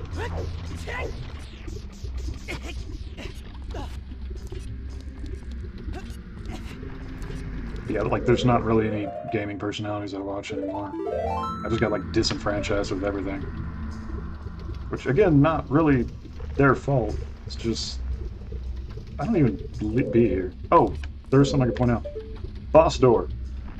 This is what I was talking about in the previous dungeon, where like now they have keys so that they can display where you should be going at the end of the dungeon up front, instead of just it having to be at the end of the road. Which is something I like. Oh, I have a key. I can just go... Okay, yeah. I got sidetracked and wasn't paying attention. Yeah, I'll have to look at King K, I guess.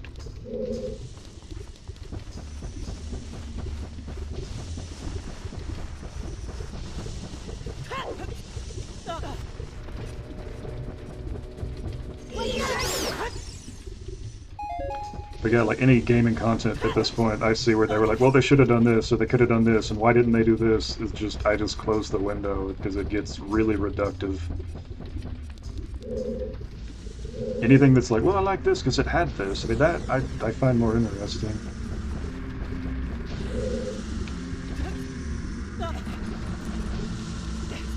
Probably should not have. Where does that go? Just up? Okay.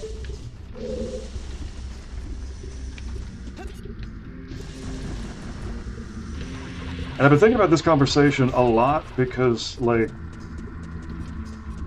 there's a number of stuff that I've seen recently from people that I used to watch and respect that just, in the context from a consumer standpoint, makes sense.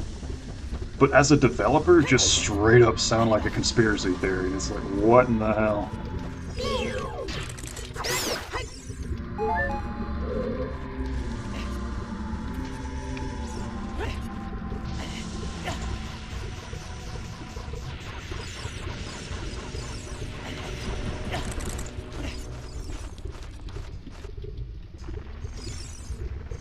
Why is that up there again? Fine. Remember what thing it was.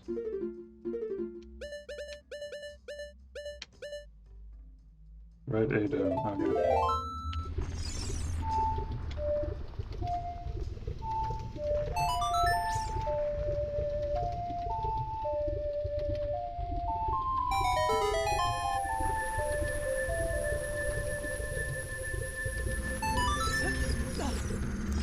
Okay. Now I guess the question is, which door should I have gone through first? Oh, probably the other one. Or probably this one, I mean. See, rooms like this is a really easy AI to challenge. You just have it, like, spin up. Desert, or the time it takes to move up, you just base on just how much time you want to give the player to adjust. Like, target the position of the player and make a movement vector from that, which is just their position minus yours, or vice versa. I always get it backwards, and then just have it move until it hits a wall or hits the player and destroy it. Very simple AI. And then there's these things.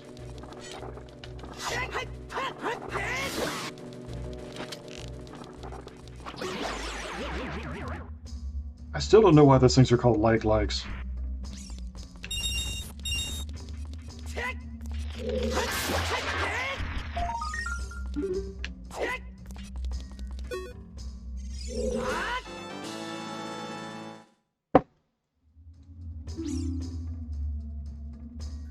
Let's see.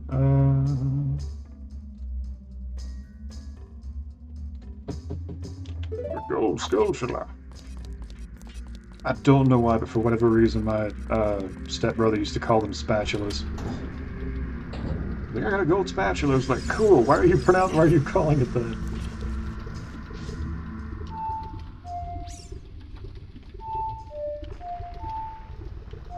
Damn it.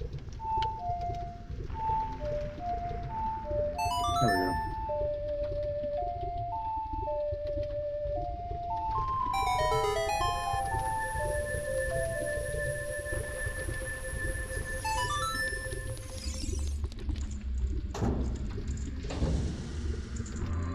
I do think this is a great use of texture in this dungeon. I mean, that is completely subjective, but I do like how this thing looks visually. I like how most of these dungeons look visually.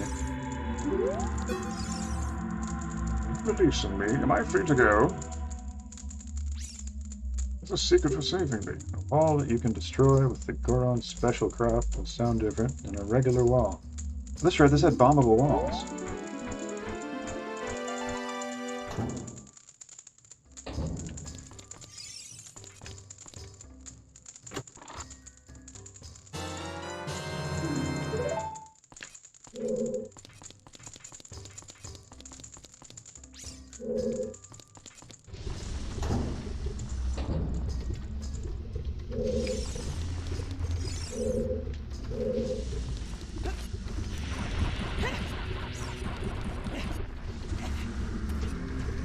I kind of want to go back and watch old AVGN now. Like, I will say I have outgrown a lot of that particular style of humor. But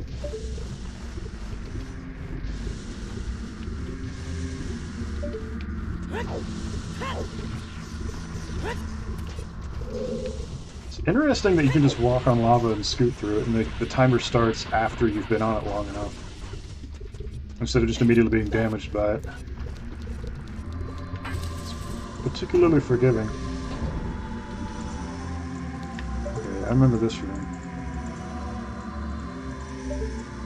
Scoot down here, and then I believe I put something on this.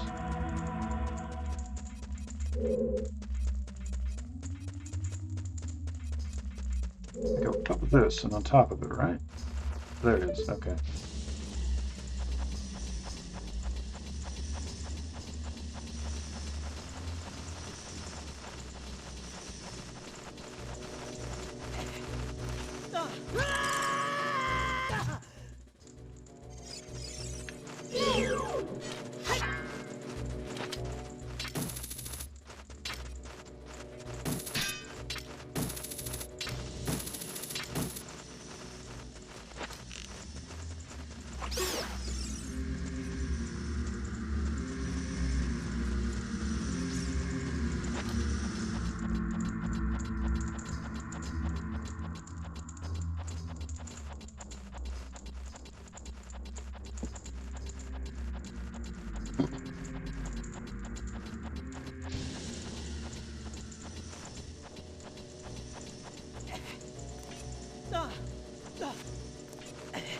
This is a little clunky. But again, 98.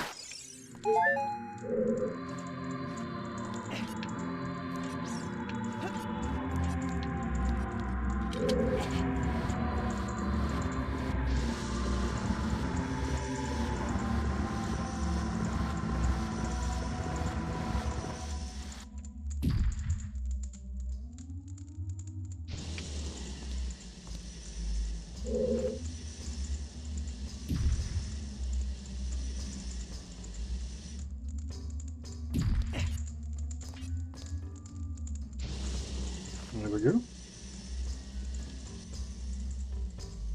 It's an interesting puzzle. I like the verticality. I don't have a... Did I rescue that thing and not open the chest he had? Just fall down and break my ankles and then get put right back where I was. I have a sneaking suspicion I completely forgot. Or I completely just did not get the key that dude would have given me.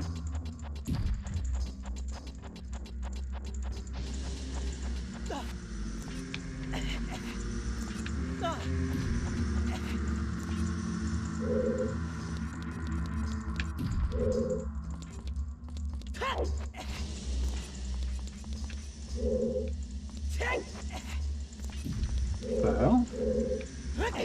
There we go.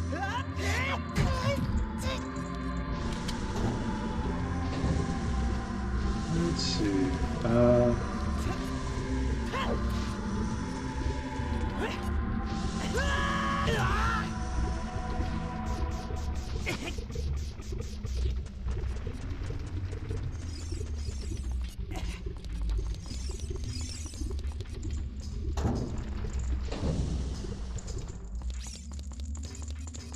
I did get it.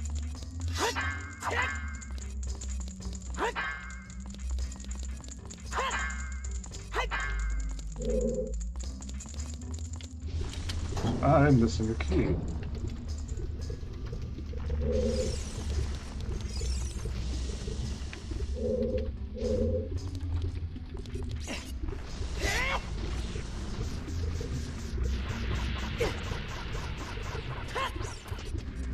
That lava is awfully forgiving, considering how badly I'm playing this right now.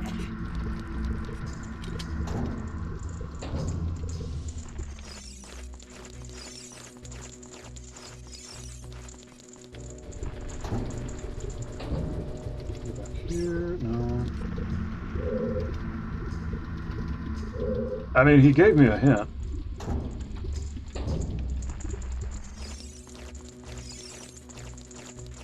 I don't think I go back here because I think I need the hammer for these. Yes. But I've been in here.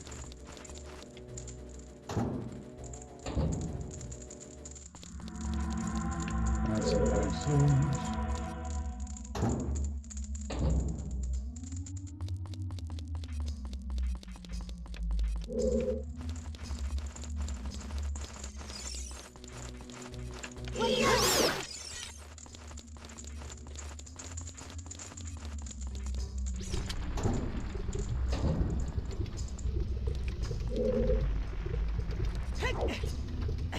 I was literally just here.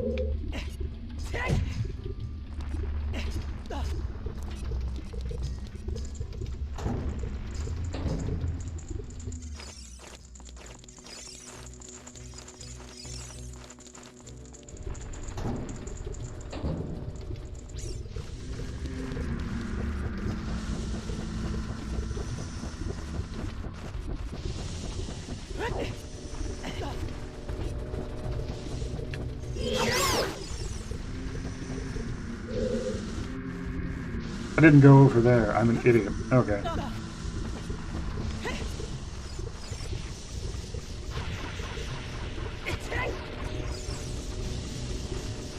Walking through the lava, burning my feet. Feet are for quitters.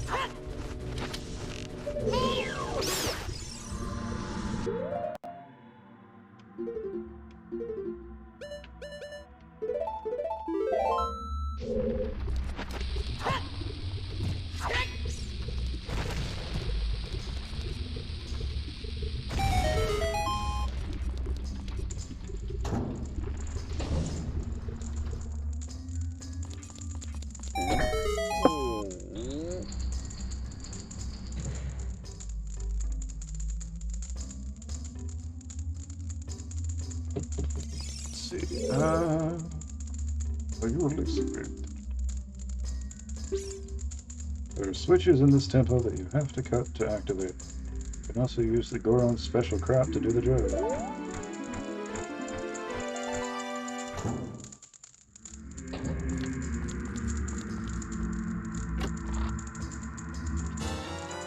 There's a key.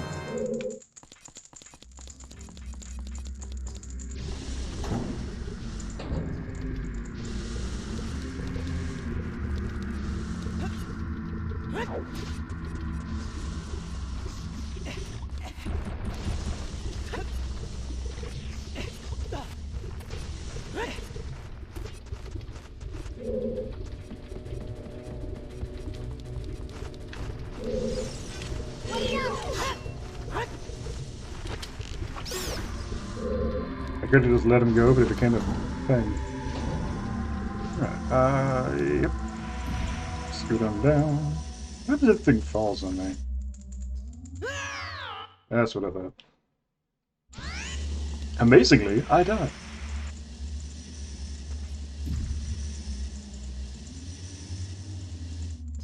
I wonder how many people got motion sick from this filter effect. Oh, I still have to get back up. Okay. Like when this game was new and people were still wrapping their heads around 3D games. I wonder how many people this game made sick. Because I feel like, I mean, it's ubiquitous now, but I think like back in the day, motion sickness was a much bigger problem.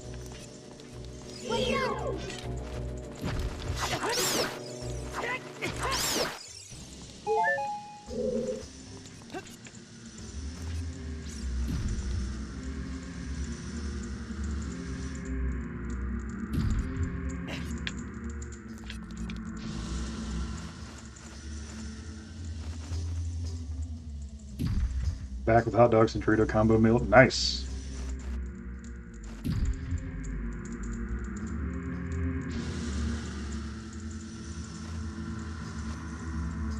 Yeah, in a bit, I'm gonna go make me some chicken stir fry. I would not call myself a particularly varied cook, but I can make a handful of things pretty well. It's good enough for me.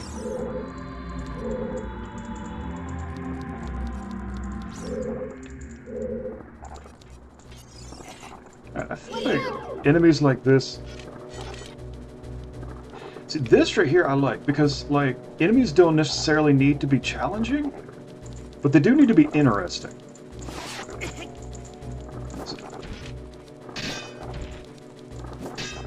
I never knew that if you left it alone. I'm not an excellent chef, but I used a microwave or two, yeah. I didn't know that if, like, these guys would aggro you if you didn't attack them fast enough. That's interesting. I've just never done that.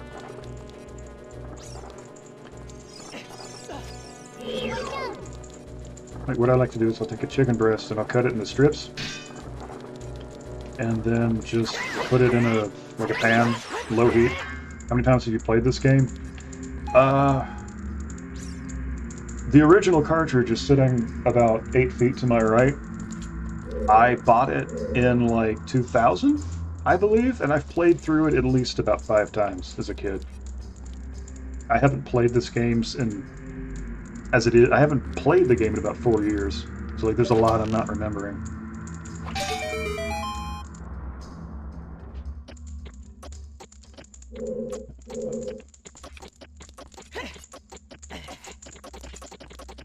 Let's push this off.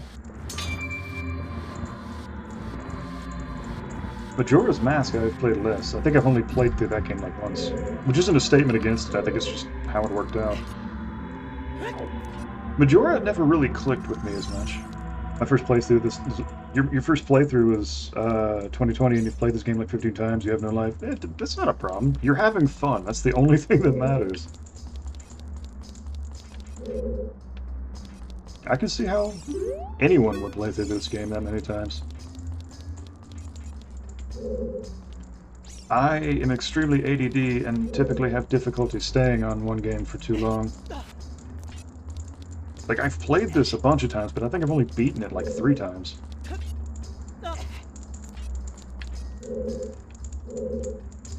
Let's see,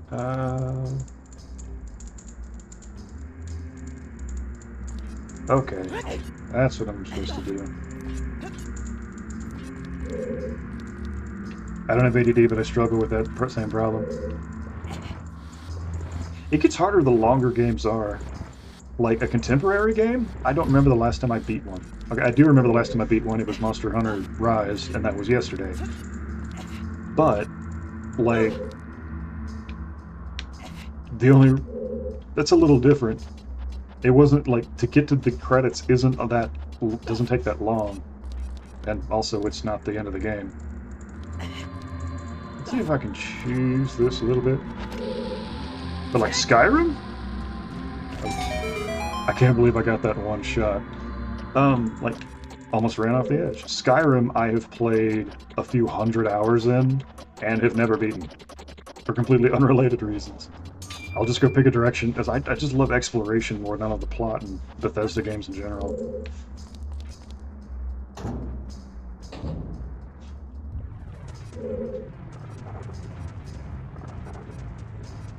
Let's see, Ow. Extended games that are like 40 hours and up, I just about never beat. And it's not even the game's fault, it's just I cannot maintain my attention that long. Yo, 3 viewers, yeah. Welcome back, Spook. 3 viewer hype.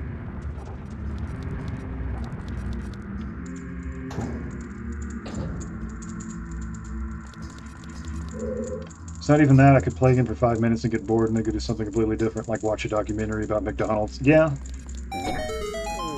I gotta be in the mood for a game to play it at all. I will say doing this on... Whoa. That texture screw up, though. It kind of works. Just a little bit. Like he's got a little funny hat.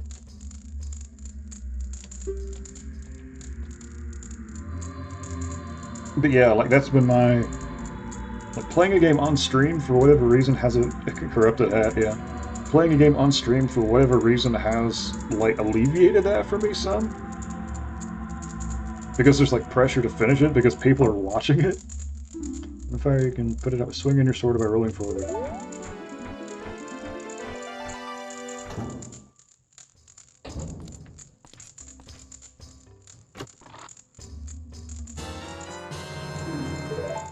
You found a key!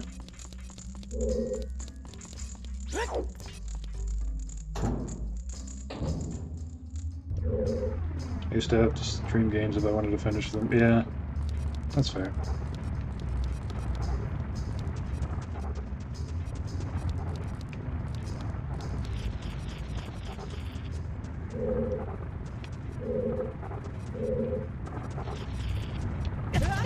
Ow!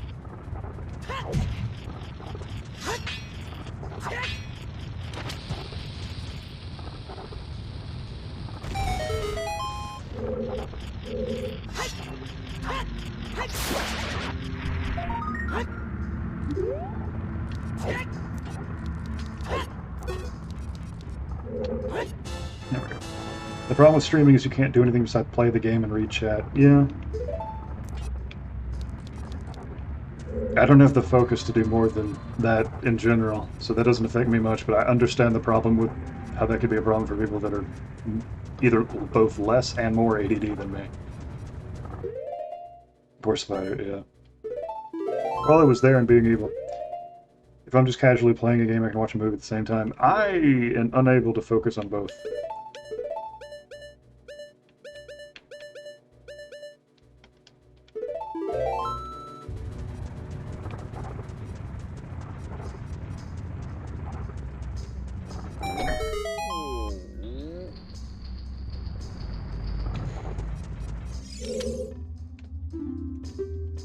I'll tell you a secret for saving me. The movie is more like background filler for mayors. Yeah. If the doors fall down, you try to open them when one of these starts to move, or fall and move.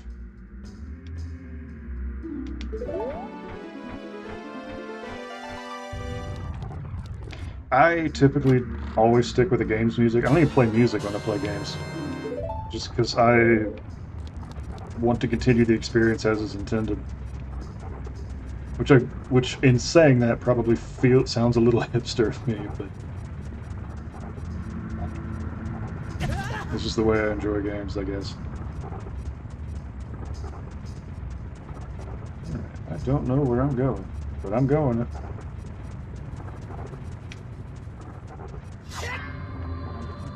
I always need some sort of voice and using my ears while doing anything. Cleaning, need to listen to something. Yeah, I understand that. If I'm driving, there has to be music. Like I will get like a full body ADD itch if there's not some sound happening. If I'm playing Elite Dangerous, I need like a podcast on.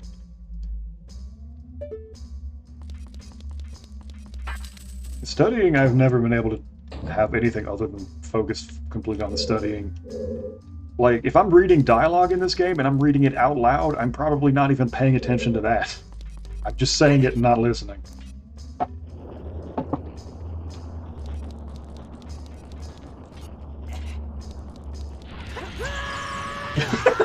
Dang it, Bubble.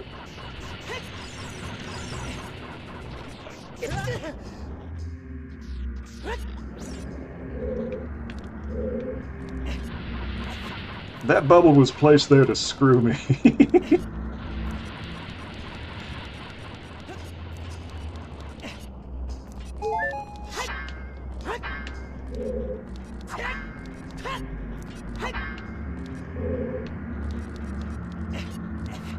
Okay,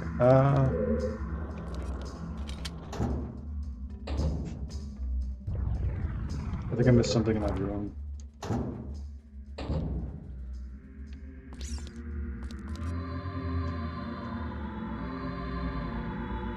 I don't have a key, so I cannot go get that anyway. Lord, I need a map for this dungeon soon.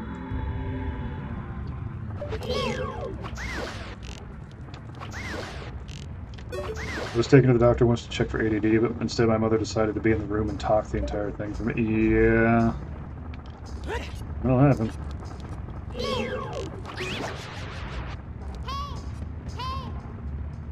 I could very well have it and don't know.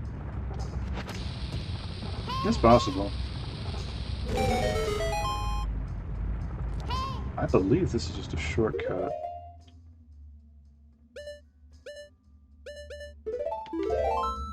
I kind of want to explore without it first. I think I need the hammer for that.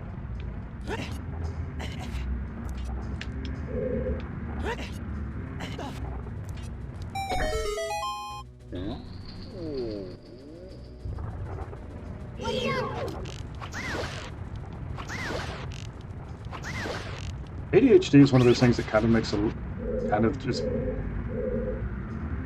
just makes life a pain, but you have it long enough, you learn to live with it anyway. Shit.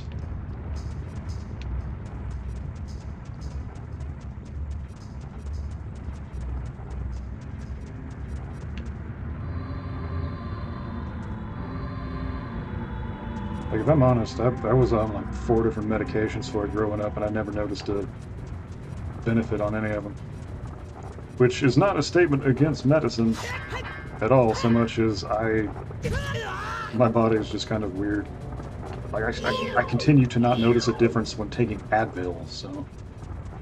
Or coffee, or caffeine, or sugar, or anything.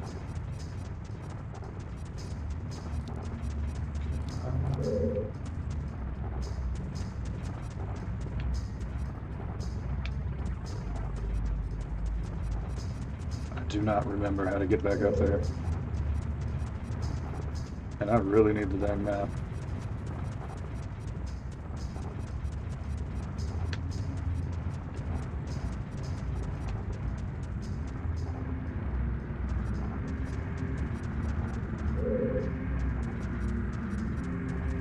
Is there a door? Yes, there was. Okay.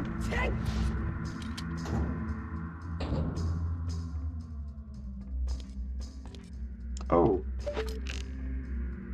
Didn't see that last time.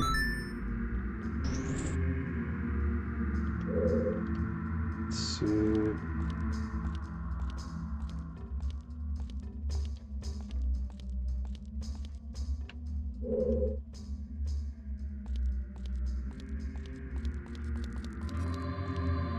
Oh, I just noticed something about this I didn't notice previous. it's something they did that... Oh, this is probably the map. So, an easy, cheap thing you can do, cheap in terms of processing power, thank God there's a map, in terms of processing power, and just getting a little more out of an engine without having to make it a huge ordeal, is you can modulate sounds up and down, and like, to give them different pitches. Like, listen to this. Notice the pitch.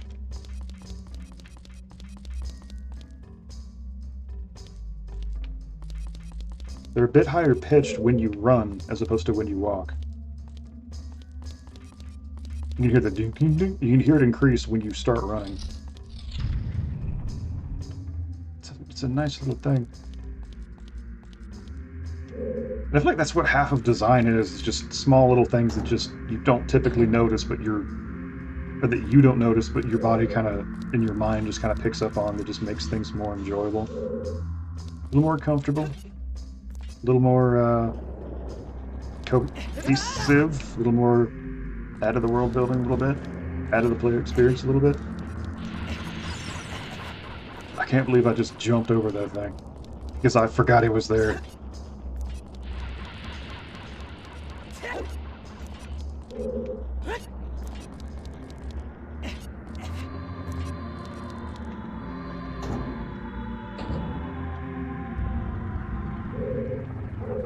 Watch out!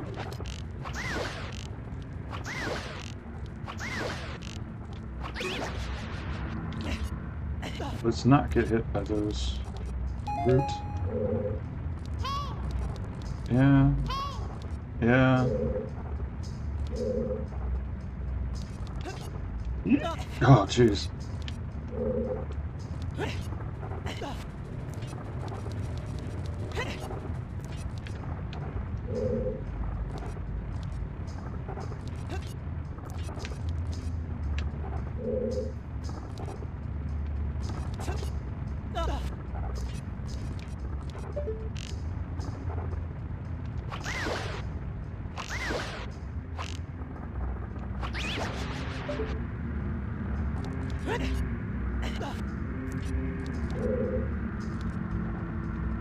Oh, he just straight up left. I don't even get to talk to him. Great. Watch this be like $5. Oh, it's okay, good. Why do you not like jump scares? I have anxiety. it's that simple. I don't like horror. Like, Minecraft is difficult for me because, like, shit will come out of nowhere and it gets my blood pressure up and I just feel terrible. It's just not for me.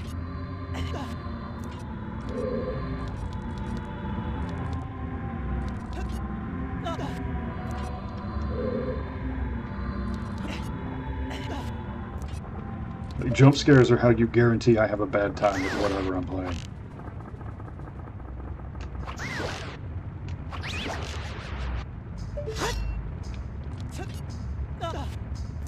It's only the horror game I can play without shitting myself to death is Five Nights at Freddy's. It took me months before I could even watch a playthrough with that.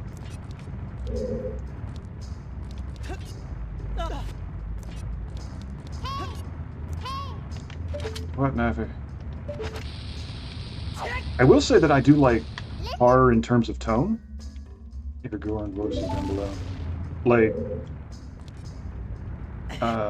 if it's like tonally spooky, but not like jump scare spooky, I'm usually into it.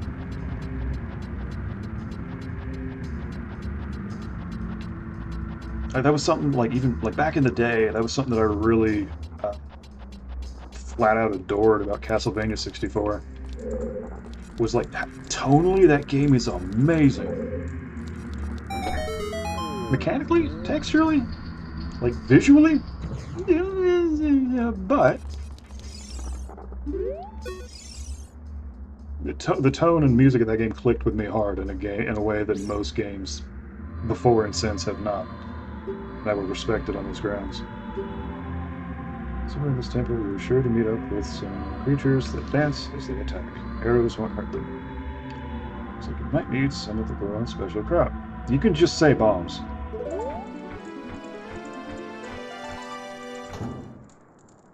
See, this is what I mean about being ADHD. I read Everything I saw on screen, I looked at it and I read it and I've already forgotten it because I was speaking it. This is how bad my ADD is. Okay, I think I've got everything from here.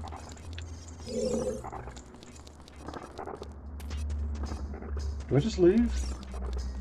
Is that what I'm doing? I got 2 keys. No. There's something else I'm forgetting.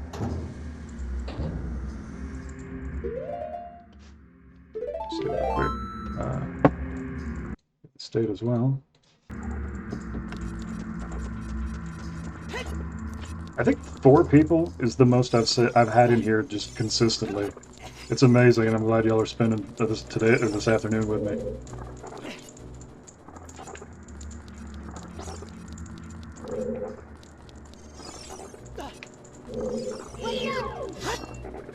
I have something I call selective memory loss. Yeah. I've been accused of that growing up as well.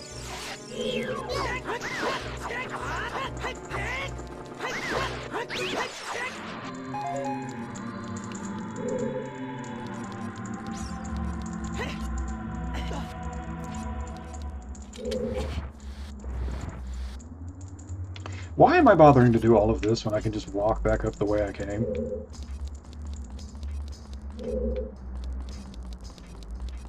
Like the shortcut it was designed to be. I may be stupid, but I'm not dumb.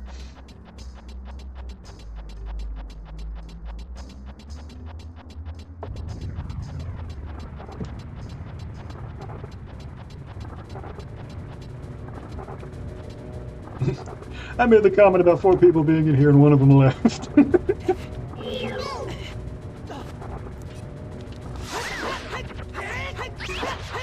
Oh, that's fine. I don't remember something really important, like a time to do something minutes after I told, but I remember a license plate that I saw on the highway like 3 days ago. Yeah, I completely understand that. Let's see. Yeah, that's a big fucking move right there.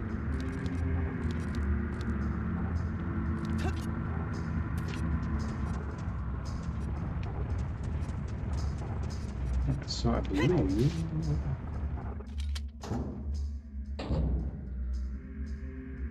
Yeah, I have a memory from when I was like 4, and I could not tell you what I had for breakfast yesterday. Okay, I had Captain Crunch for breakfast yesterday. I couldn't tell you what I had.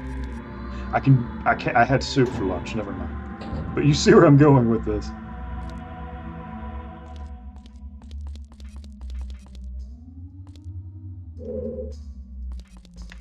Make sure I know how to get... Okay, so it's just that and to the left. Okay. It's the second time I was just like, oh, there's a firewall. I should test it with my face.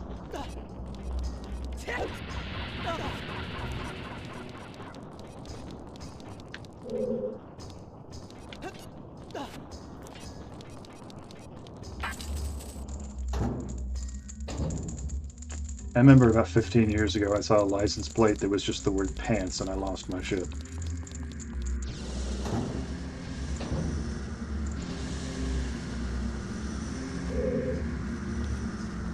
Okay. I remember this area. It has the invisible walls and such.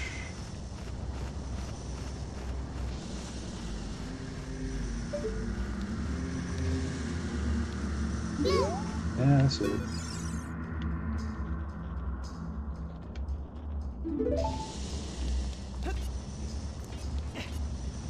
Let's see.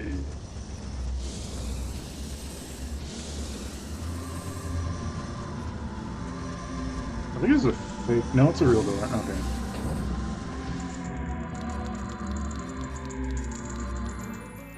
Oh, it's the compass. Thank God. It might be the hammer. Pretty sure it's the compass. There's usually a boss fight involving getting an item. That's the compass. Great. Absolutely required.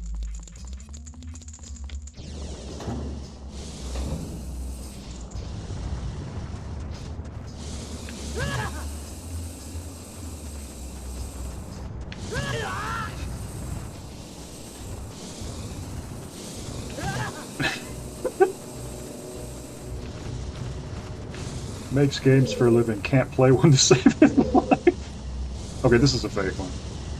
This is an interesting mechanic with a fake door and such. Donk. And they make them visually distinct enough that if you're paying attention, you can tell them apart. But if you're not paying attention, you will probably be surprised by one, and I like that.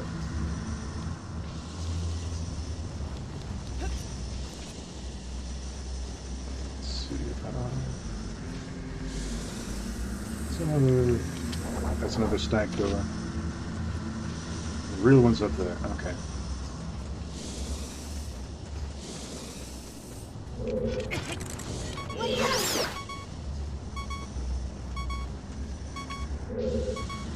Very much use some elbows, arrows, or hearts.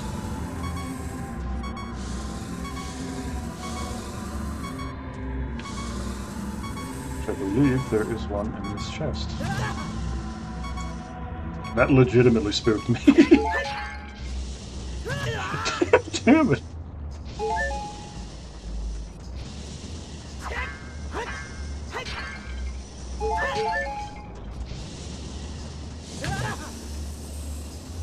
I'm a little embarrassed. Okay, there we go.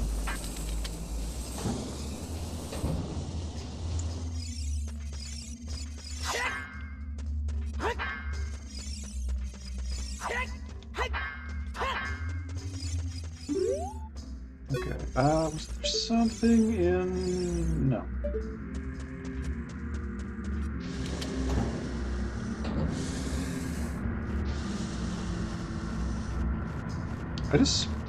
Did I not just spend a key to open that?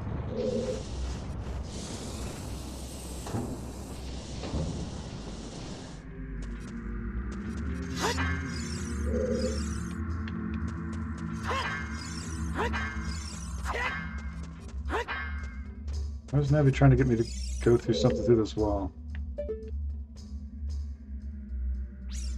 Oh. I see.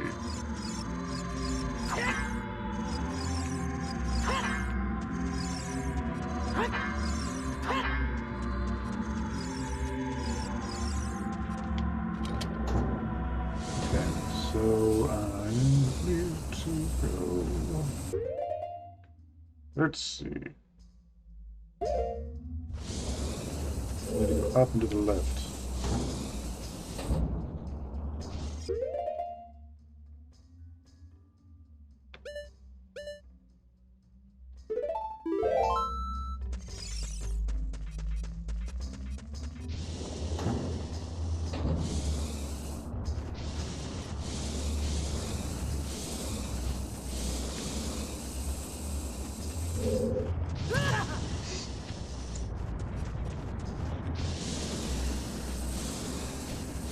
Okay.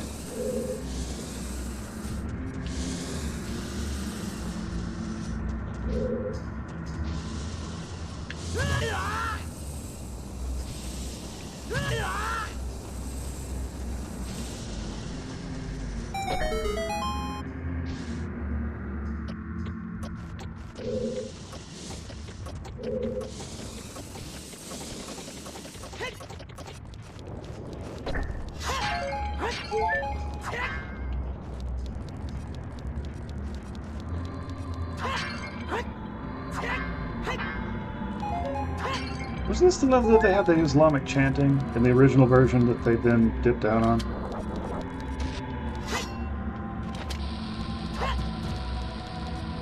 Sadly, yeah.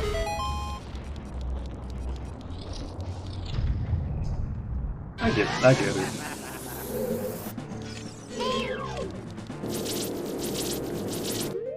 The chanting made it more eerie, yeah.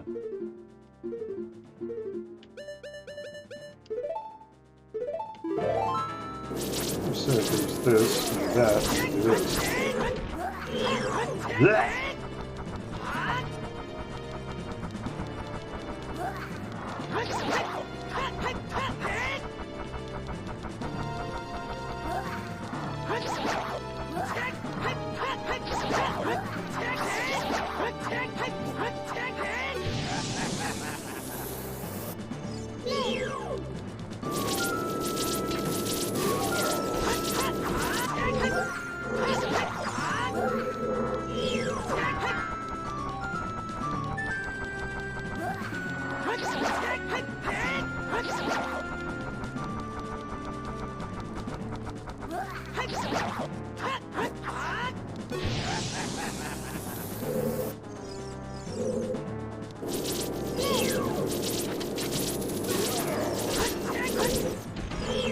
I like how they made. I like this as a character. I mean, as a boss, it's interesting, but like, as a character, is this little dude that you pull out of the thing to make him less dangerous, and when he sees you, he makes that noise, and he's like, ah, and it just turns around. I think it's cute.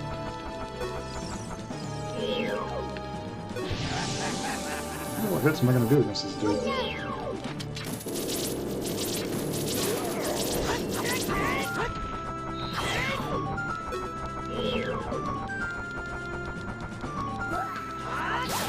There we go.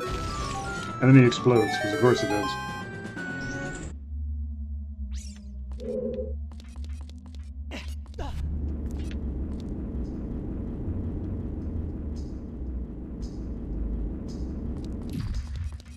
I believe I get the hammer in here.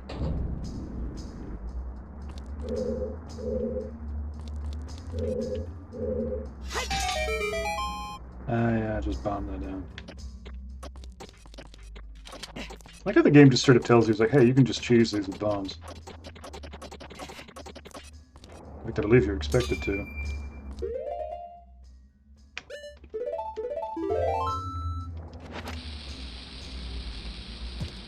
Nope.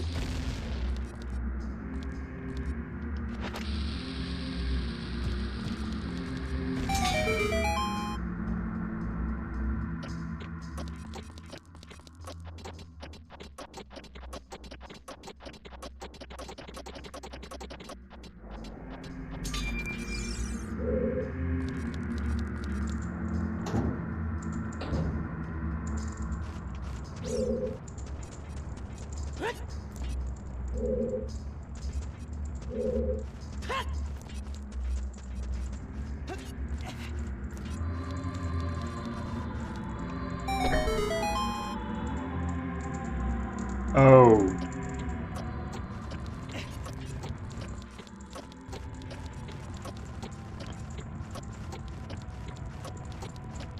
Shit. This is not something I'm going to be able to comfortably do with this controller. Yeesh.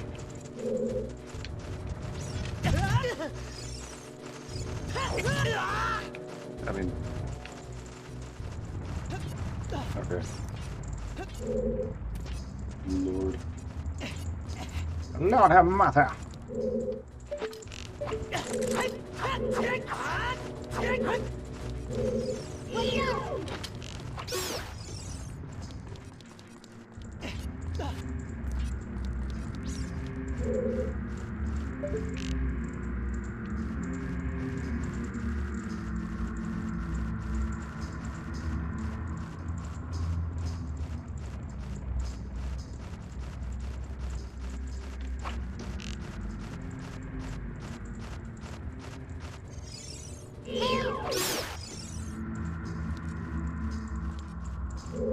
Oh boy.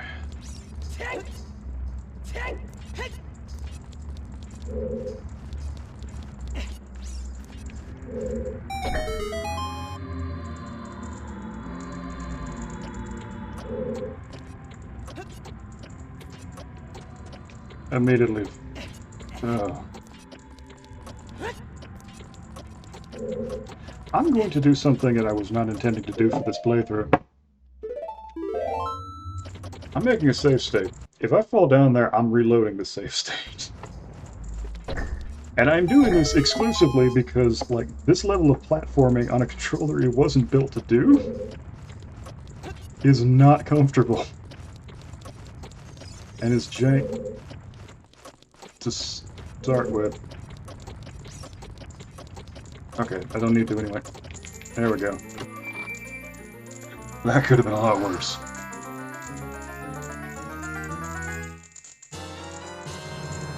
I love the hammer in this game.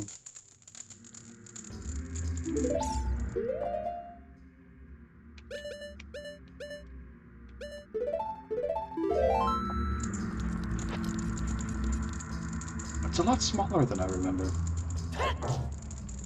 Still hits like a truck.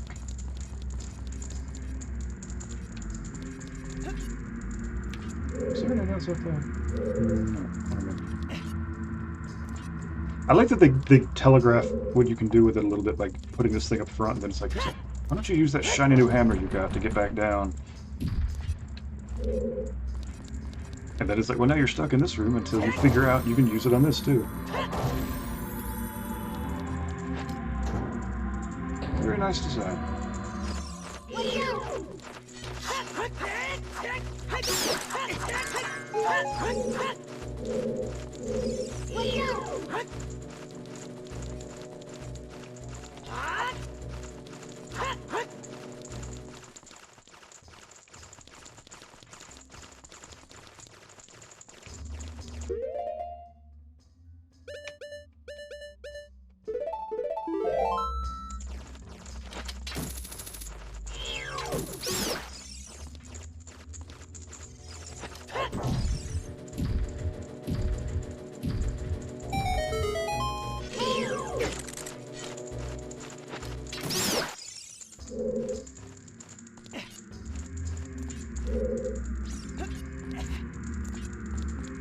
I'm really liking the way they immediately teach you how to use this hammer. I need to go get more of those. I thought they were going to be hard send, but no, I use them to hold down a platform, or a switch, rather.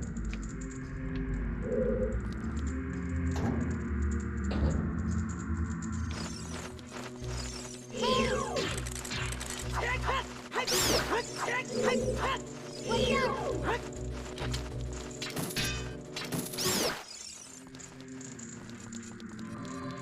out!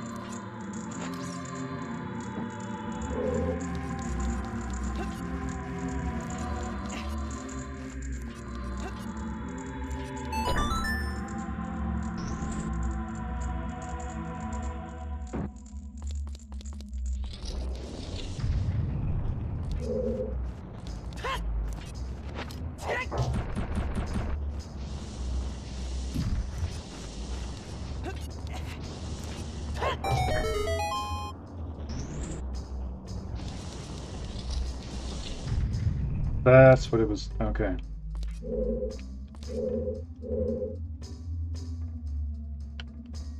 Uh,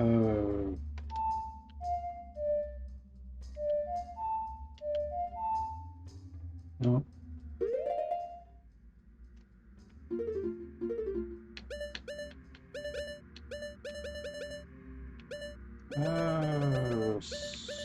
Okay. Right here down.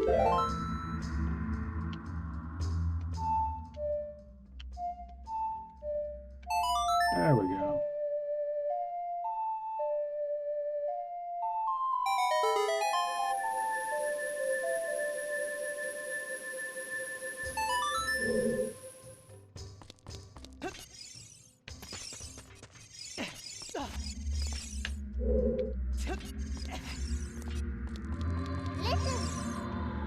Switch looks rusty.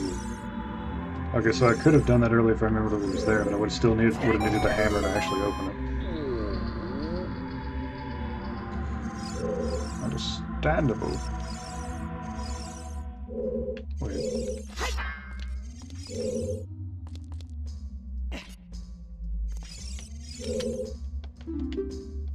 Tell you a secret for saving me. A door is hidden inside the statue at the entrance to this temple.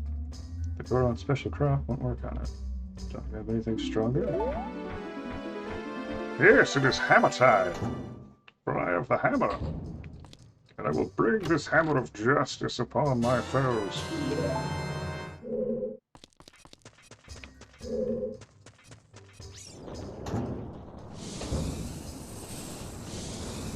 Let's see.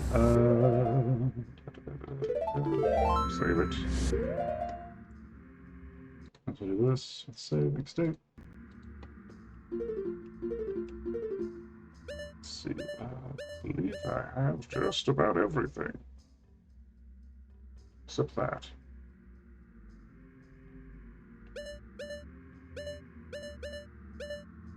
Wait.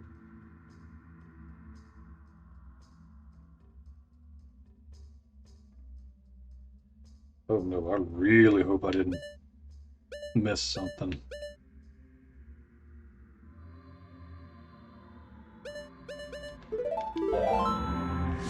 Well, I was gonna figure out where to go from here. Go to right. Go right and then down, I believe. While hitting my head on every firewall in between there and here. Like so.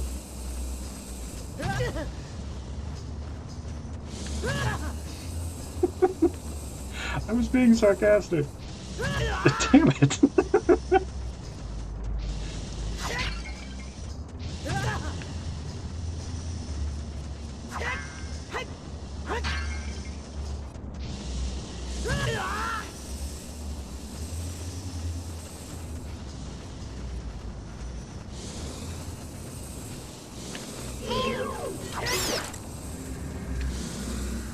Oh god, some arrows.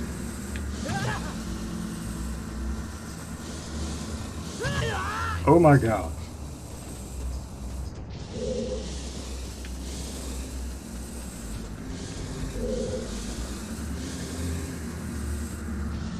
And if I start sucking any harder than this, Dyson's going to give me a job offer. There we go.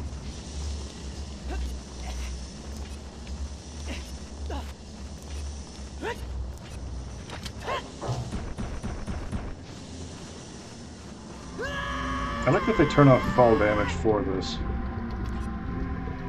Okay, that's how we get to the boss, which I don't need to get to yet. Let's see.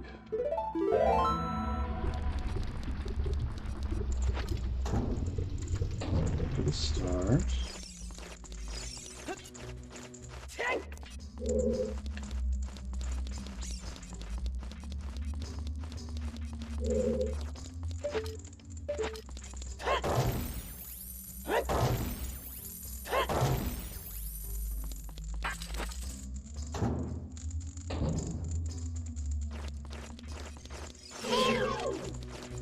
Let's just throw everything at the player.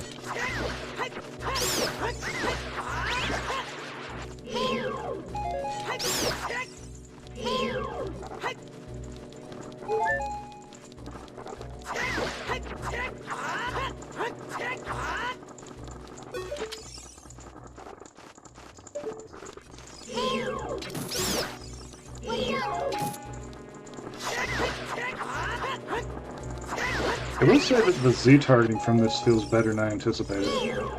I remember a lot of people giving it shit. I think it's okay. I mean, there's definitely been times that I've been fumbling with it, but...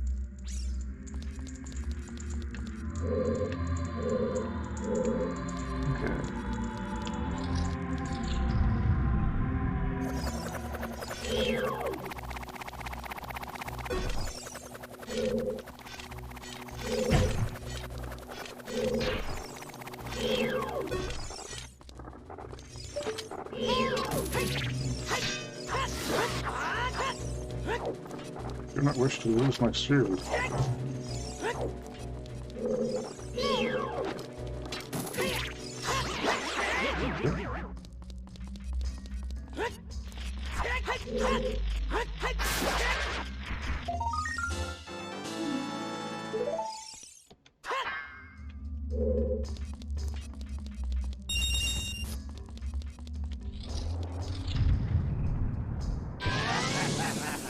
Round two.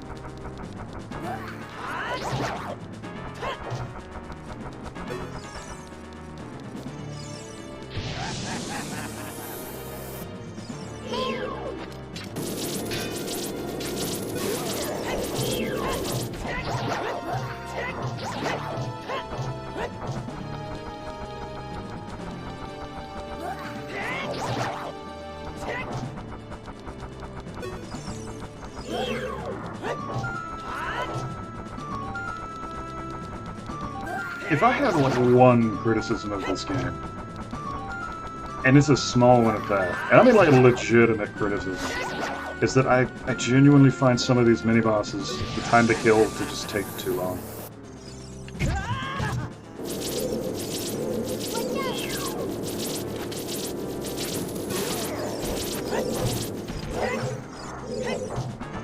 Like, the problems I had with the Forest Temple, once you know how to get around them, it's not really a problem.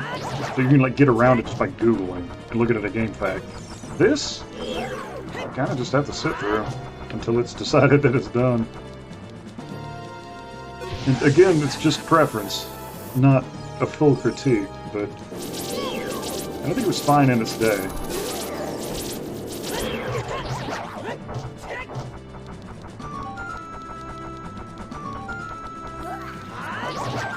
But it's like the one real criticism I have of this game.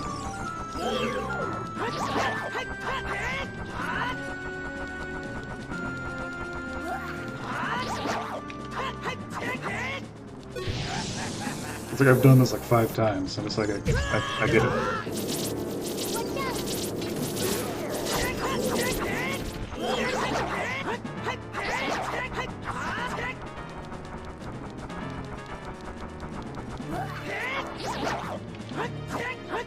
Come on.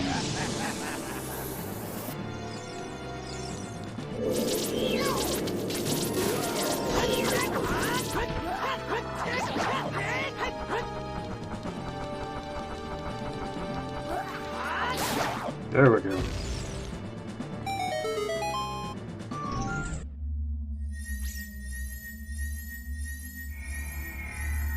I'm gonna beat this boss and then go make lunch, and I'll be back to stream sometime later this afternoon. Probably stream more of this in the morning. Probably gonna play some Roller Coaster Tycoon tonight.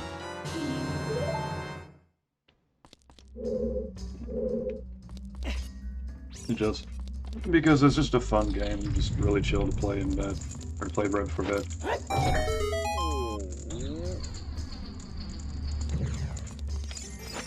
Give me that boss key. And it's visually distinct from the rest of the chest, so you know that it's the boss key.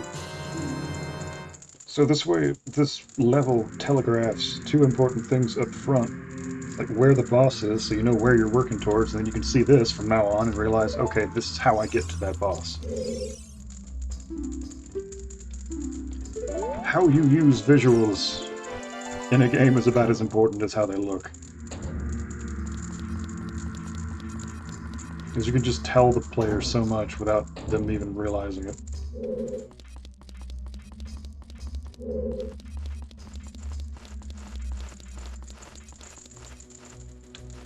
It's like these little furnace-looking things, I guess, right here.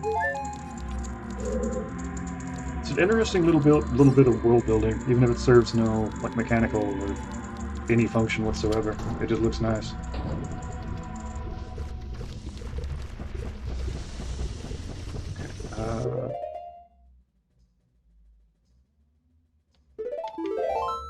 This way. Do it? No. Wait. Oh no, I went the wrong way. Okay. Just been a consistent theme, because my sense of direction practically doesn't exist.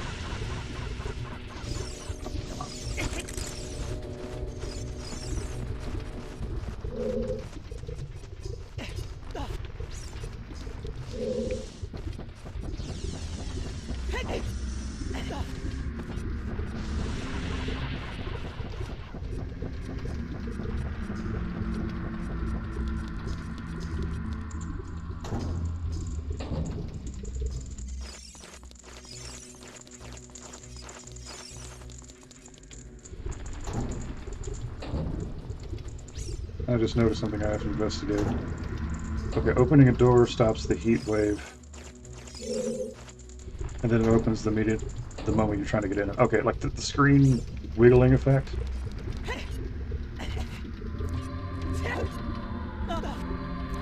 Okay, so that's when they start and stop it.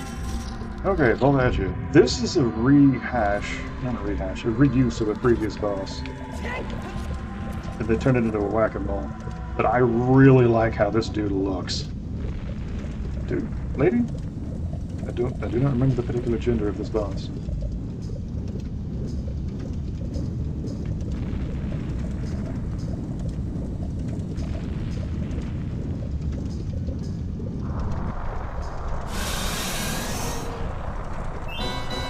Look at this guy. Person, individual. Like, this boss was a nightmare in Zelda 2. I mean, here it's just really fun. And I really like what they do with the hair. The hair on the effect on this was, like, really good. Like, for its day, or even now. Look at the hair effects. It has physics. Look at this physics. That looks so good.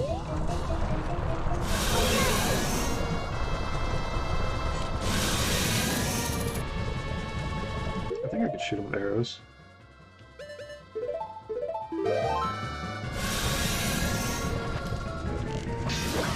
Yep.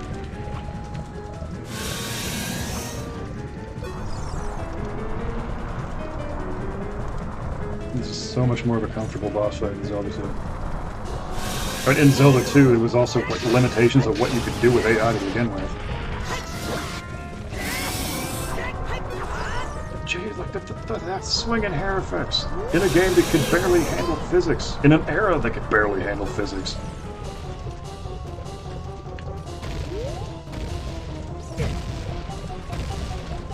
Hold on, let me catch this boulder with my face.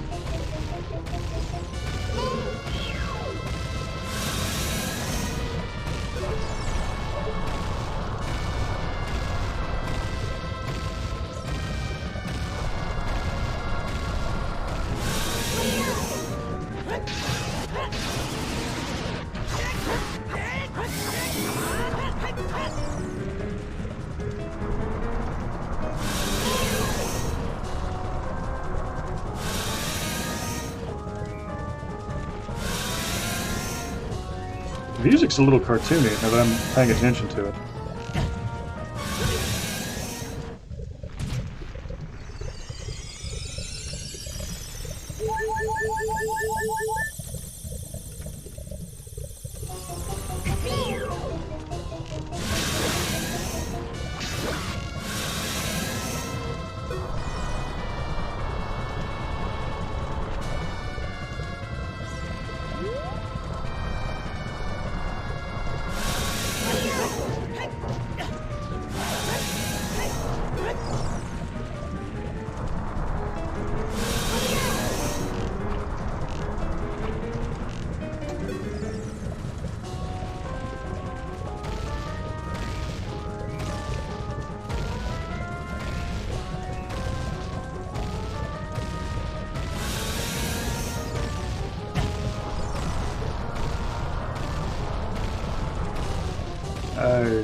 Next session, I should absolutely just get that other bottle.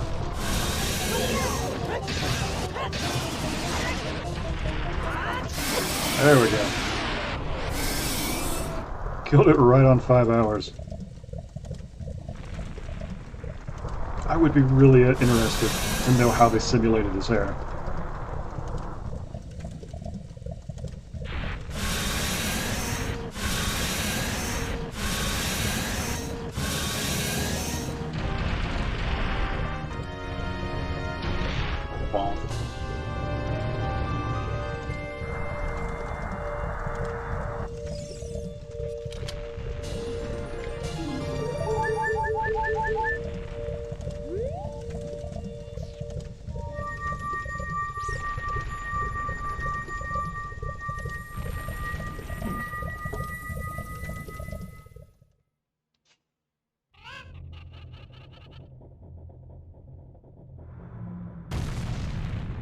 The face plant.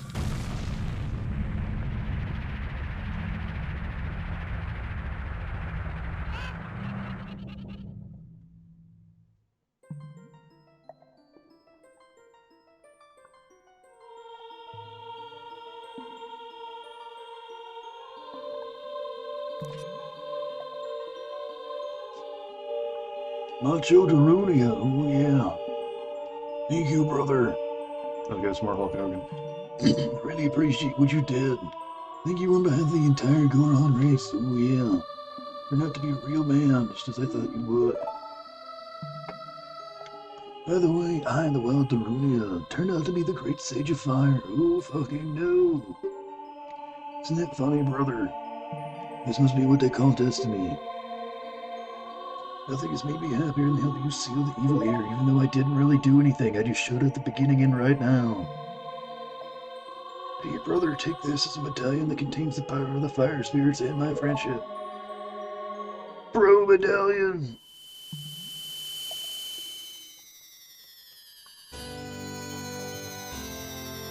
Goes in a giant vending machine.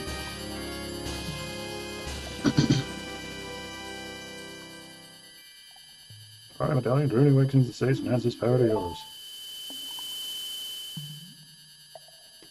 Don't forget, now you and I are true brothers. Invite me to the wedding.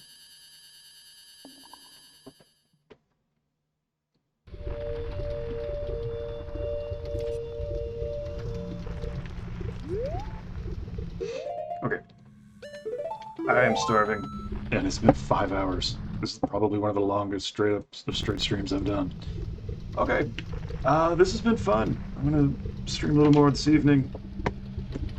Probably some RCT is discussed. And I'll talk to you later. See ya.